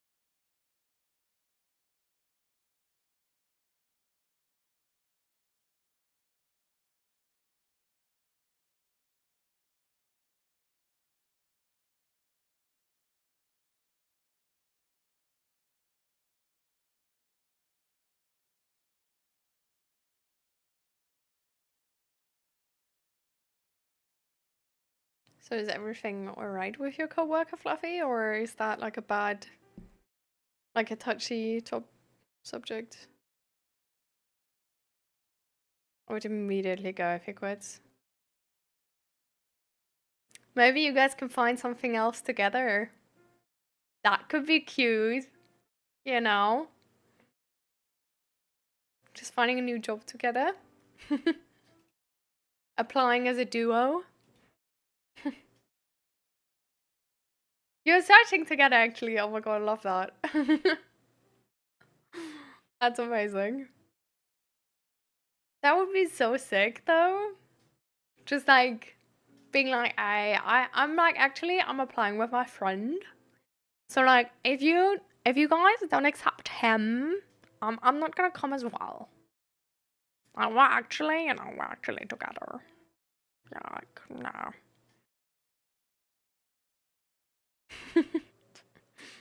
I would love that.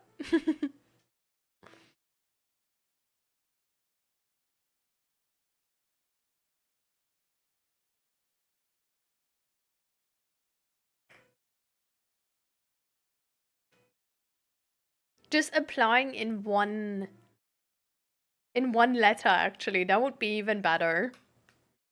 Just being like, hey, so I'm Fluffy and Chris.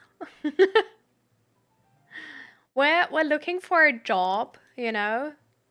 We're like both in the blah blah blah field. He's our like there like here's both our qualities and both our like career paths.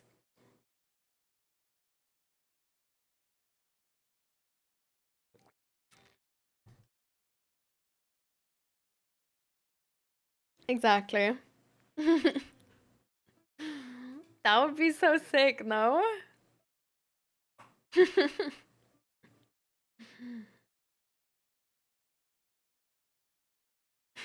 I love that.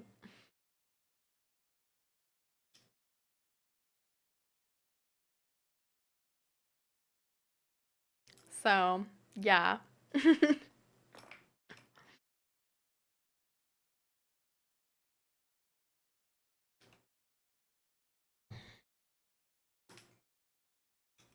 But why is work so bad? Like, you want to elaborate or no?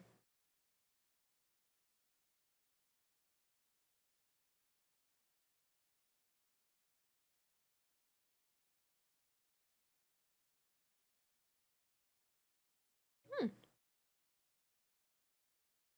Yeah. I honestly, I'm actually sort of become a fan of doing it the old way. Just have that ladder with you and then walk into the office of the building you want to work in. And then you're just like, hi, you have an appointment? Not yet. Or just saying, yeah, with the person who's doing the hiring. Yeah. Oh, I don't see anything in the itinerary. Must be like that's odd. I'm like, oh, well, but like I have it in my calendar. Like maybe he can like I'm here already, you know? I can't see like it's gonna be quick, you know? And just see if that works. And then absolutely smashing that talk and being like, I love your business. We're two specialized staff people who want to work here. We live close by. Like, guys,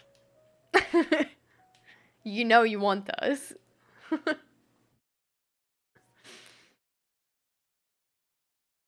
Like, if that works, that's such a sick story. Only for having that story, I feel like people should do it.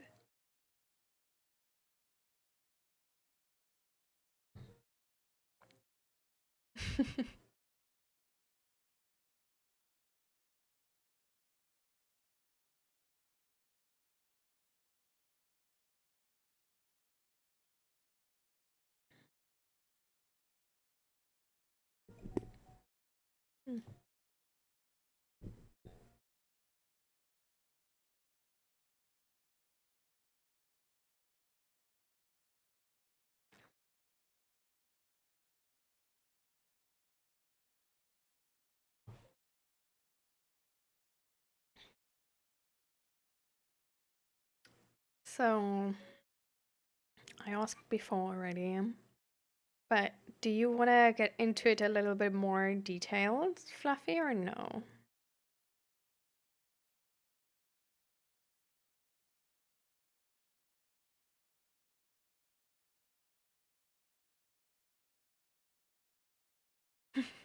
Exactly.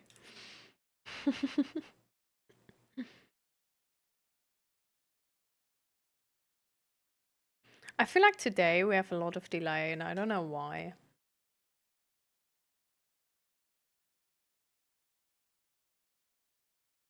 Because I always have like my settings on like low latency.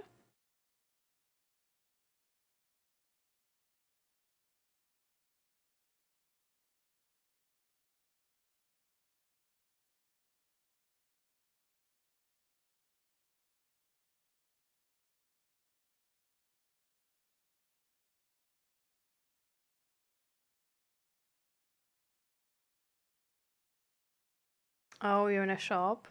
I see. That's fine. Mm.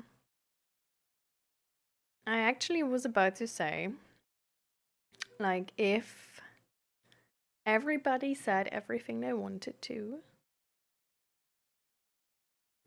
I would be like, let's, like, I don't know, let's finish the stream. start with our goodbye routine? Or is there anybody who still wants to talk about something? Like, we have time if there's anybody who still wants to talk about something.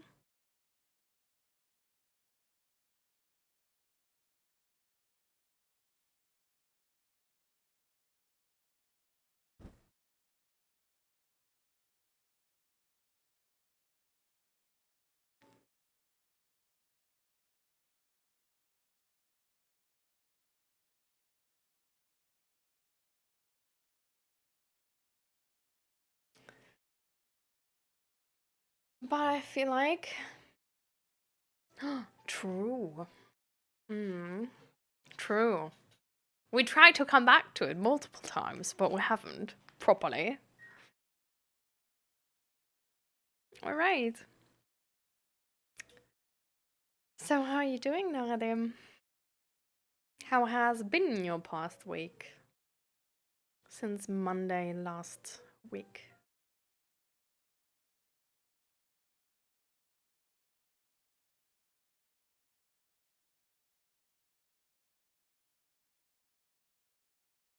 Like you had vacation, right? But I think your vacation is over already, no? Like, are you working already again? Or is work starting next week?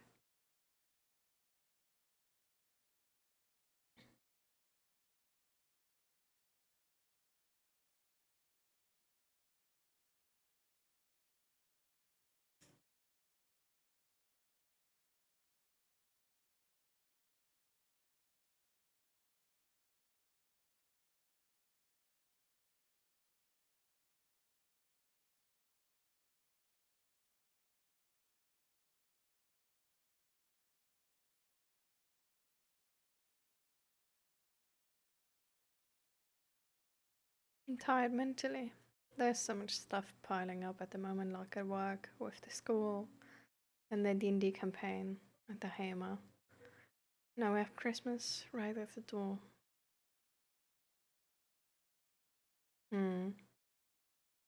What happened to your vacation? I thought you wanted to rest and sort of recover for the next batch.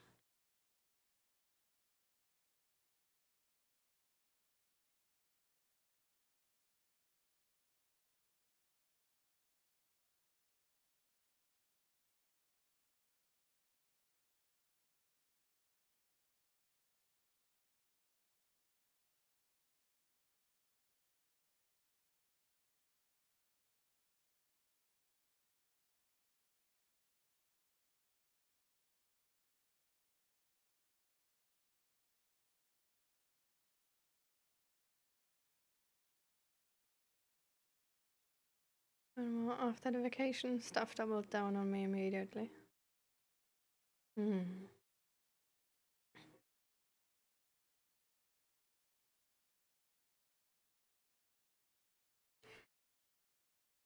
worrying, Naradim.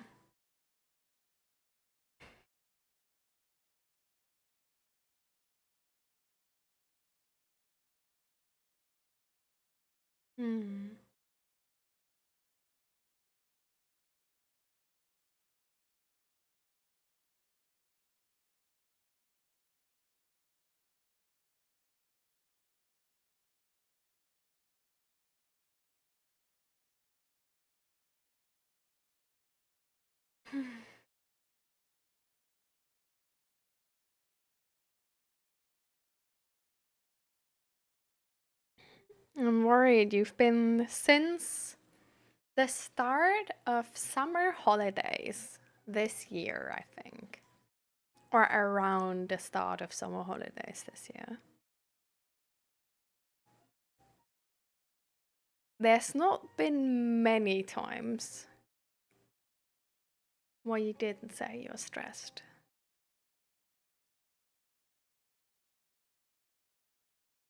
Like, it was always, oh, I'm so stressed, but I have vacation soon. Then vacation. And then right off again. Oh, I'm so stressed. But vacation coming.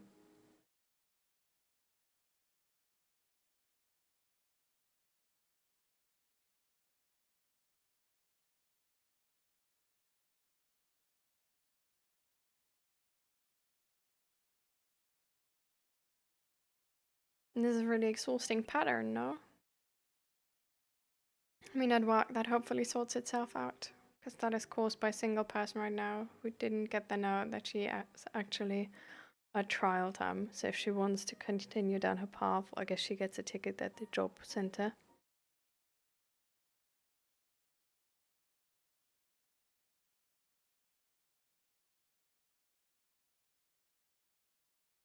Hmm. It's always been because of other people at work, no? Like in summertime, it was because people wanted like summer vacation without having had to take vacation. And now, a few weeks ago, it was because of that as well. And then it was because of people being sick. And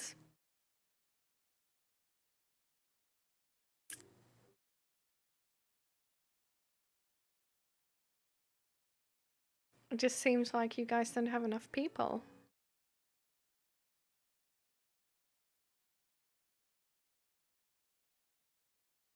No.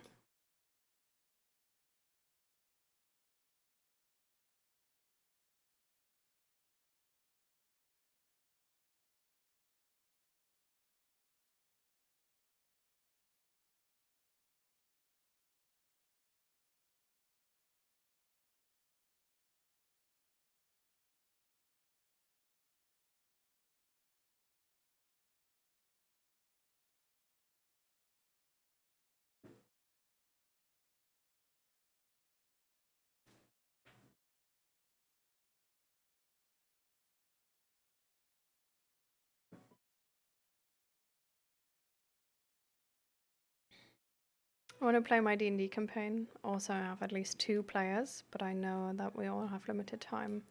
So we can't really find a schedule that fits everybody at the moment. But we are still searching. The other campaigns were mostly asleep.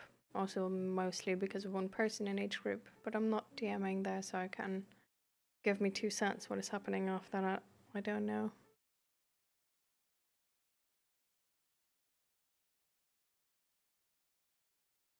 Hmm.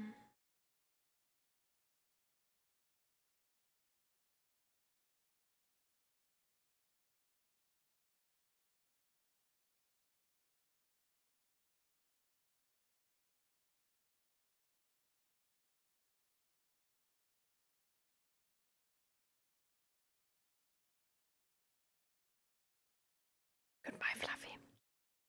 Good luck with your haircut and all.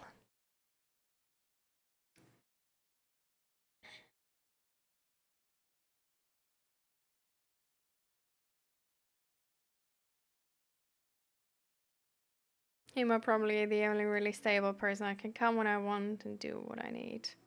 And then go home. Hmm.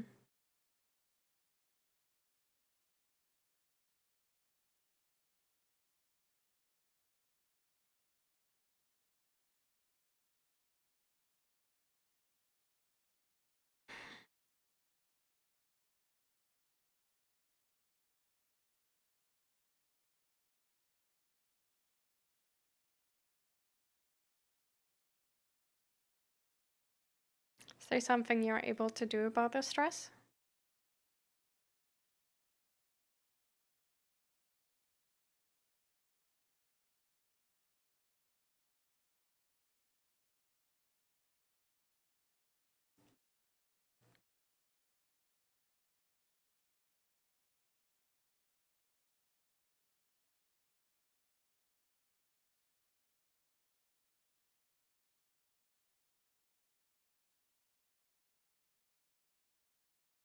Because I feel like there must be some better solution, right? Like it can't like it has been going on like this since summer. Like this turning to sort of like a chronic stress type situation.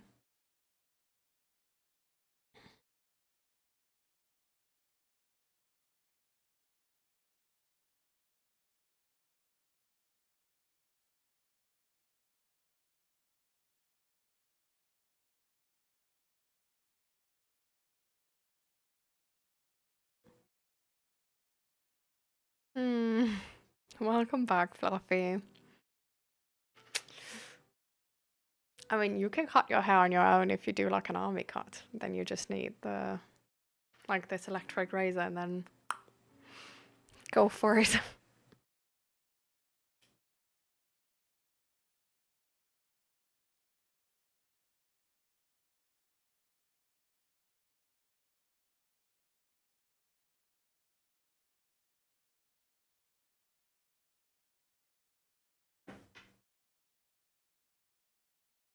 I'm gonna do a few stretches. From shoulder long to military in no time. Yeah. I mean, it's going quick. Like once that razor is on, you know.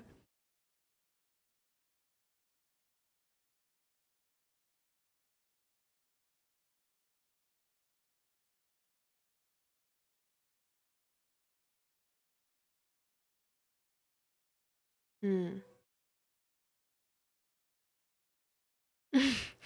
I have written so much I want to experience the emotional damage.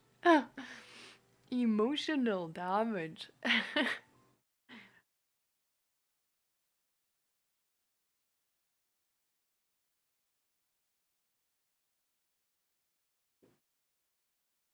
Ah.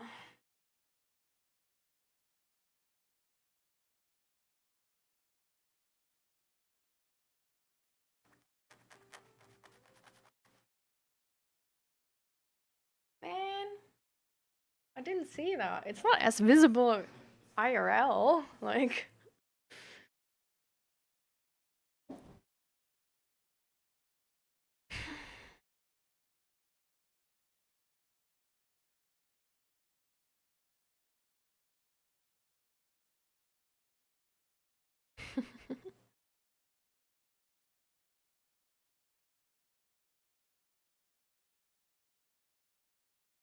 I do have family, right?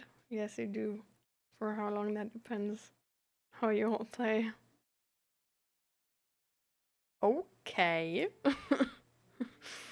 hmm Okay. Seems fun. Um. mm, I mean, maybe with that D&D campaign you want to start. Um. Maybe you can't, if you can't agree like on a very specific, like repetitive um, day or schedule, maybe you can agree on a level of commitment that you say like, okay, like we won't, like we can't find the same day the entire time, but we can agree that every Sunday or whatever, we find a new session in the next week or like the regularity you agree upon.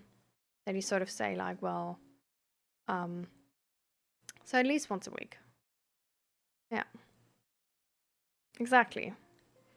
And be like, okay, every time we have a set, like we plan the first session, and at the end of every session we plan the next session. But that's, you all agree to a level of commitment of being like, we keep it once a week, if we possibly can. Like being sick, okay. Being like, oh, I planned on going to the city. No, you cancel going to the city. You come, you show up. Like there's, like you could talk about the level of commitment everybody of you's like putting in and agreeing on a level of commitment, and then yeah, planning it at the end of every session. I feel like if the level of commitment is like properly communicated and clear, um, this can work really well. You know?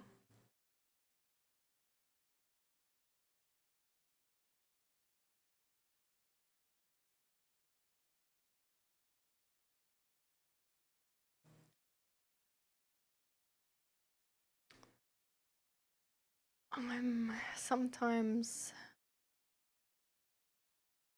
close to considering getting uh like a short haircut, like a men's short haircut, because I just can't be bothered with my like taking care of my hair.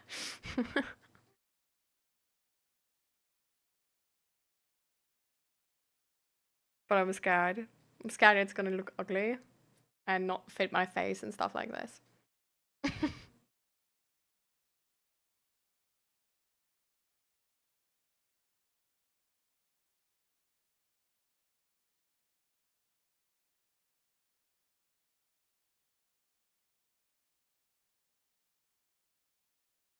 Yeah. I mean, 85% commitment is a type of commitment. Um, and it sounds like you also agreed to have a session once a week. Because like you can like achieve that 85% commitment if you're always the one saying like, "Oh, I can't. Next session like in 3 weeks," you know?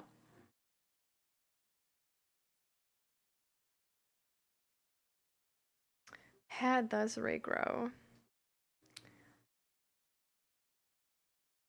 But I'm scared it's gonna look ugly from like short to shoulder length. You know what I mean?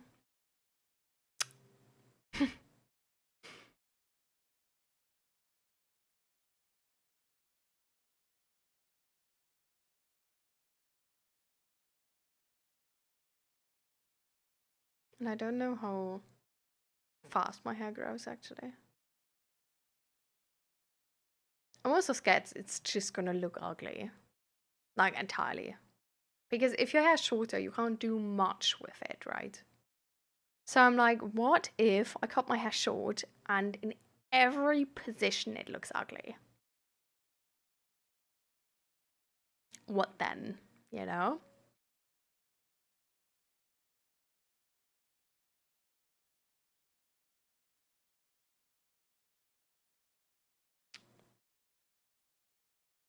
Because I don't know, I don't want to look ugly. I, I don't know. I feel like most people I see with short haircuts have these like, let me see if I can find an example. Anyway, like they have these like really snatched jawlines where like, okay, like this camera is doing me good right now, but I have like a double chin like quite easy, you know? Like I just need to be like this and then yeah, I have it the entire time. To be fair, like this is not normal head position, I guess maybe. Is it a normal head position? Let me. Yeah, I don't know. I mean, you could try to shorten it a bit and then look if you want to take off more. I I had my hair shoulder length, which looked really good. But that's like, I don't know, there's a huge step between like men's short haircut and shoulder length, you know.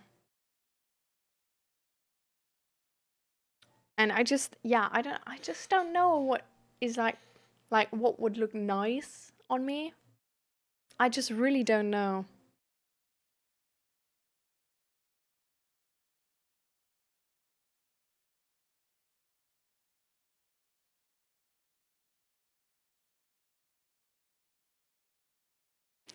Like I had mm,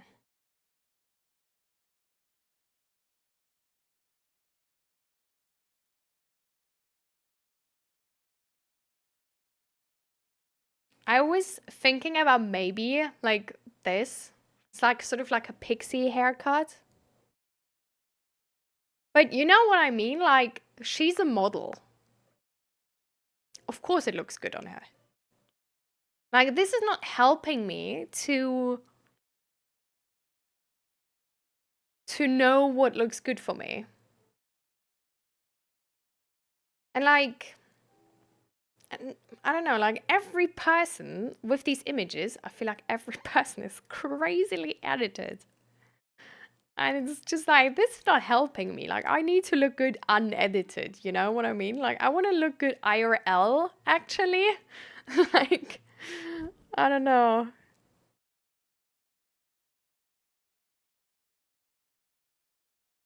But I feel like maybe a pixie haircut could be nice. I don't know. Yeah, you guys can't even see. It doesn't matter. We were at a different topic. I was going off topic. I'm sorry. I got distracted by Fluffy's hair endeavor.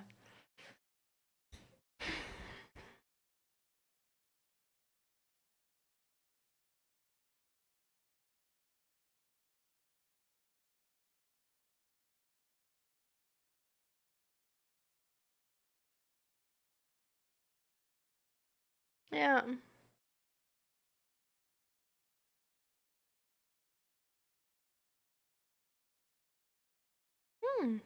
I like that prologue.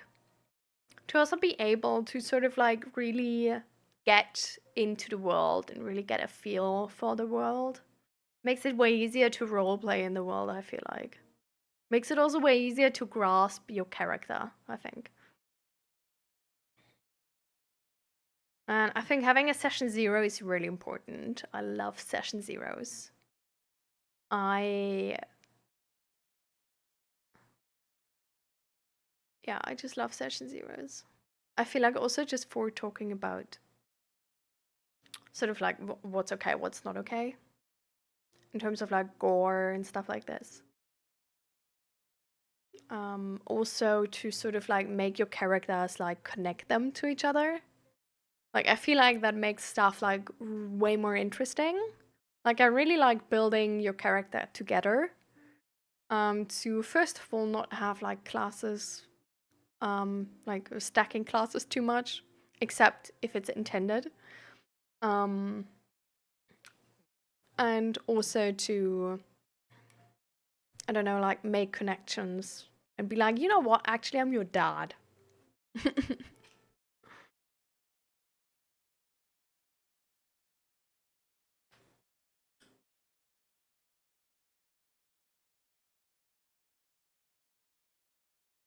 Yeah. Yeah.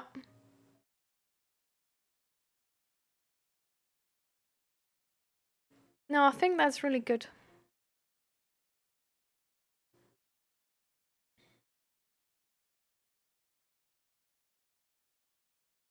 I feel like low-key,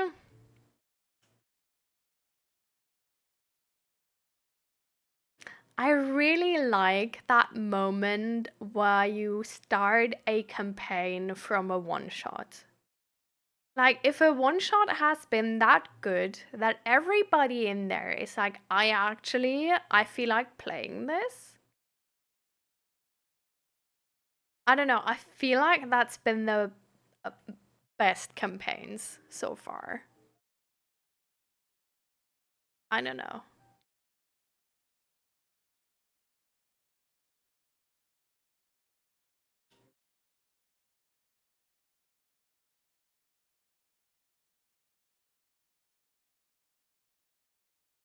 And it's probably because how you say, like, because you like everybody got a taste of like the DM style. Everybody knows the world now and can make like a really well-informed decision whether they like it or not. And then like one of them can still be like, "Oh, I don't have time." And that's fine, you know?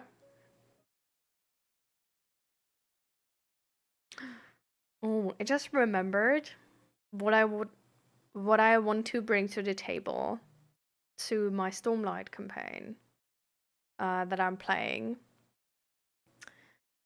When we played some D&D at like a board game, sort of like board game night in Utrecht, a DM there was, first of all, amazing DM. Second of all, he did some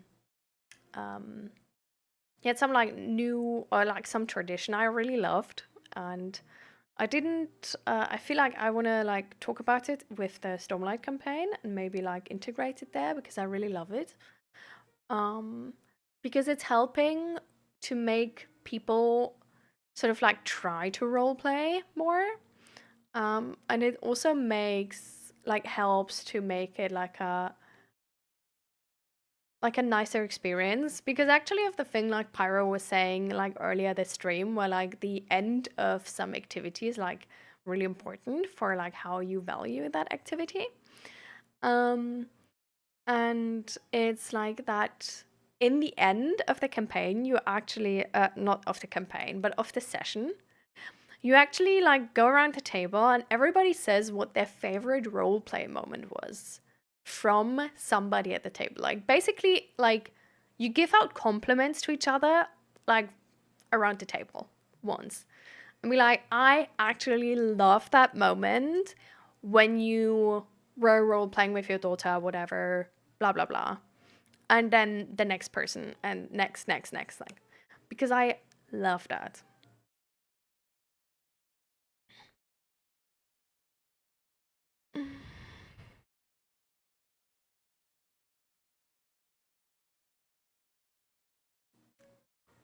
You would have time for the work topic, but you don't know if you find the right words in English. I mean, you can just try, you know? We'll get there eventually. If not, we still have German to fall back upon.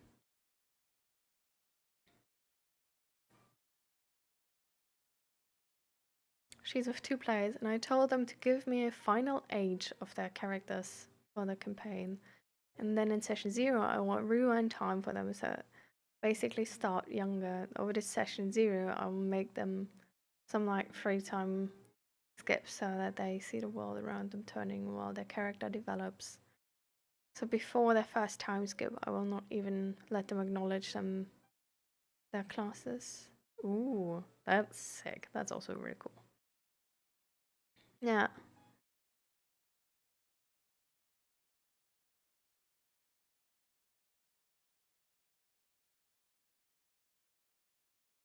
Yeah.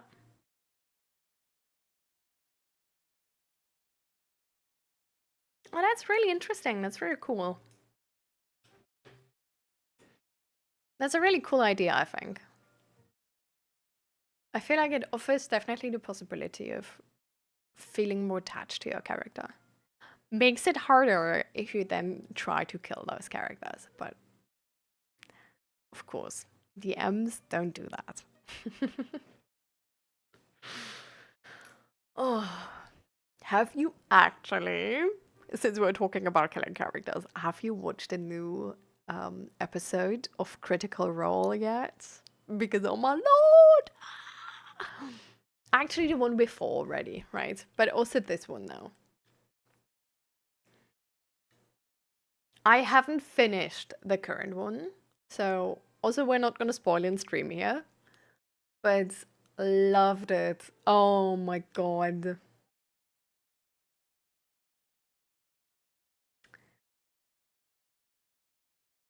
Crazy. Really crazy. Um so cool. So cool. So like honestly, I haven't been a fan of Mulligan before as a DM, but the more I know him now, it's like damn. He's an amazing person and an amazing, like even better DM.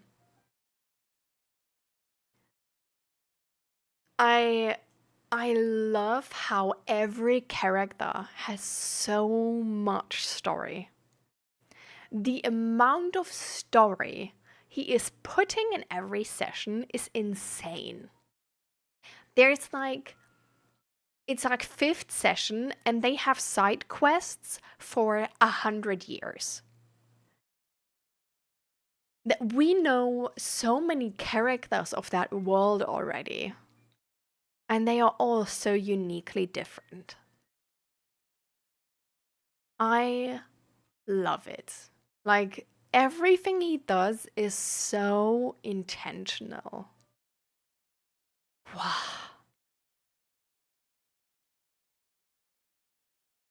Yeah. And I feel like it's not really ending. Like, now that they're like officially out of prologue, there's still so much world building.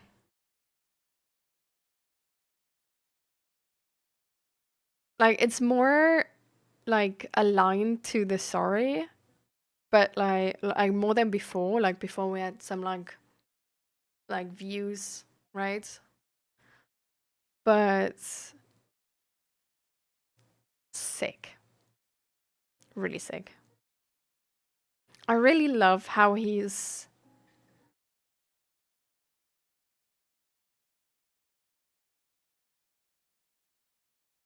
putting storytelling first. I really love how he's not a stickler for rules. He's really he's playing like all of them are playing D&D like improv kids. And I love that. It's like nobody ever is like, no, you can't do that or something, you know? Everybody is like, yes, and, or yes, but, and stuff like this. Yeah. Oh, it's an online campaign. I thought it's gonna be offline with like people at the place, you know?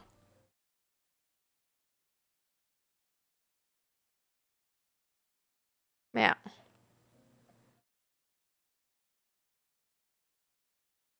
Hmm. Hmm. Mm. I have 2 campaigns already. Do you have like? I mean, you already texted with the others a lot, I believe. You probably have like sort of like a written version about what the campaign is about, right? Like what the world setting is, sort of.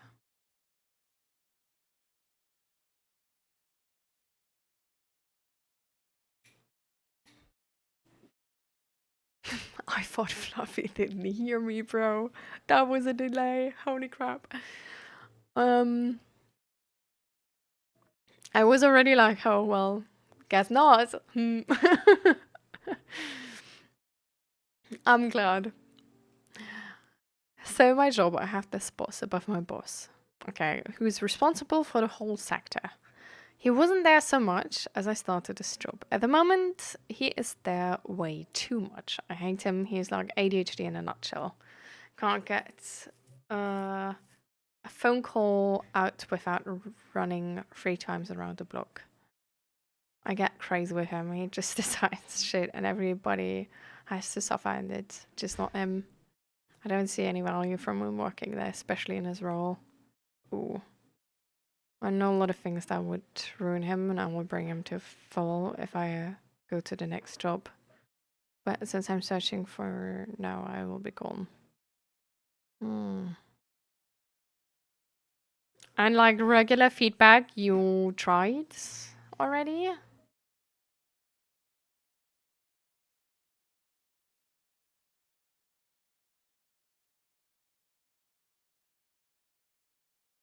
Yeah. Yeah, that's entirely fine. But I would just sort of love to see which setting we're sort of playing.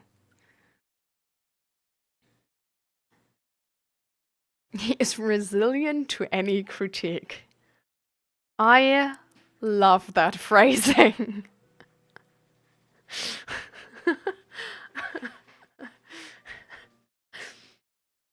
Resilience to any critique.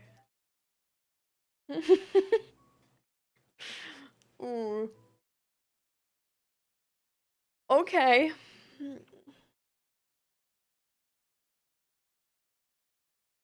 Mm. Have you ever tried to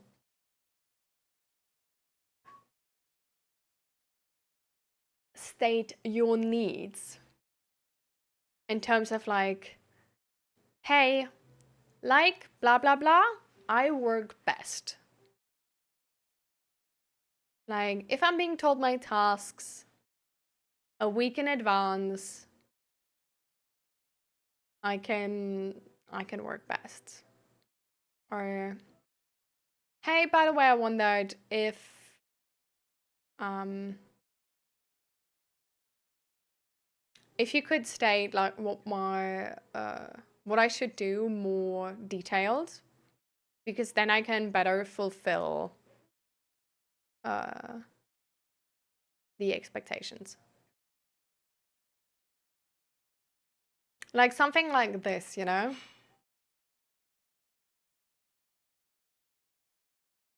Or just like I do really bad if like certain rules about my job change frequently because I'm trying to adjust them to my life, and that makes it really hard for me.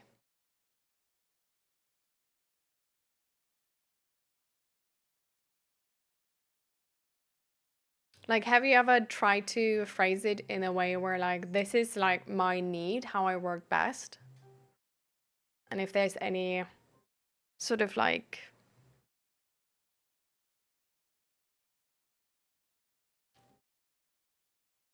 if it's being taken better than critique, or if it does anything.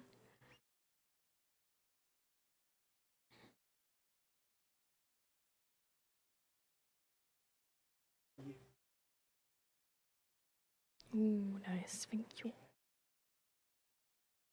What is that?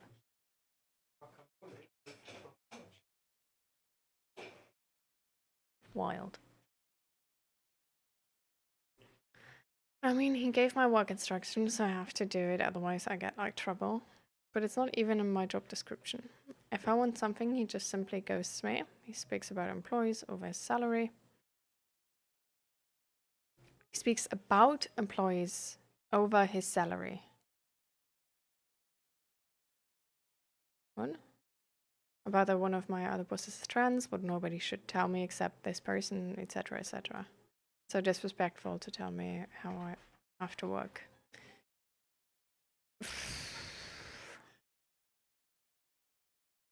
Mm.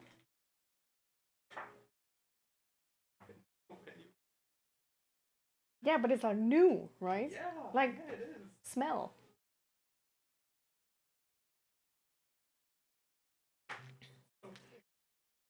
Mm. You're so distracting. Hmm. I mean, is there like a way you can report him to HR?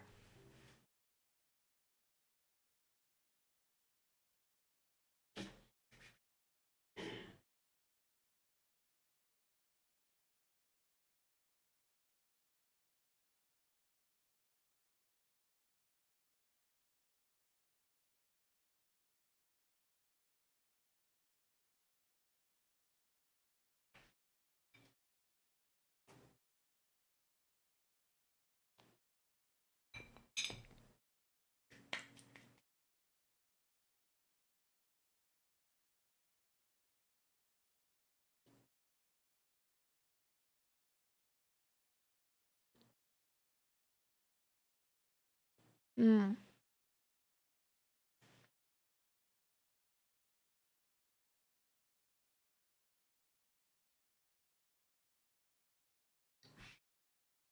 I don't know. I feel like do that though.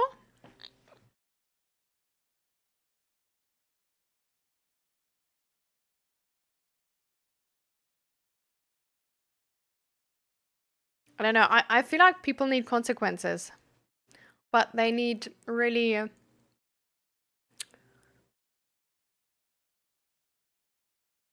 really clearly connected consequences, if that makes sense.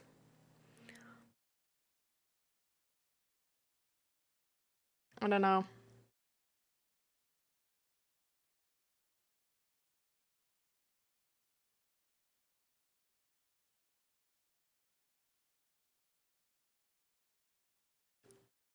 I don't know. I feel like keeping face in front of that person and then like at some point just like killing their career is of course something you can do. But at the same time, and like in some cases I guess you have to do it, but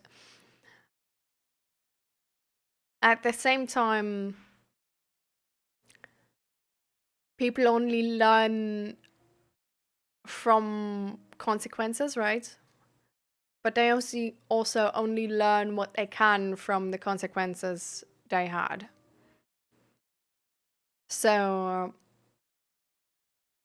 I don't know, like if he just learns that like co-workers ruin his career instead of why they do, or like why he's a bad boss, why they socially don't like him and hate him, you know?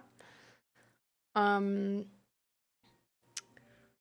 I don't know. Then it's just like League of Legends, where you have like a silver player who just doesn't know what he should change to get better at the game. You know? Mm. Well, like for some people it's like clear, but there's a whole bunch of people where it's like really unclear to them. And which we can help by telling them specifically what the expectations are and what the consequences, like for what they get, which consequences. But yeah.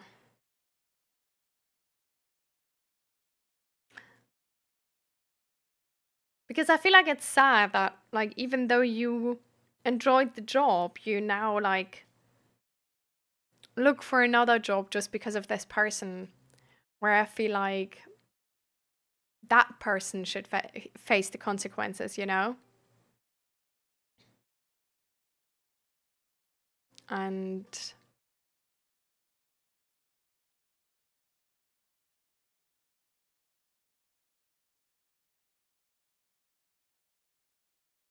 I don't know, I feel like you should need to, I don't know.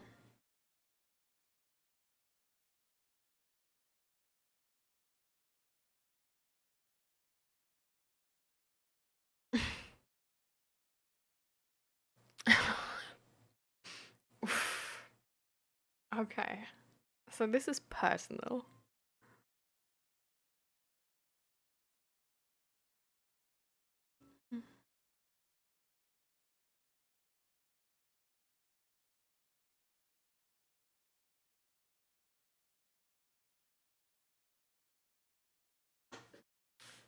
Hmm.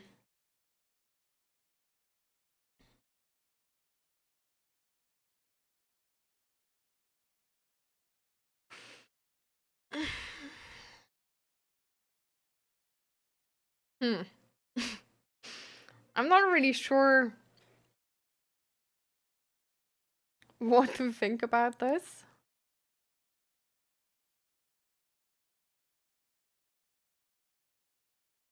I'm sort of like, I don't know.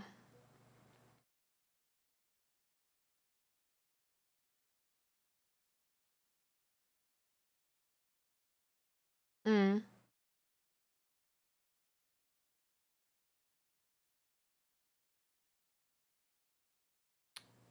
Okay, so he's also sexually exploiting his workers.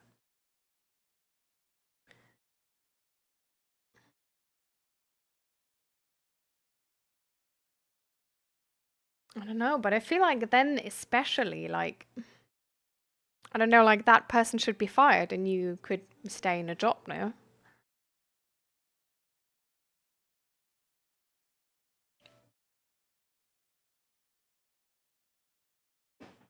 So essentially you're trying to make a case right now to then bring to HR to make it sort of like a done deal, like seal it.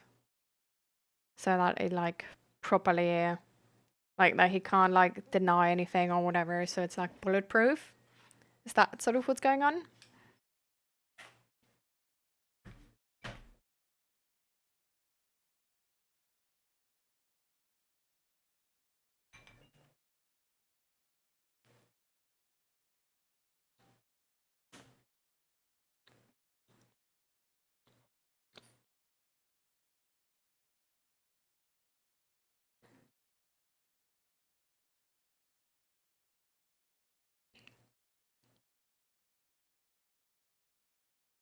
Mm.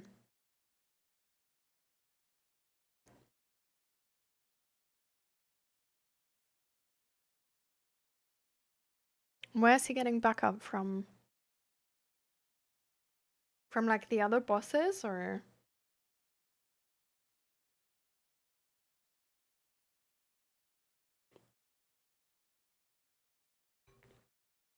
Damn. Hmm.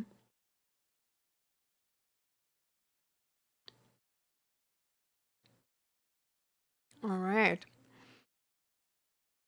So definitely try to make a bulletproof case and then go to the boss and honestly, also the other bosses seems like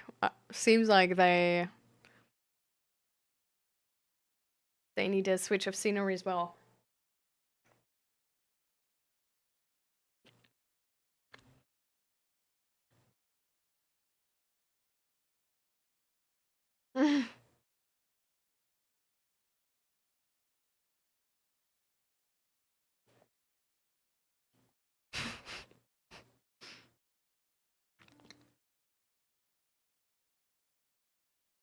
I'm interested to see how it turns out.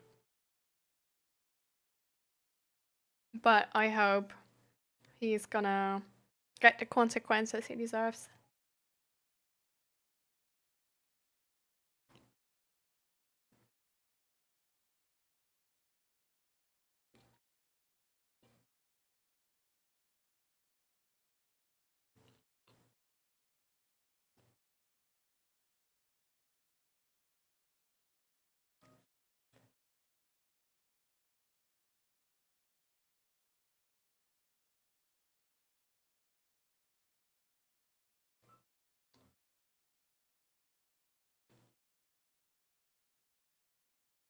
It's definitely really annoying though. That's I don't know, that it's not as easy as just going to HR apparently.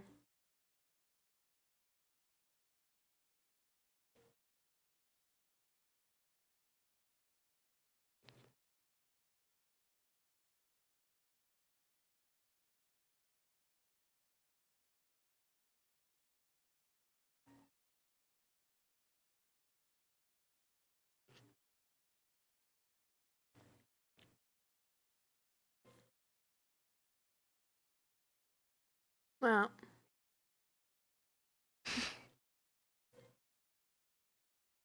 such a what is the word? Is it vigilante? I don't even know.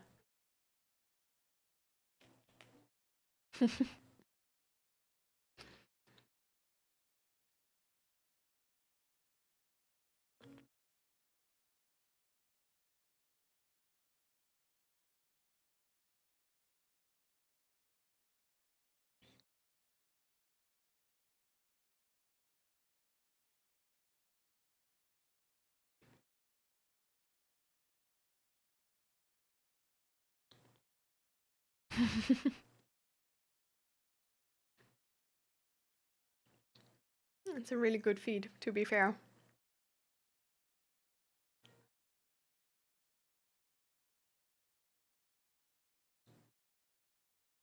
Really useful in today's world.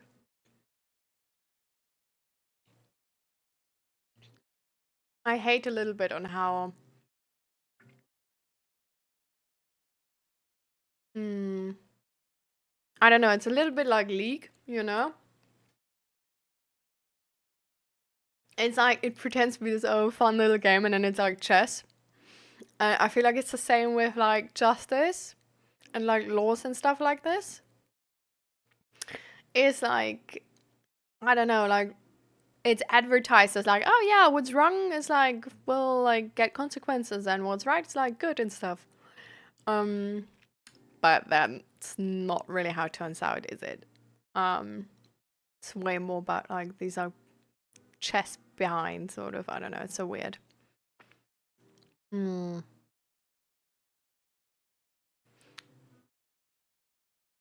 So I think it's a really important trait actually to to understand that our system is a little bit like sports. You just, need to see it with a little bit of like, I don't know, like who's better at the game is gonna win.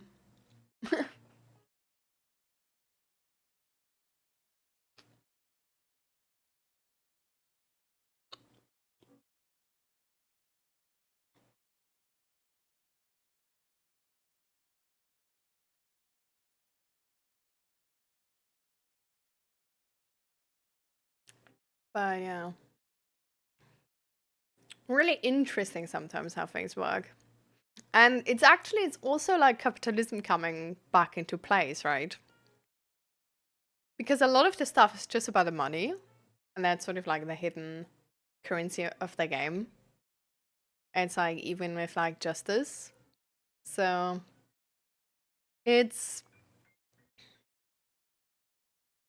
I don't know, oddly interesting how, yeah, how we just sell ourselves. And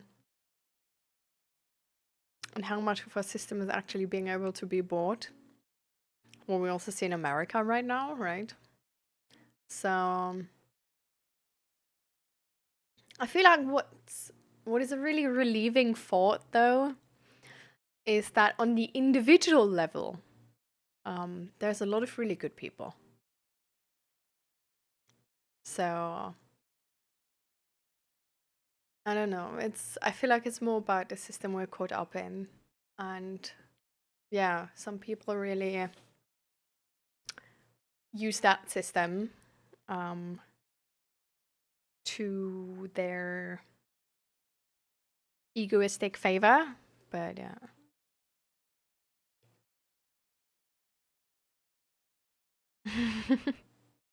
Exactly.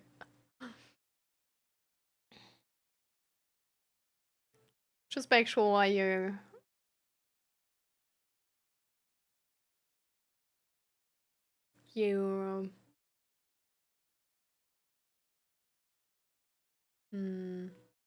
sorry.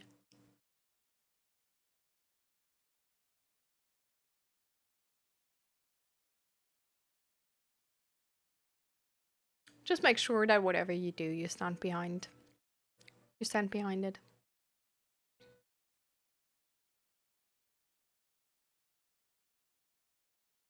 I feel like that's the most important thing. Like sometimes we need to disrupt the system to do the right thing. Sometimes disrupting a system is the wrong thing, right? So it just, I don't know. I feel like just making sure that you stand behind yourself and that you're sure that it's the right thing. It's like, it's the most important because disrupting a system in any case is going to have some type of repercussions, which we are never like really able to foresee, right? So I feel like it's really necessary to stand behind yourself in those moments to accept whatever repercussions there are and like bounce back from them. So, but I'm glad that you try to do that you follow your morale, even though if it means disrupting a system. Because I feel like it's really important, right? I feel like disrupting a system nowadays is like really scary. Like back then for sure as well. So it's like still just scary. It's just a scary thing. So I think it's like sometimes not easy to go that route. But I just think it's like really good to be able to like yourself, to love yourself, stand behind yourself.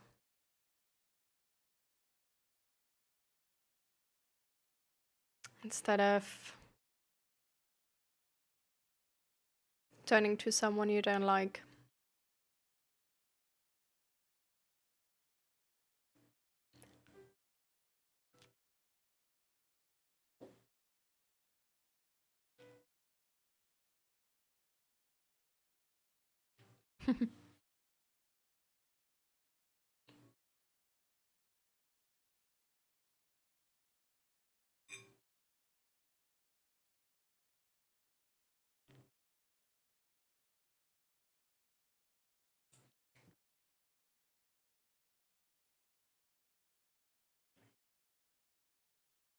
Is your buddy helping you with that, by the way?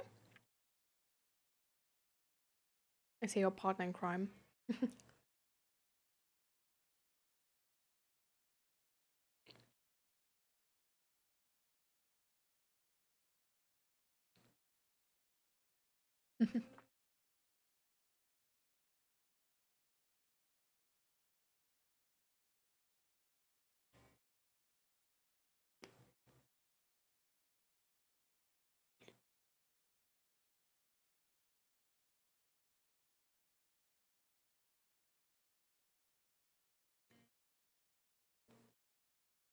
Hmm.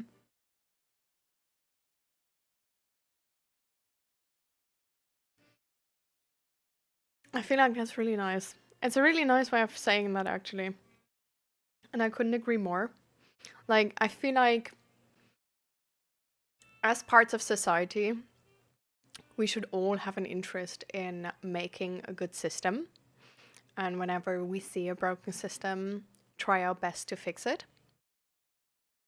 Mm. So, yeah, I don't know. I couldn't agree more. I think that's amazing. I think that's going to make, like, if we were all to do that, it would make a great system.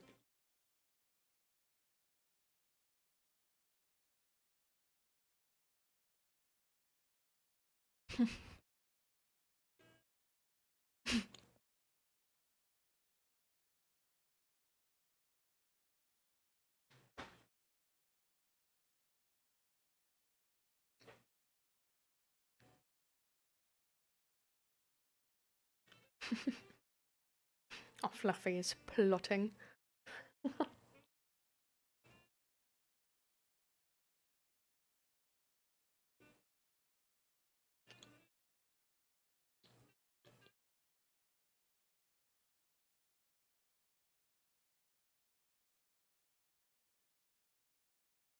Does your buddy from work know that you're sort of plotting this?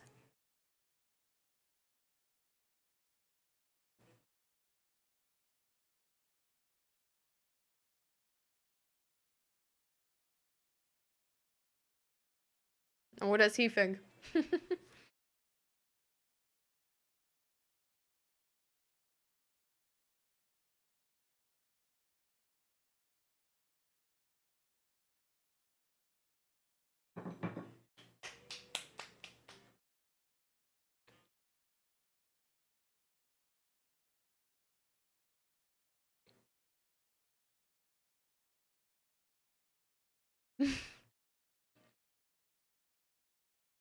I mean, to be fair, if somebody's oppressing, mm, they usually have a worldview of oppression and sucking up, right? So,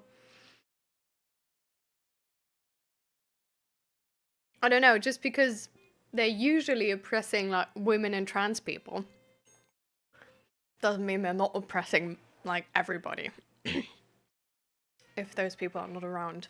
So, yeah, makes a lot of sense.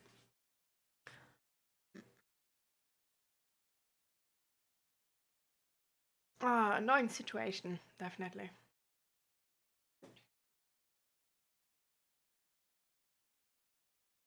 But I guess that just happens sometimes.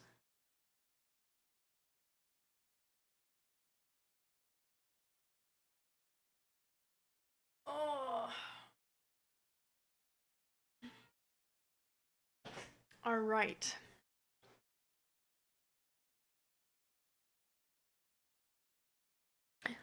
I wish you a lot of strength. Sorry. I was like, one of my hair just fell down and I thought like a spider web touched me or something. I wish you a lot of strength with this. And I'm glad you're not alone with this, but also have your body sort of helping you. Um, glad you have something to look forward to in these dark times. um, I don't know. I think it's good to not feel powerless. Like a lot of people, I feel like nowadays, especially, feel powerless. So I think it's really good to not feel powerless. Also a prime example on how we are sort of like not powerless. Especially if we then also have friends who help us with whatever we do. Let me know what is happening in the future. But also remember to rest, recharge.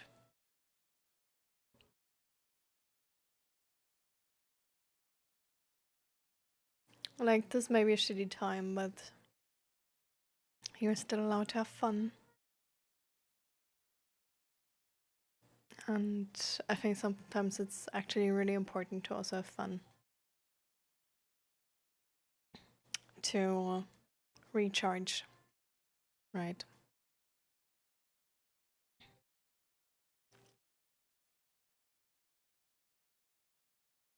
Well, resting doesn't really need to mean breaks, right?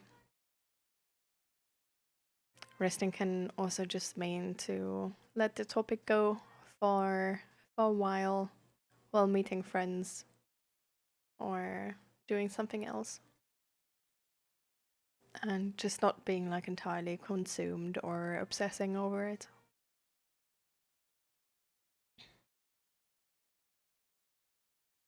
But yeah, finding time to recharge.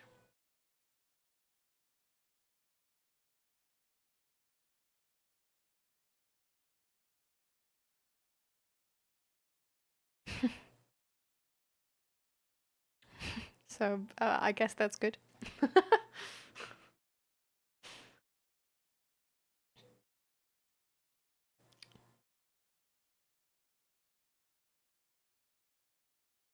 So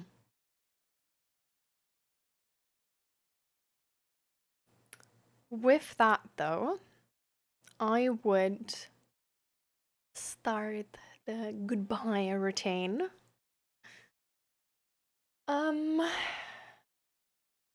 Because I'm noticing how my throat is hurting a bit. So I don't want to keep on talking for too long.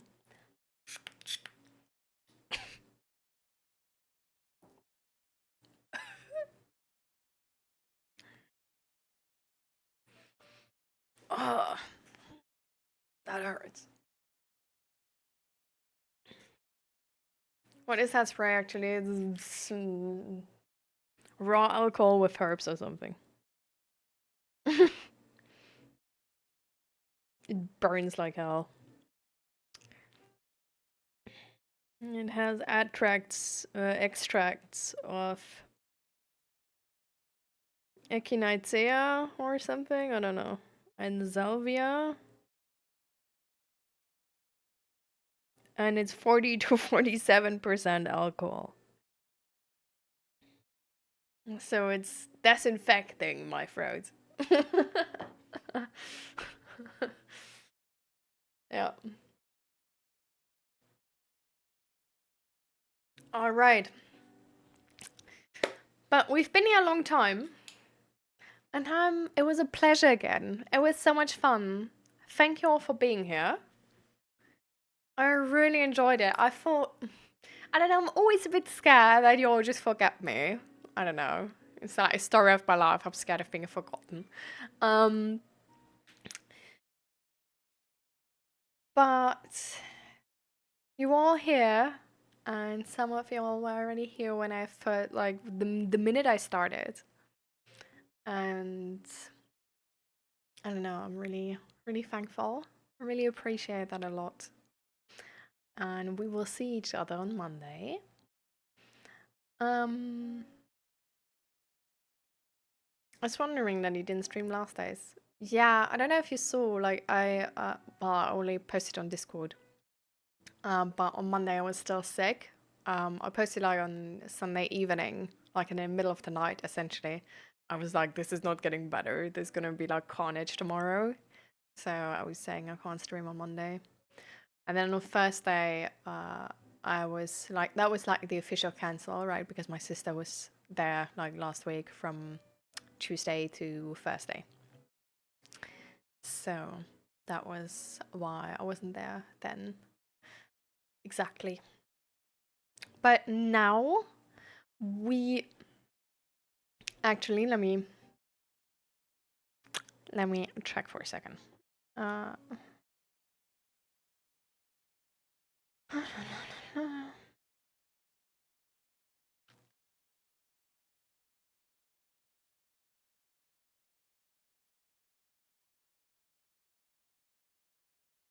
Okay, on the 27th of Thursday, I will have a doctor's appointment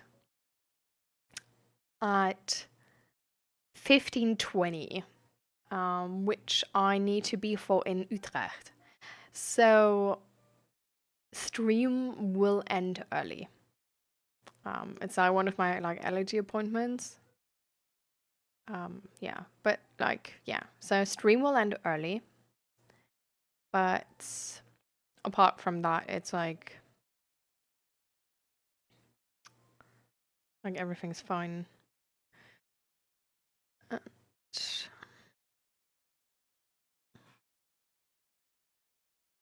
No. We don't have any other plans. So far, I'm like currently just checking the calendar. So like that's the only day in the next month where now I will have to adjust stream. But yeah. So 27th of November, I'm gonna have to end my stream early. But that's it. Apart from that, we should be back to normal schedule. So yeah. Glad you are better. Yeah, me too. Like, it's still, honestly, like, I don't know if you can see it, but it's still sort of like hanging around a little bit. That's why, yeah. I think like now that I like notice my throat getting like a little bit worse again, that's why I sort of like want to end it. To like not overdo it. But anyway, it was a pleasure, guys. It was a pleasure. I loved it. Thank you so much for being here. Very cute of you. Thank you so much for taking part in it. Again. And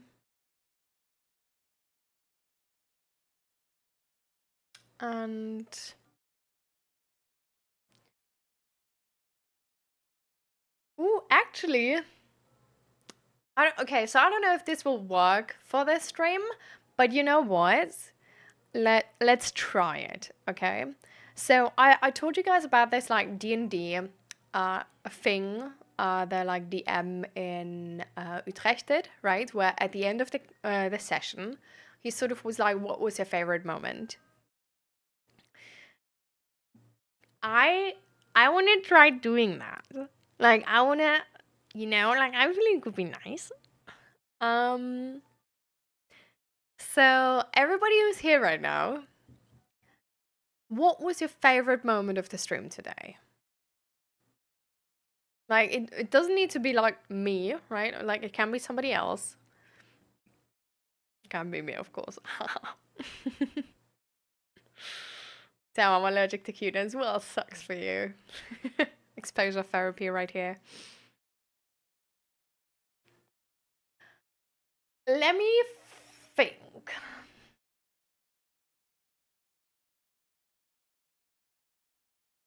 Okay, I have two favorite moments. Three. I have three favorite moments, but the two and the third moment was like really close to each other. So, first moment, when I first, which basically I told you guys about, right? Like a second ago. But when I, the minute my counter was gone, Grumpy was in chat already. I was like, hi, like, welcome back, girl. Missed you. So that was amazing. Love that. That was giving me life, honestly. Um, and then the second and third thing was Fluffy and Naradim's like stream streak counter. Like that was also like, damn, 7 streams already. Like that's a lot, you know? Like we have like 2 streams a week. So like that's, you know, like it's actually like with their last 2 streams, like falling through, it's like more than like a month essentially of a streak. And I love that. Like that's so cool. Mm,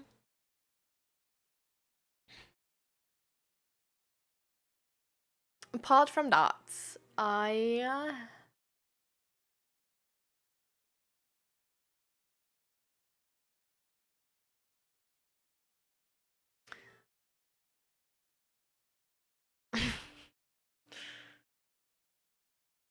really enjoyed the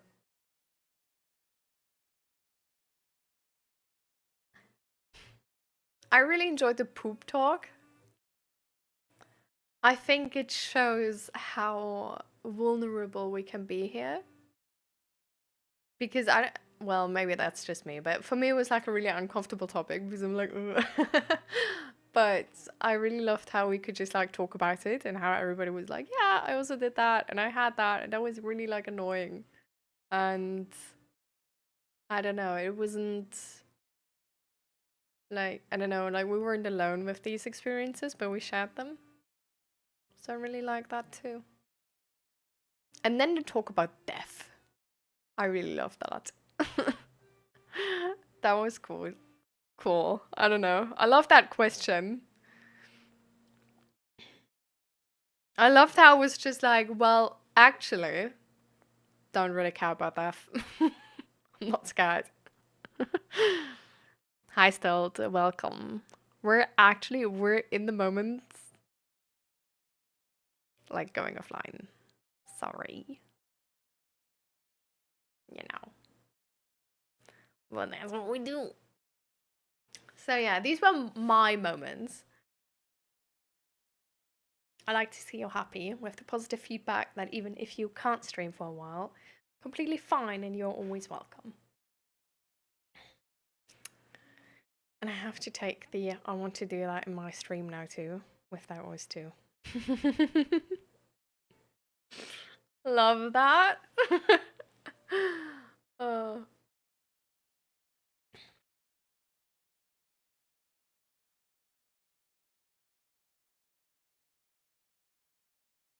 thank you for saying that. Like, yeah, I don't know. I think I'm just like still a little bit scared since like when I first started streaming, I took like breaks for like university to study, and the first break I took, to be fair, was a month. But at the same time, like I communicated how like this is only for my studies, and then I'm gonna be back.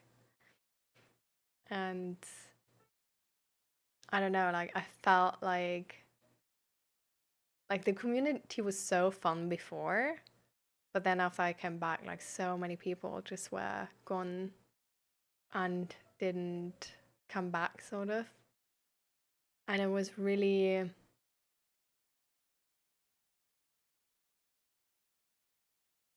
I don't know, it was the first time where I realized just because I'm connected to these people already doesn't mean they are to me. And I don't know, in a weird way, even though you all are only names in my chat, and even though some people argue, like, well, you know, like I'm the person which matters because I'm the person with the camera. Um, and like chatters are only like viewers and they're only like numbers, blah blah blah. It was really like I experienced the completely opposite because I felt like, hey, we're all friends, and like that guy's back and he's here, and like, oh, but we always played like on Thursdays. And then I took a break, and then I came back, and none of those people, like so many people, like didn't come back. Um, And it just honestly broke my heart a little bit. I'm not gonna like, I'm not trying to be dramatic or anything, but it really was one of those moments where I felt like, damn, like I thought we were friends. Um, but apparently I just was like some streamer and now you watch somebody else. So I don't know, I really didn't understand that. So yeah. Not come back? What do you mean not come back? I require a fix of grade. Yeah, we're gonna see each other on Monday again. But maybe you want to take part in it too. We're doing our favorite moments of stream recollection, ending, new ending, stream ending, whatever. You've been really sick this week with pneumonia. Is that sort of like a lung disease? Is that a lung disease?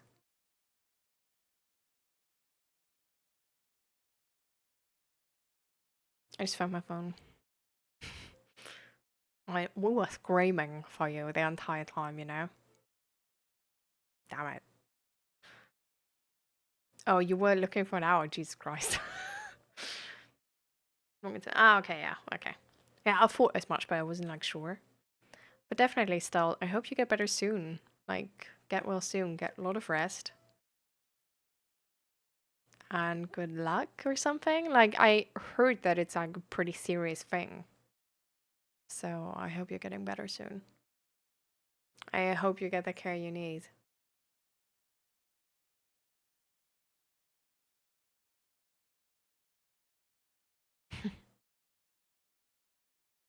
There's always something with air, guys. Yeah, that's sort of what I was tying my confidence to. It was more like, I guess. I like the overall positive attitude of the stream. Even with this one strange fellow from before who was like, therapy is a cult. I know the it sounded like a strange thing to say, but when he explained what he meant, I was like, I get it, actually. Like, I get what he means. And I do agree. Like, there's our system, if it would be entirely based on what would be best for the patient, would look a whole lot different, you know?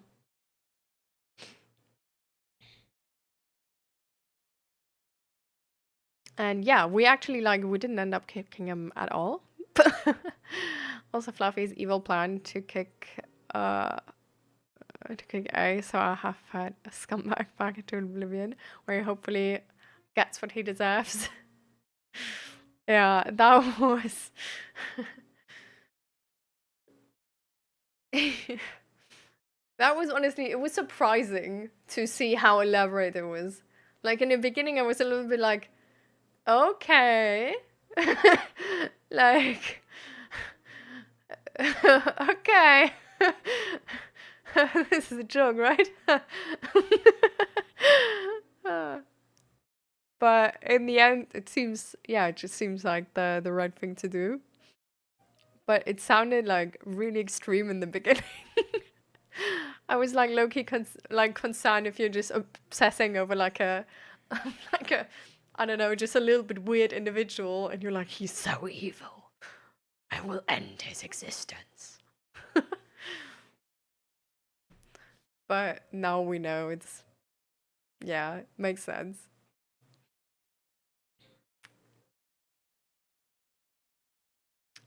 Still didn't get it. Well, with the religious cult, what was maybe a little bit of like a. I feel like it was a really.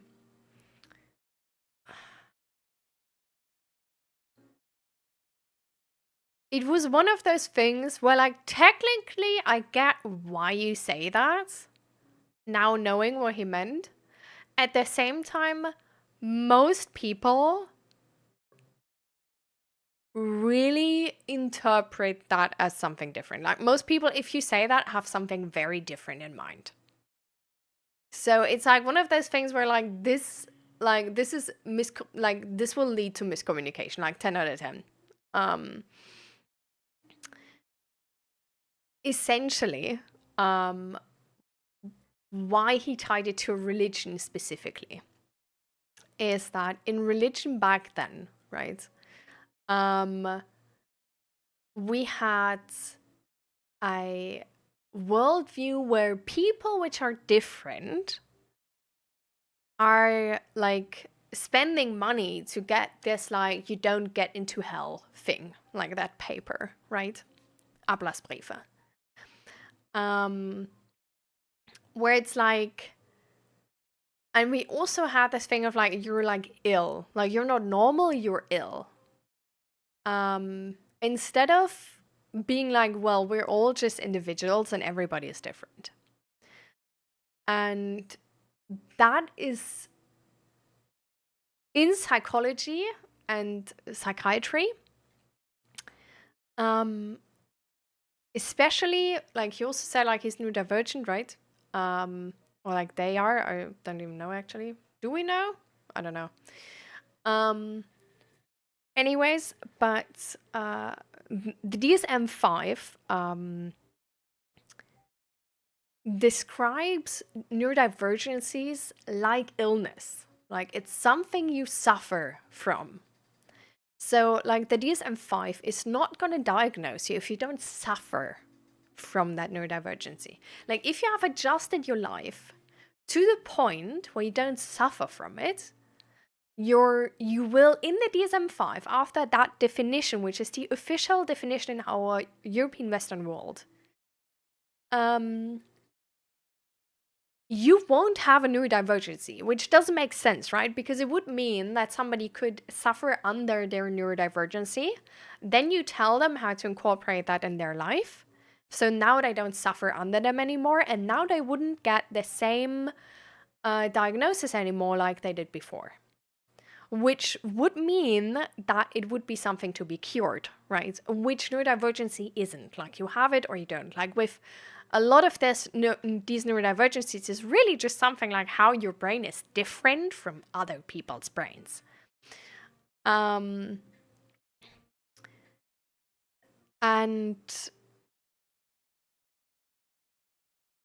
that, how I understood, that is the connection. It's like the connection is that in our mental health care system right now, these things are treated sometimes with really this like box thinking, and sometimes like you need to suffer under it, and it's like it's treated like an illness instead of just you're different and you need to live life different because you have different needs than other people. And this perspective on it's like an illness is sort of denying the fact that everybody can just be like, it's just you have a different brain, right? Like it doesn't make you a worse person or anything. If you're like autistic, you're just like different, right? But yeah, like in the DSM-5, autism is something you suffer under. It's yeah, described like an illness. It's not described like, oh, you're just a different thinking individual. And I think that's where sort of like the religious cult came from, because that sort of like thinking is more from the times back then where religion had like a bigger part in our society. So there's like think like it's sort of like a artifact which our system is like, I guess, like still based upon, because that system like changes rather slow, right?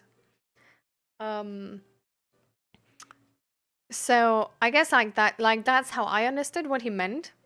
That it's like he didn't mean that like every single individual is like active part of that cult and like actively trying to maintain that delusion and stuff like this and like fool people or whatever.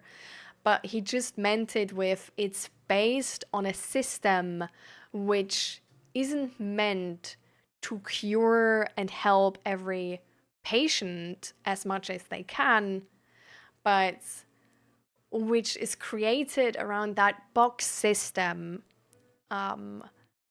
which is not based on current science. So, and then also with the part like how diagnoses work, like it's really, I don't know, like he apparently was diagnosed with like a major depressive disorder, but at the same time, like he believes he just has like ADHD, and it's like that's sort of like how that comes to be, which is makes a lot of sense. I feel like also like then the expression makes a lot of sense, because I feel like if you are neurodivergent, you see things way more like in more clear definitions, I guess, and less in the okay, what will society understand if you say this? So I feel like that's where the miscommunication came from.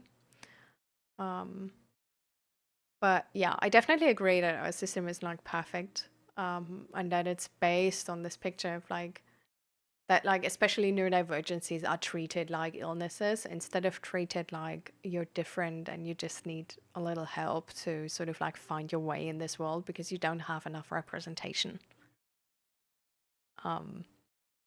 Yeah. So I get what you meant. Religious cults was a big word to describe that part. And was a thing where like if you only say that, it's such a jump that just no one's gonna follow you. But yeah, that's also like really, really like a classic neurodivergency thing to just be like, everybody thinks like this, like it's obvious. What do you mean? And then noticing like, why does nobody get what I'm saying? Yeah. So that's sort of like as best as I can explain that part. I gotta go take my cat Cookies to bed. I don't think she feels well. Aw. Get well to your cat. I hope it's nothing bad. See ya. See you on Monday. Bye bye. But yeah. So if that could give you some insight. Yeah. But yeah, like how I said in the beginning, right? Like when I like first answered to that question, like this was exactly what I described. Like I was described like hold on, you're saying like extreme things. And I do see a possibility how that can make sense. But I don't know what type of person you are. And right now you look like a horse and not like a zebra. And like we need context on this. Because you could still be a horse or a zebra. And if you're a horse, like, like you're probably just gonna get banned. But if you're a zebra, like, it's fine, But yeah. So, okay. I love that. I think that was really cool. Sharing like what we loved about the stream. I think that was really nice. We will let's keep doing that, okay? If I forget, you guys remember me. And now, since we have been sitting for ages, we gonna try to ground ourselves and come back into our body. And how we're gonna do that is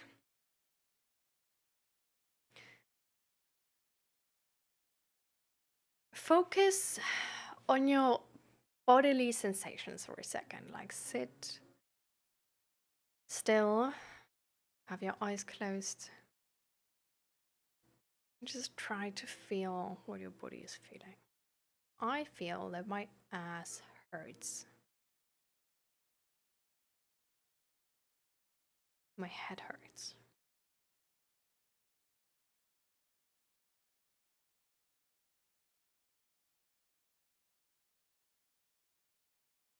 My legs are, I don't know, lack life force. I don't know how to better describe it. My shoulders are heavy.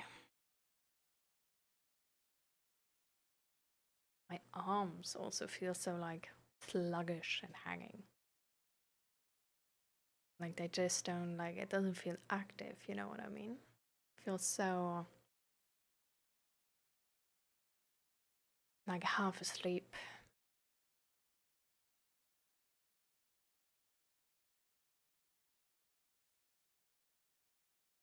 I actually feel how my hair is being pulled towards the like bun I have. How that hurts a little bit too.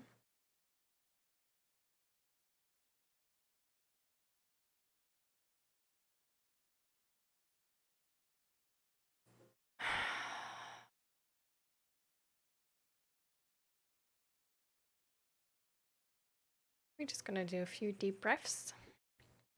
We're gonna do the diaphragmatic breathing. And as we learned the last time, you just sit up straight.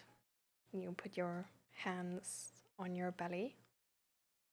And you really try while breathing in to push your hands away. So like push your belly out and like not capture the air in like the top part of your breast and do like this like pigeon breast thing, but rather like push out your belly. And once we have breathed in, when we breathe out, we're just gonna breathe out with our lips closed.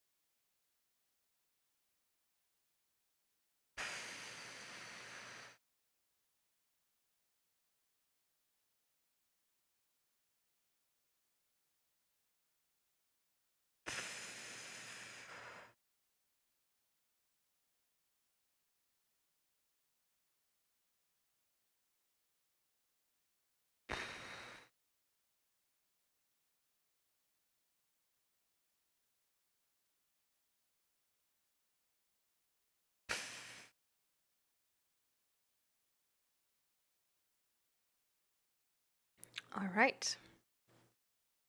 Now I will, for one, just stand up and move all parts of my body which has been hurting and just move however I feel like moving. Shaking my legs, shaking my arms, putting off those rings. Really feel like my blood can flow freely. To be fair, I'm like a little bit more sensitive to those sensations.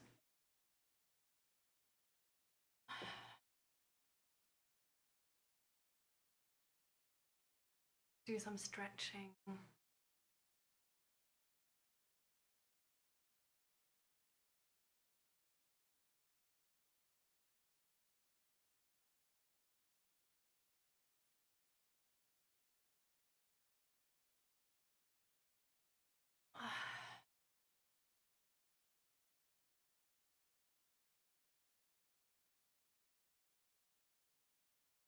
Just sort of trying to wake every part of my body up if I can.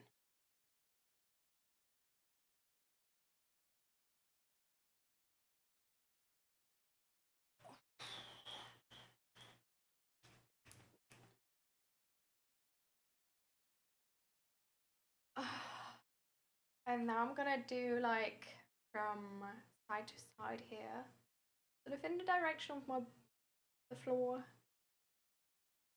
because I feel like this can really help loosening the like lower part of your spine. Because when we sit, it kind of feel like really tight and can get really tight. So if you're, for example, usually able to get to the floor while you stretch, but now you're not anymore, this exercise will probably help you and have sort of like immediate effect. Because this is really like releasing any type of pressure on your lower spine and creating space again. The exercise was shown to me by my chiropractor. Ah, this is better.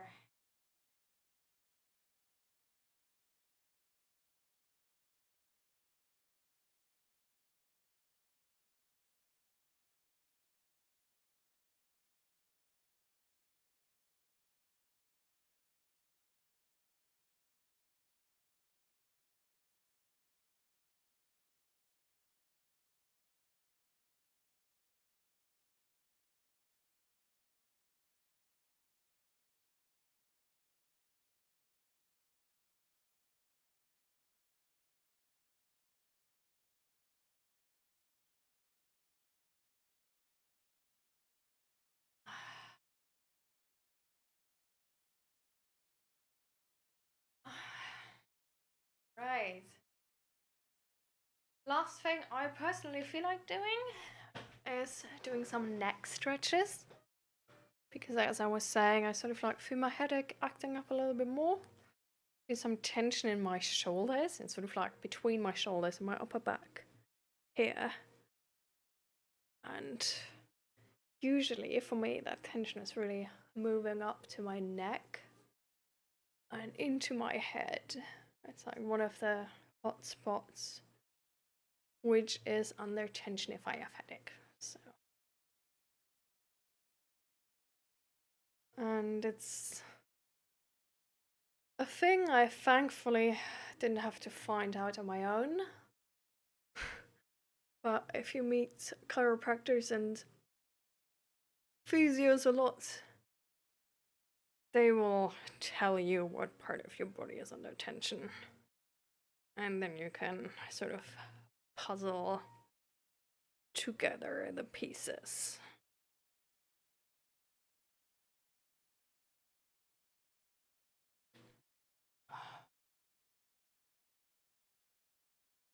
So I'm just sort of massaging that a little bit. Pumping some blood into that.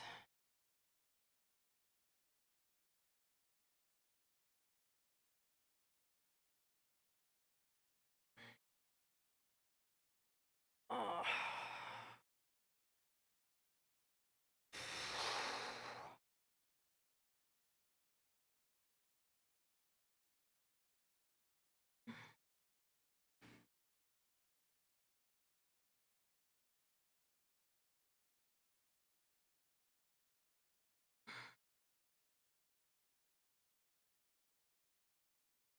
Oh.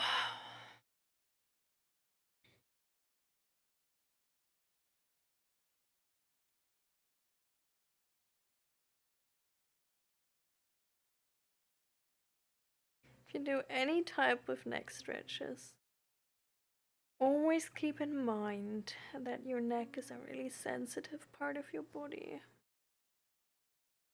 Like when I do this, even though it seems like I'm pulling down on my head with my hand, I'm not pulling. I'm just resting my hand on my head. And that extra weight is already enough to really stretch.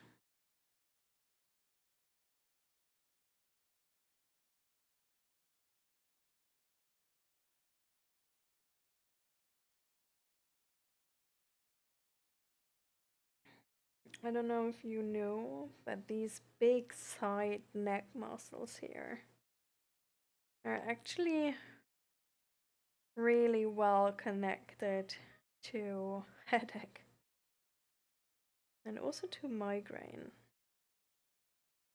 There are some people who swear that if they actually use some pain spot here, like pressure point, or if they do some neck stretches, that they can entirely avoid a migraine attack.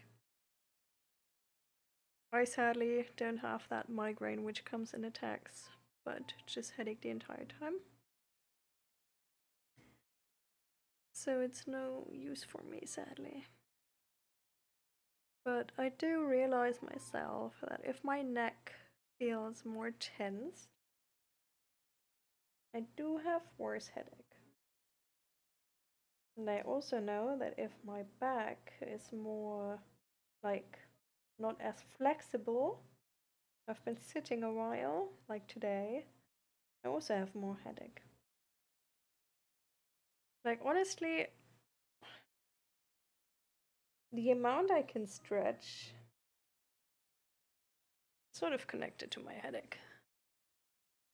Not in a way where my headache makes me not be able to stretch. Well, actually, maybe.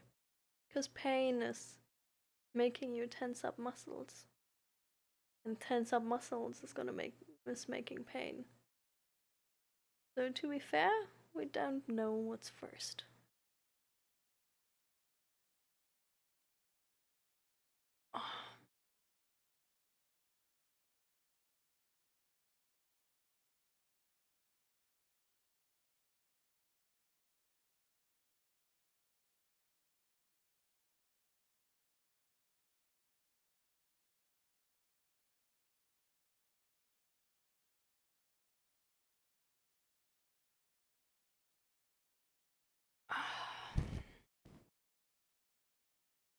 All right. So, party people. I'm done. We are done.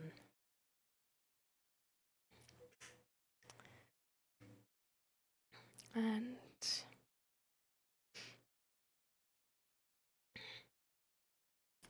I actually already have a topic for next Monday in mind. We could talk about. Um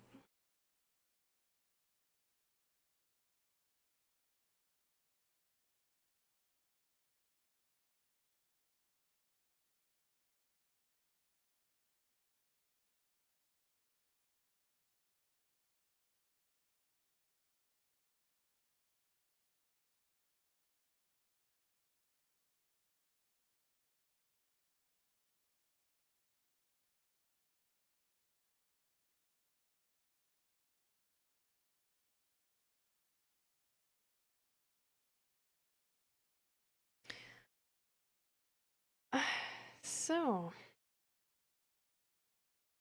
the topic I would have for next Monday would actually be on sort of like how the world is not that bad and how keeping and staying hopeful, staying in spaces where you can have hope, who are reinforcing a more positive worldview, um, is actually helping to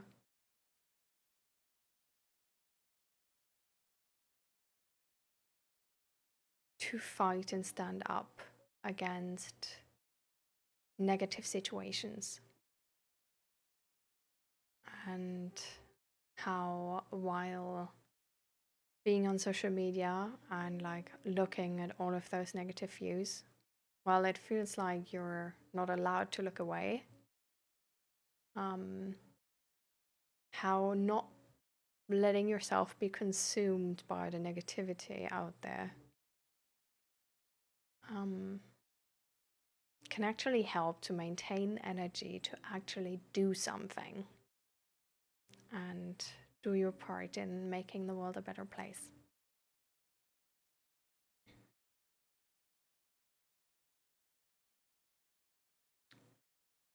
Hi, Avian Aces. I'm actually doing quite well, thank you. We're just going offline though. So I hope you're doing quite well too. And maybe you have time next Monday. So we can talk a little bit more.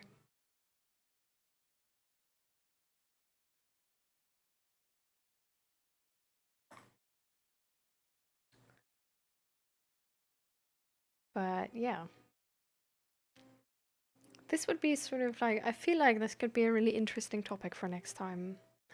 Because I feel like it's a very, I don't know, I feel like with social media right now, it can be a really challenging time. And with all the negative news in the world, it can be really challenging to handle those. And sometimes there's a lot of shame about not engaging with them anymore. About like not wanting to look away, which of course, like we shouldn't suppress what is happening. We shouldn't pretend like the world is perfect. But at the same time, just looking at social media posts is not changing anything.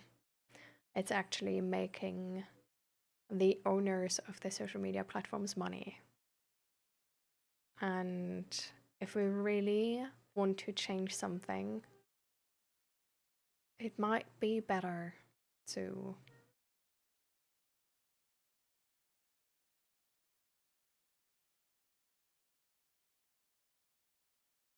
create a safe space for yourself. To be able to maintain energy and then spend it on the right things. But yeah, it was a pleasure, y'all. And see you guys next time. I hope you have a wonderful evening. I hope you're healthy. If you're not healthy, get well soon. Here's my YouTube channel. I will, like, we have all VODs now on my YouTube channel.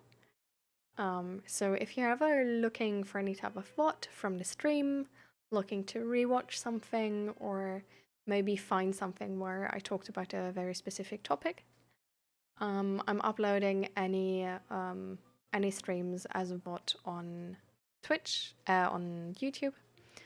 And I'm also, the title is always with sort of like the main topics of this VOD.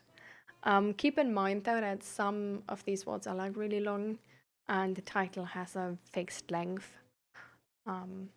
So there's definitely usually always more in those. But I try to sort of put the most interesting things or the most, important things in this title. And then there's the Discord, if anybody hasn't joined so far. And then... Yes. And then we have my fourth wall shop.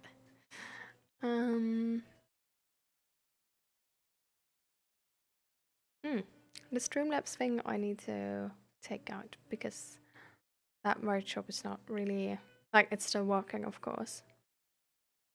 But it's just an unnecessary second website.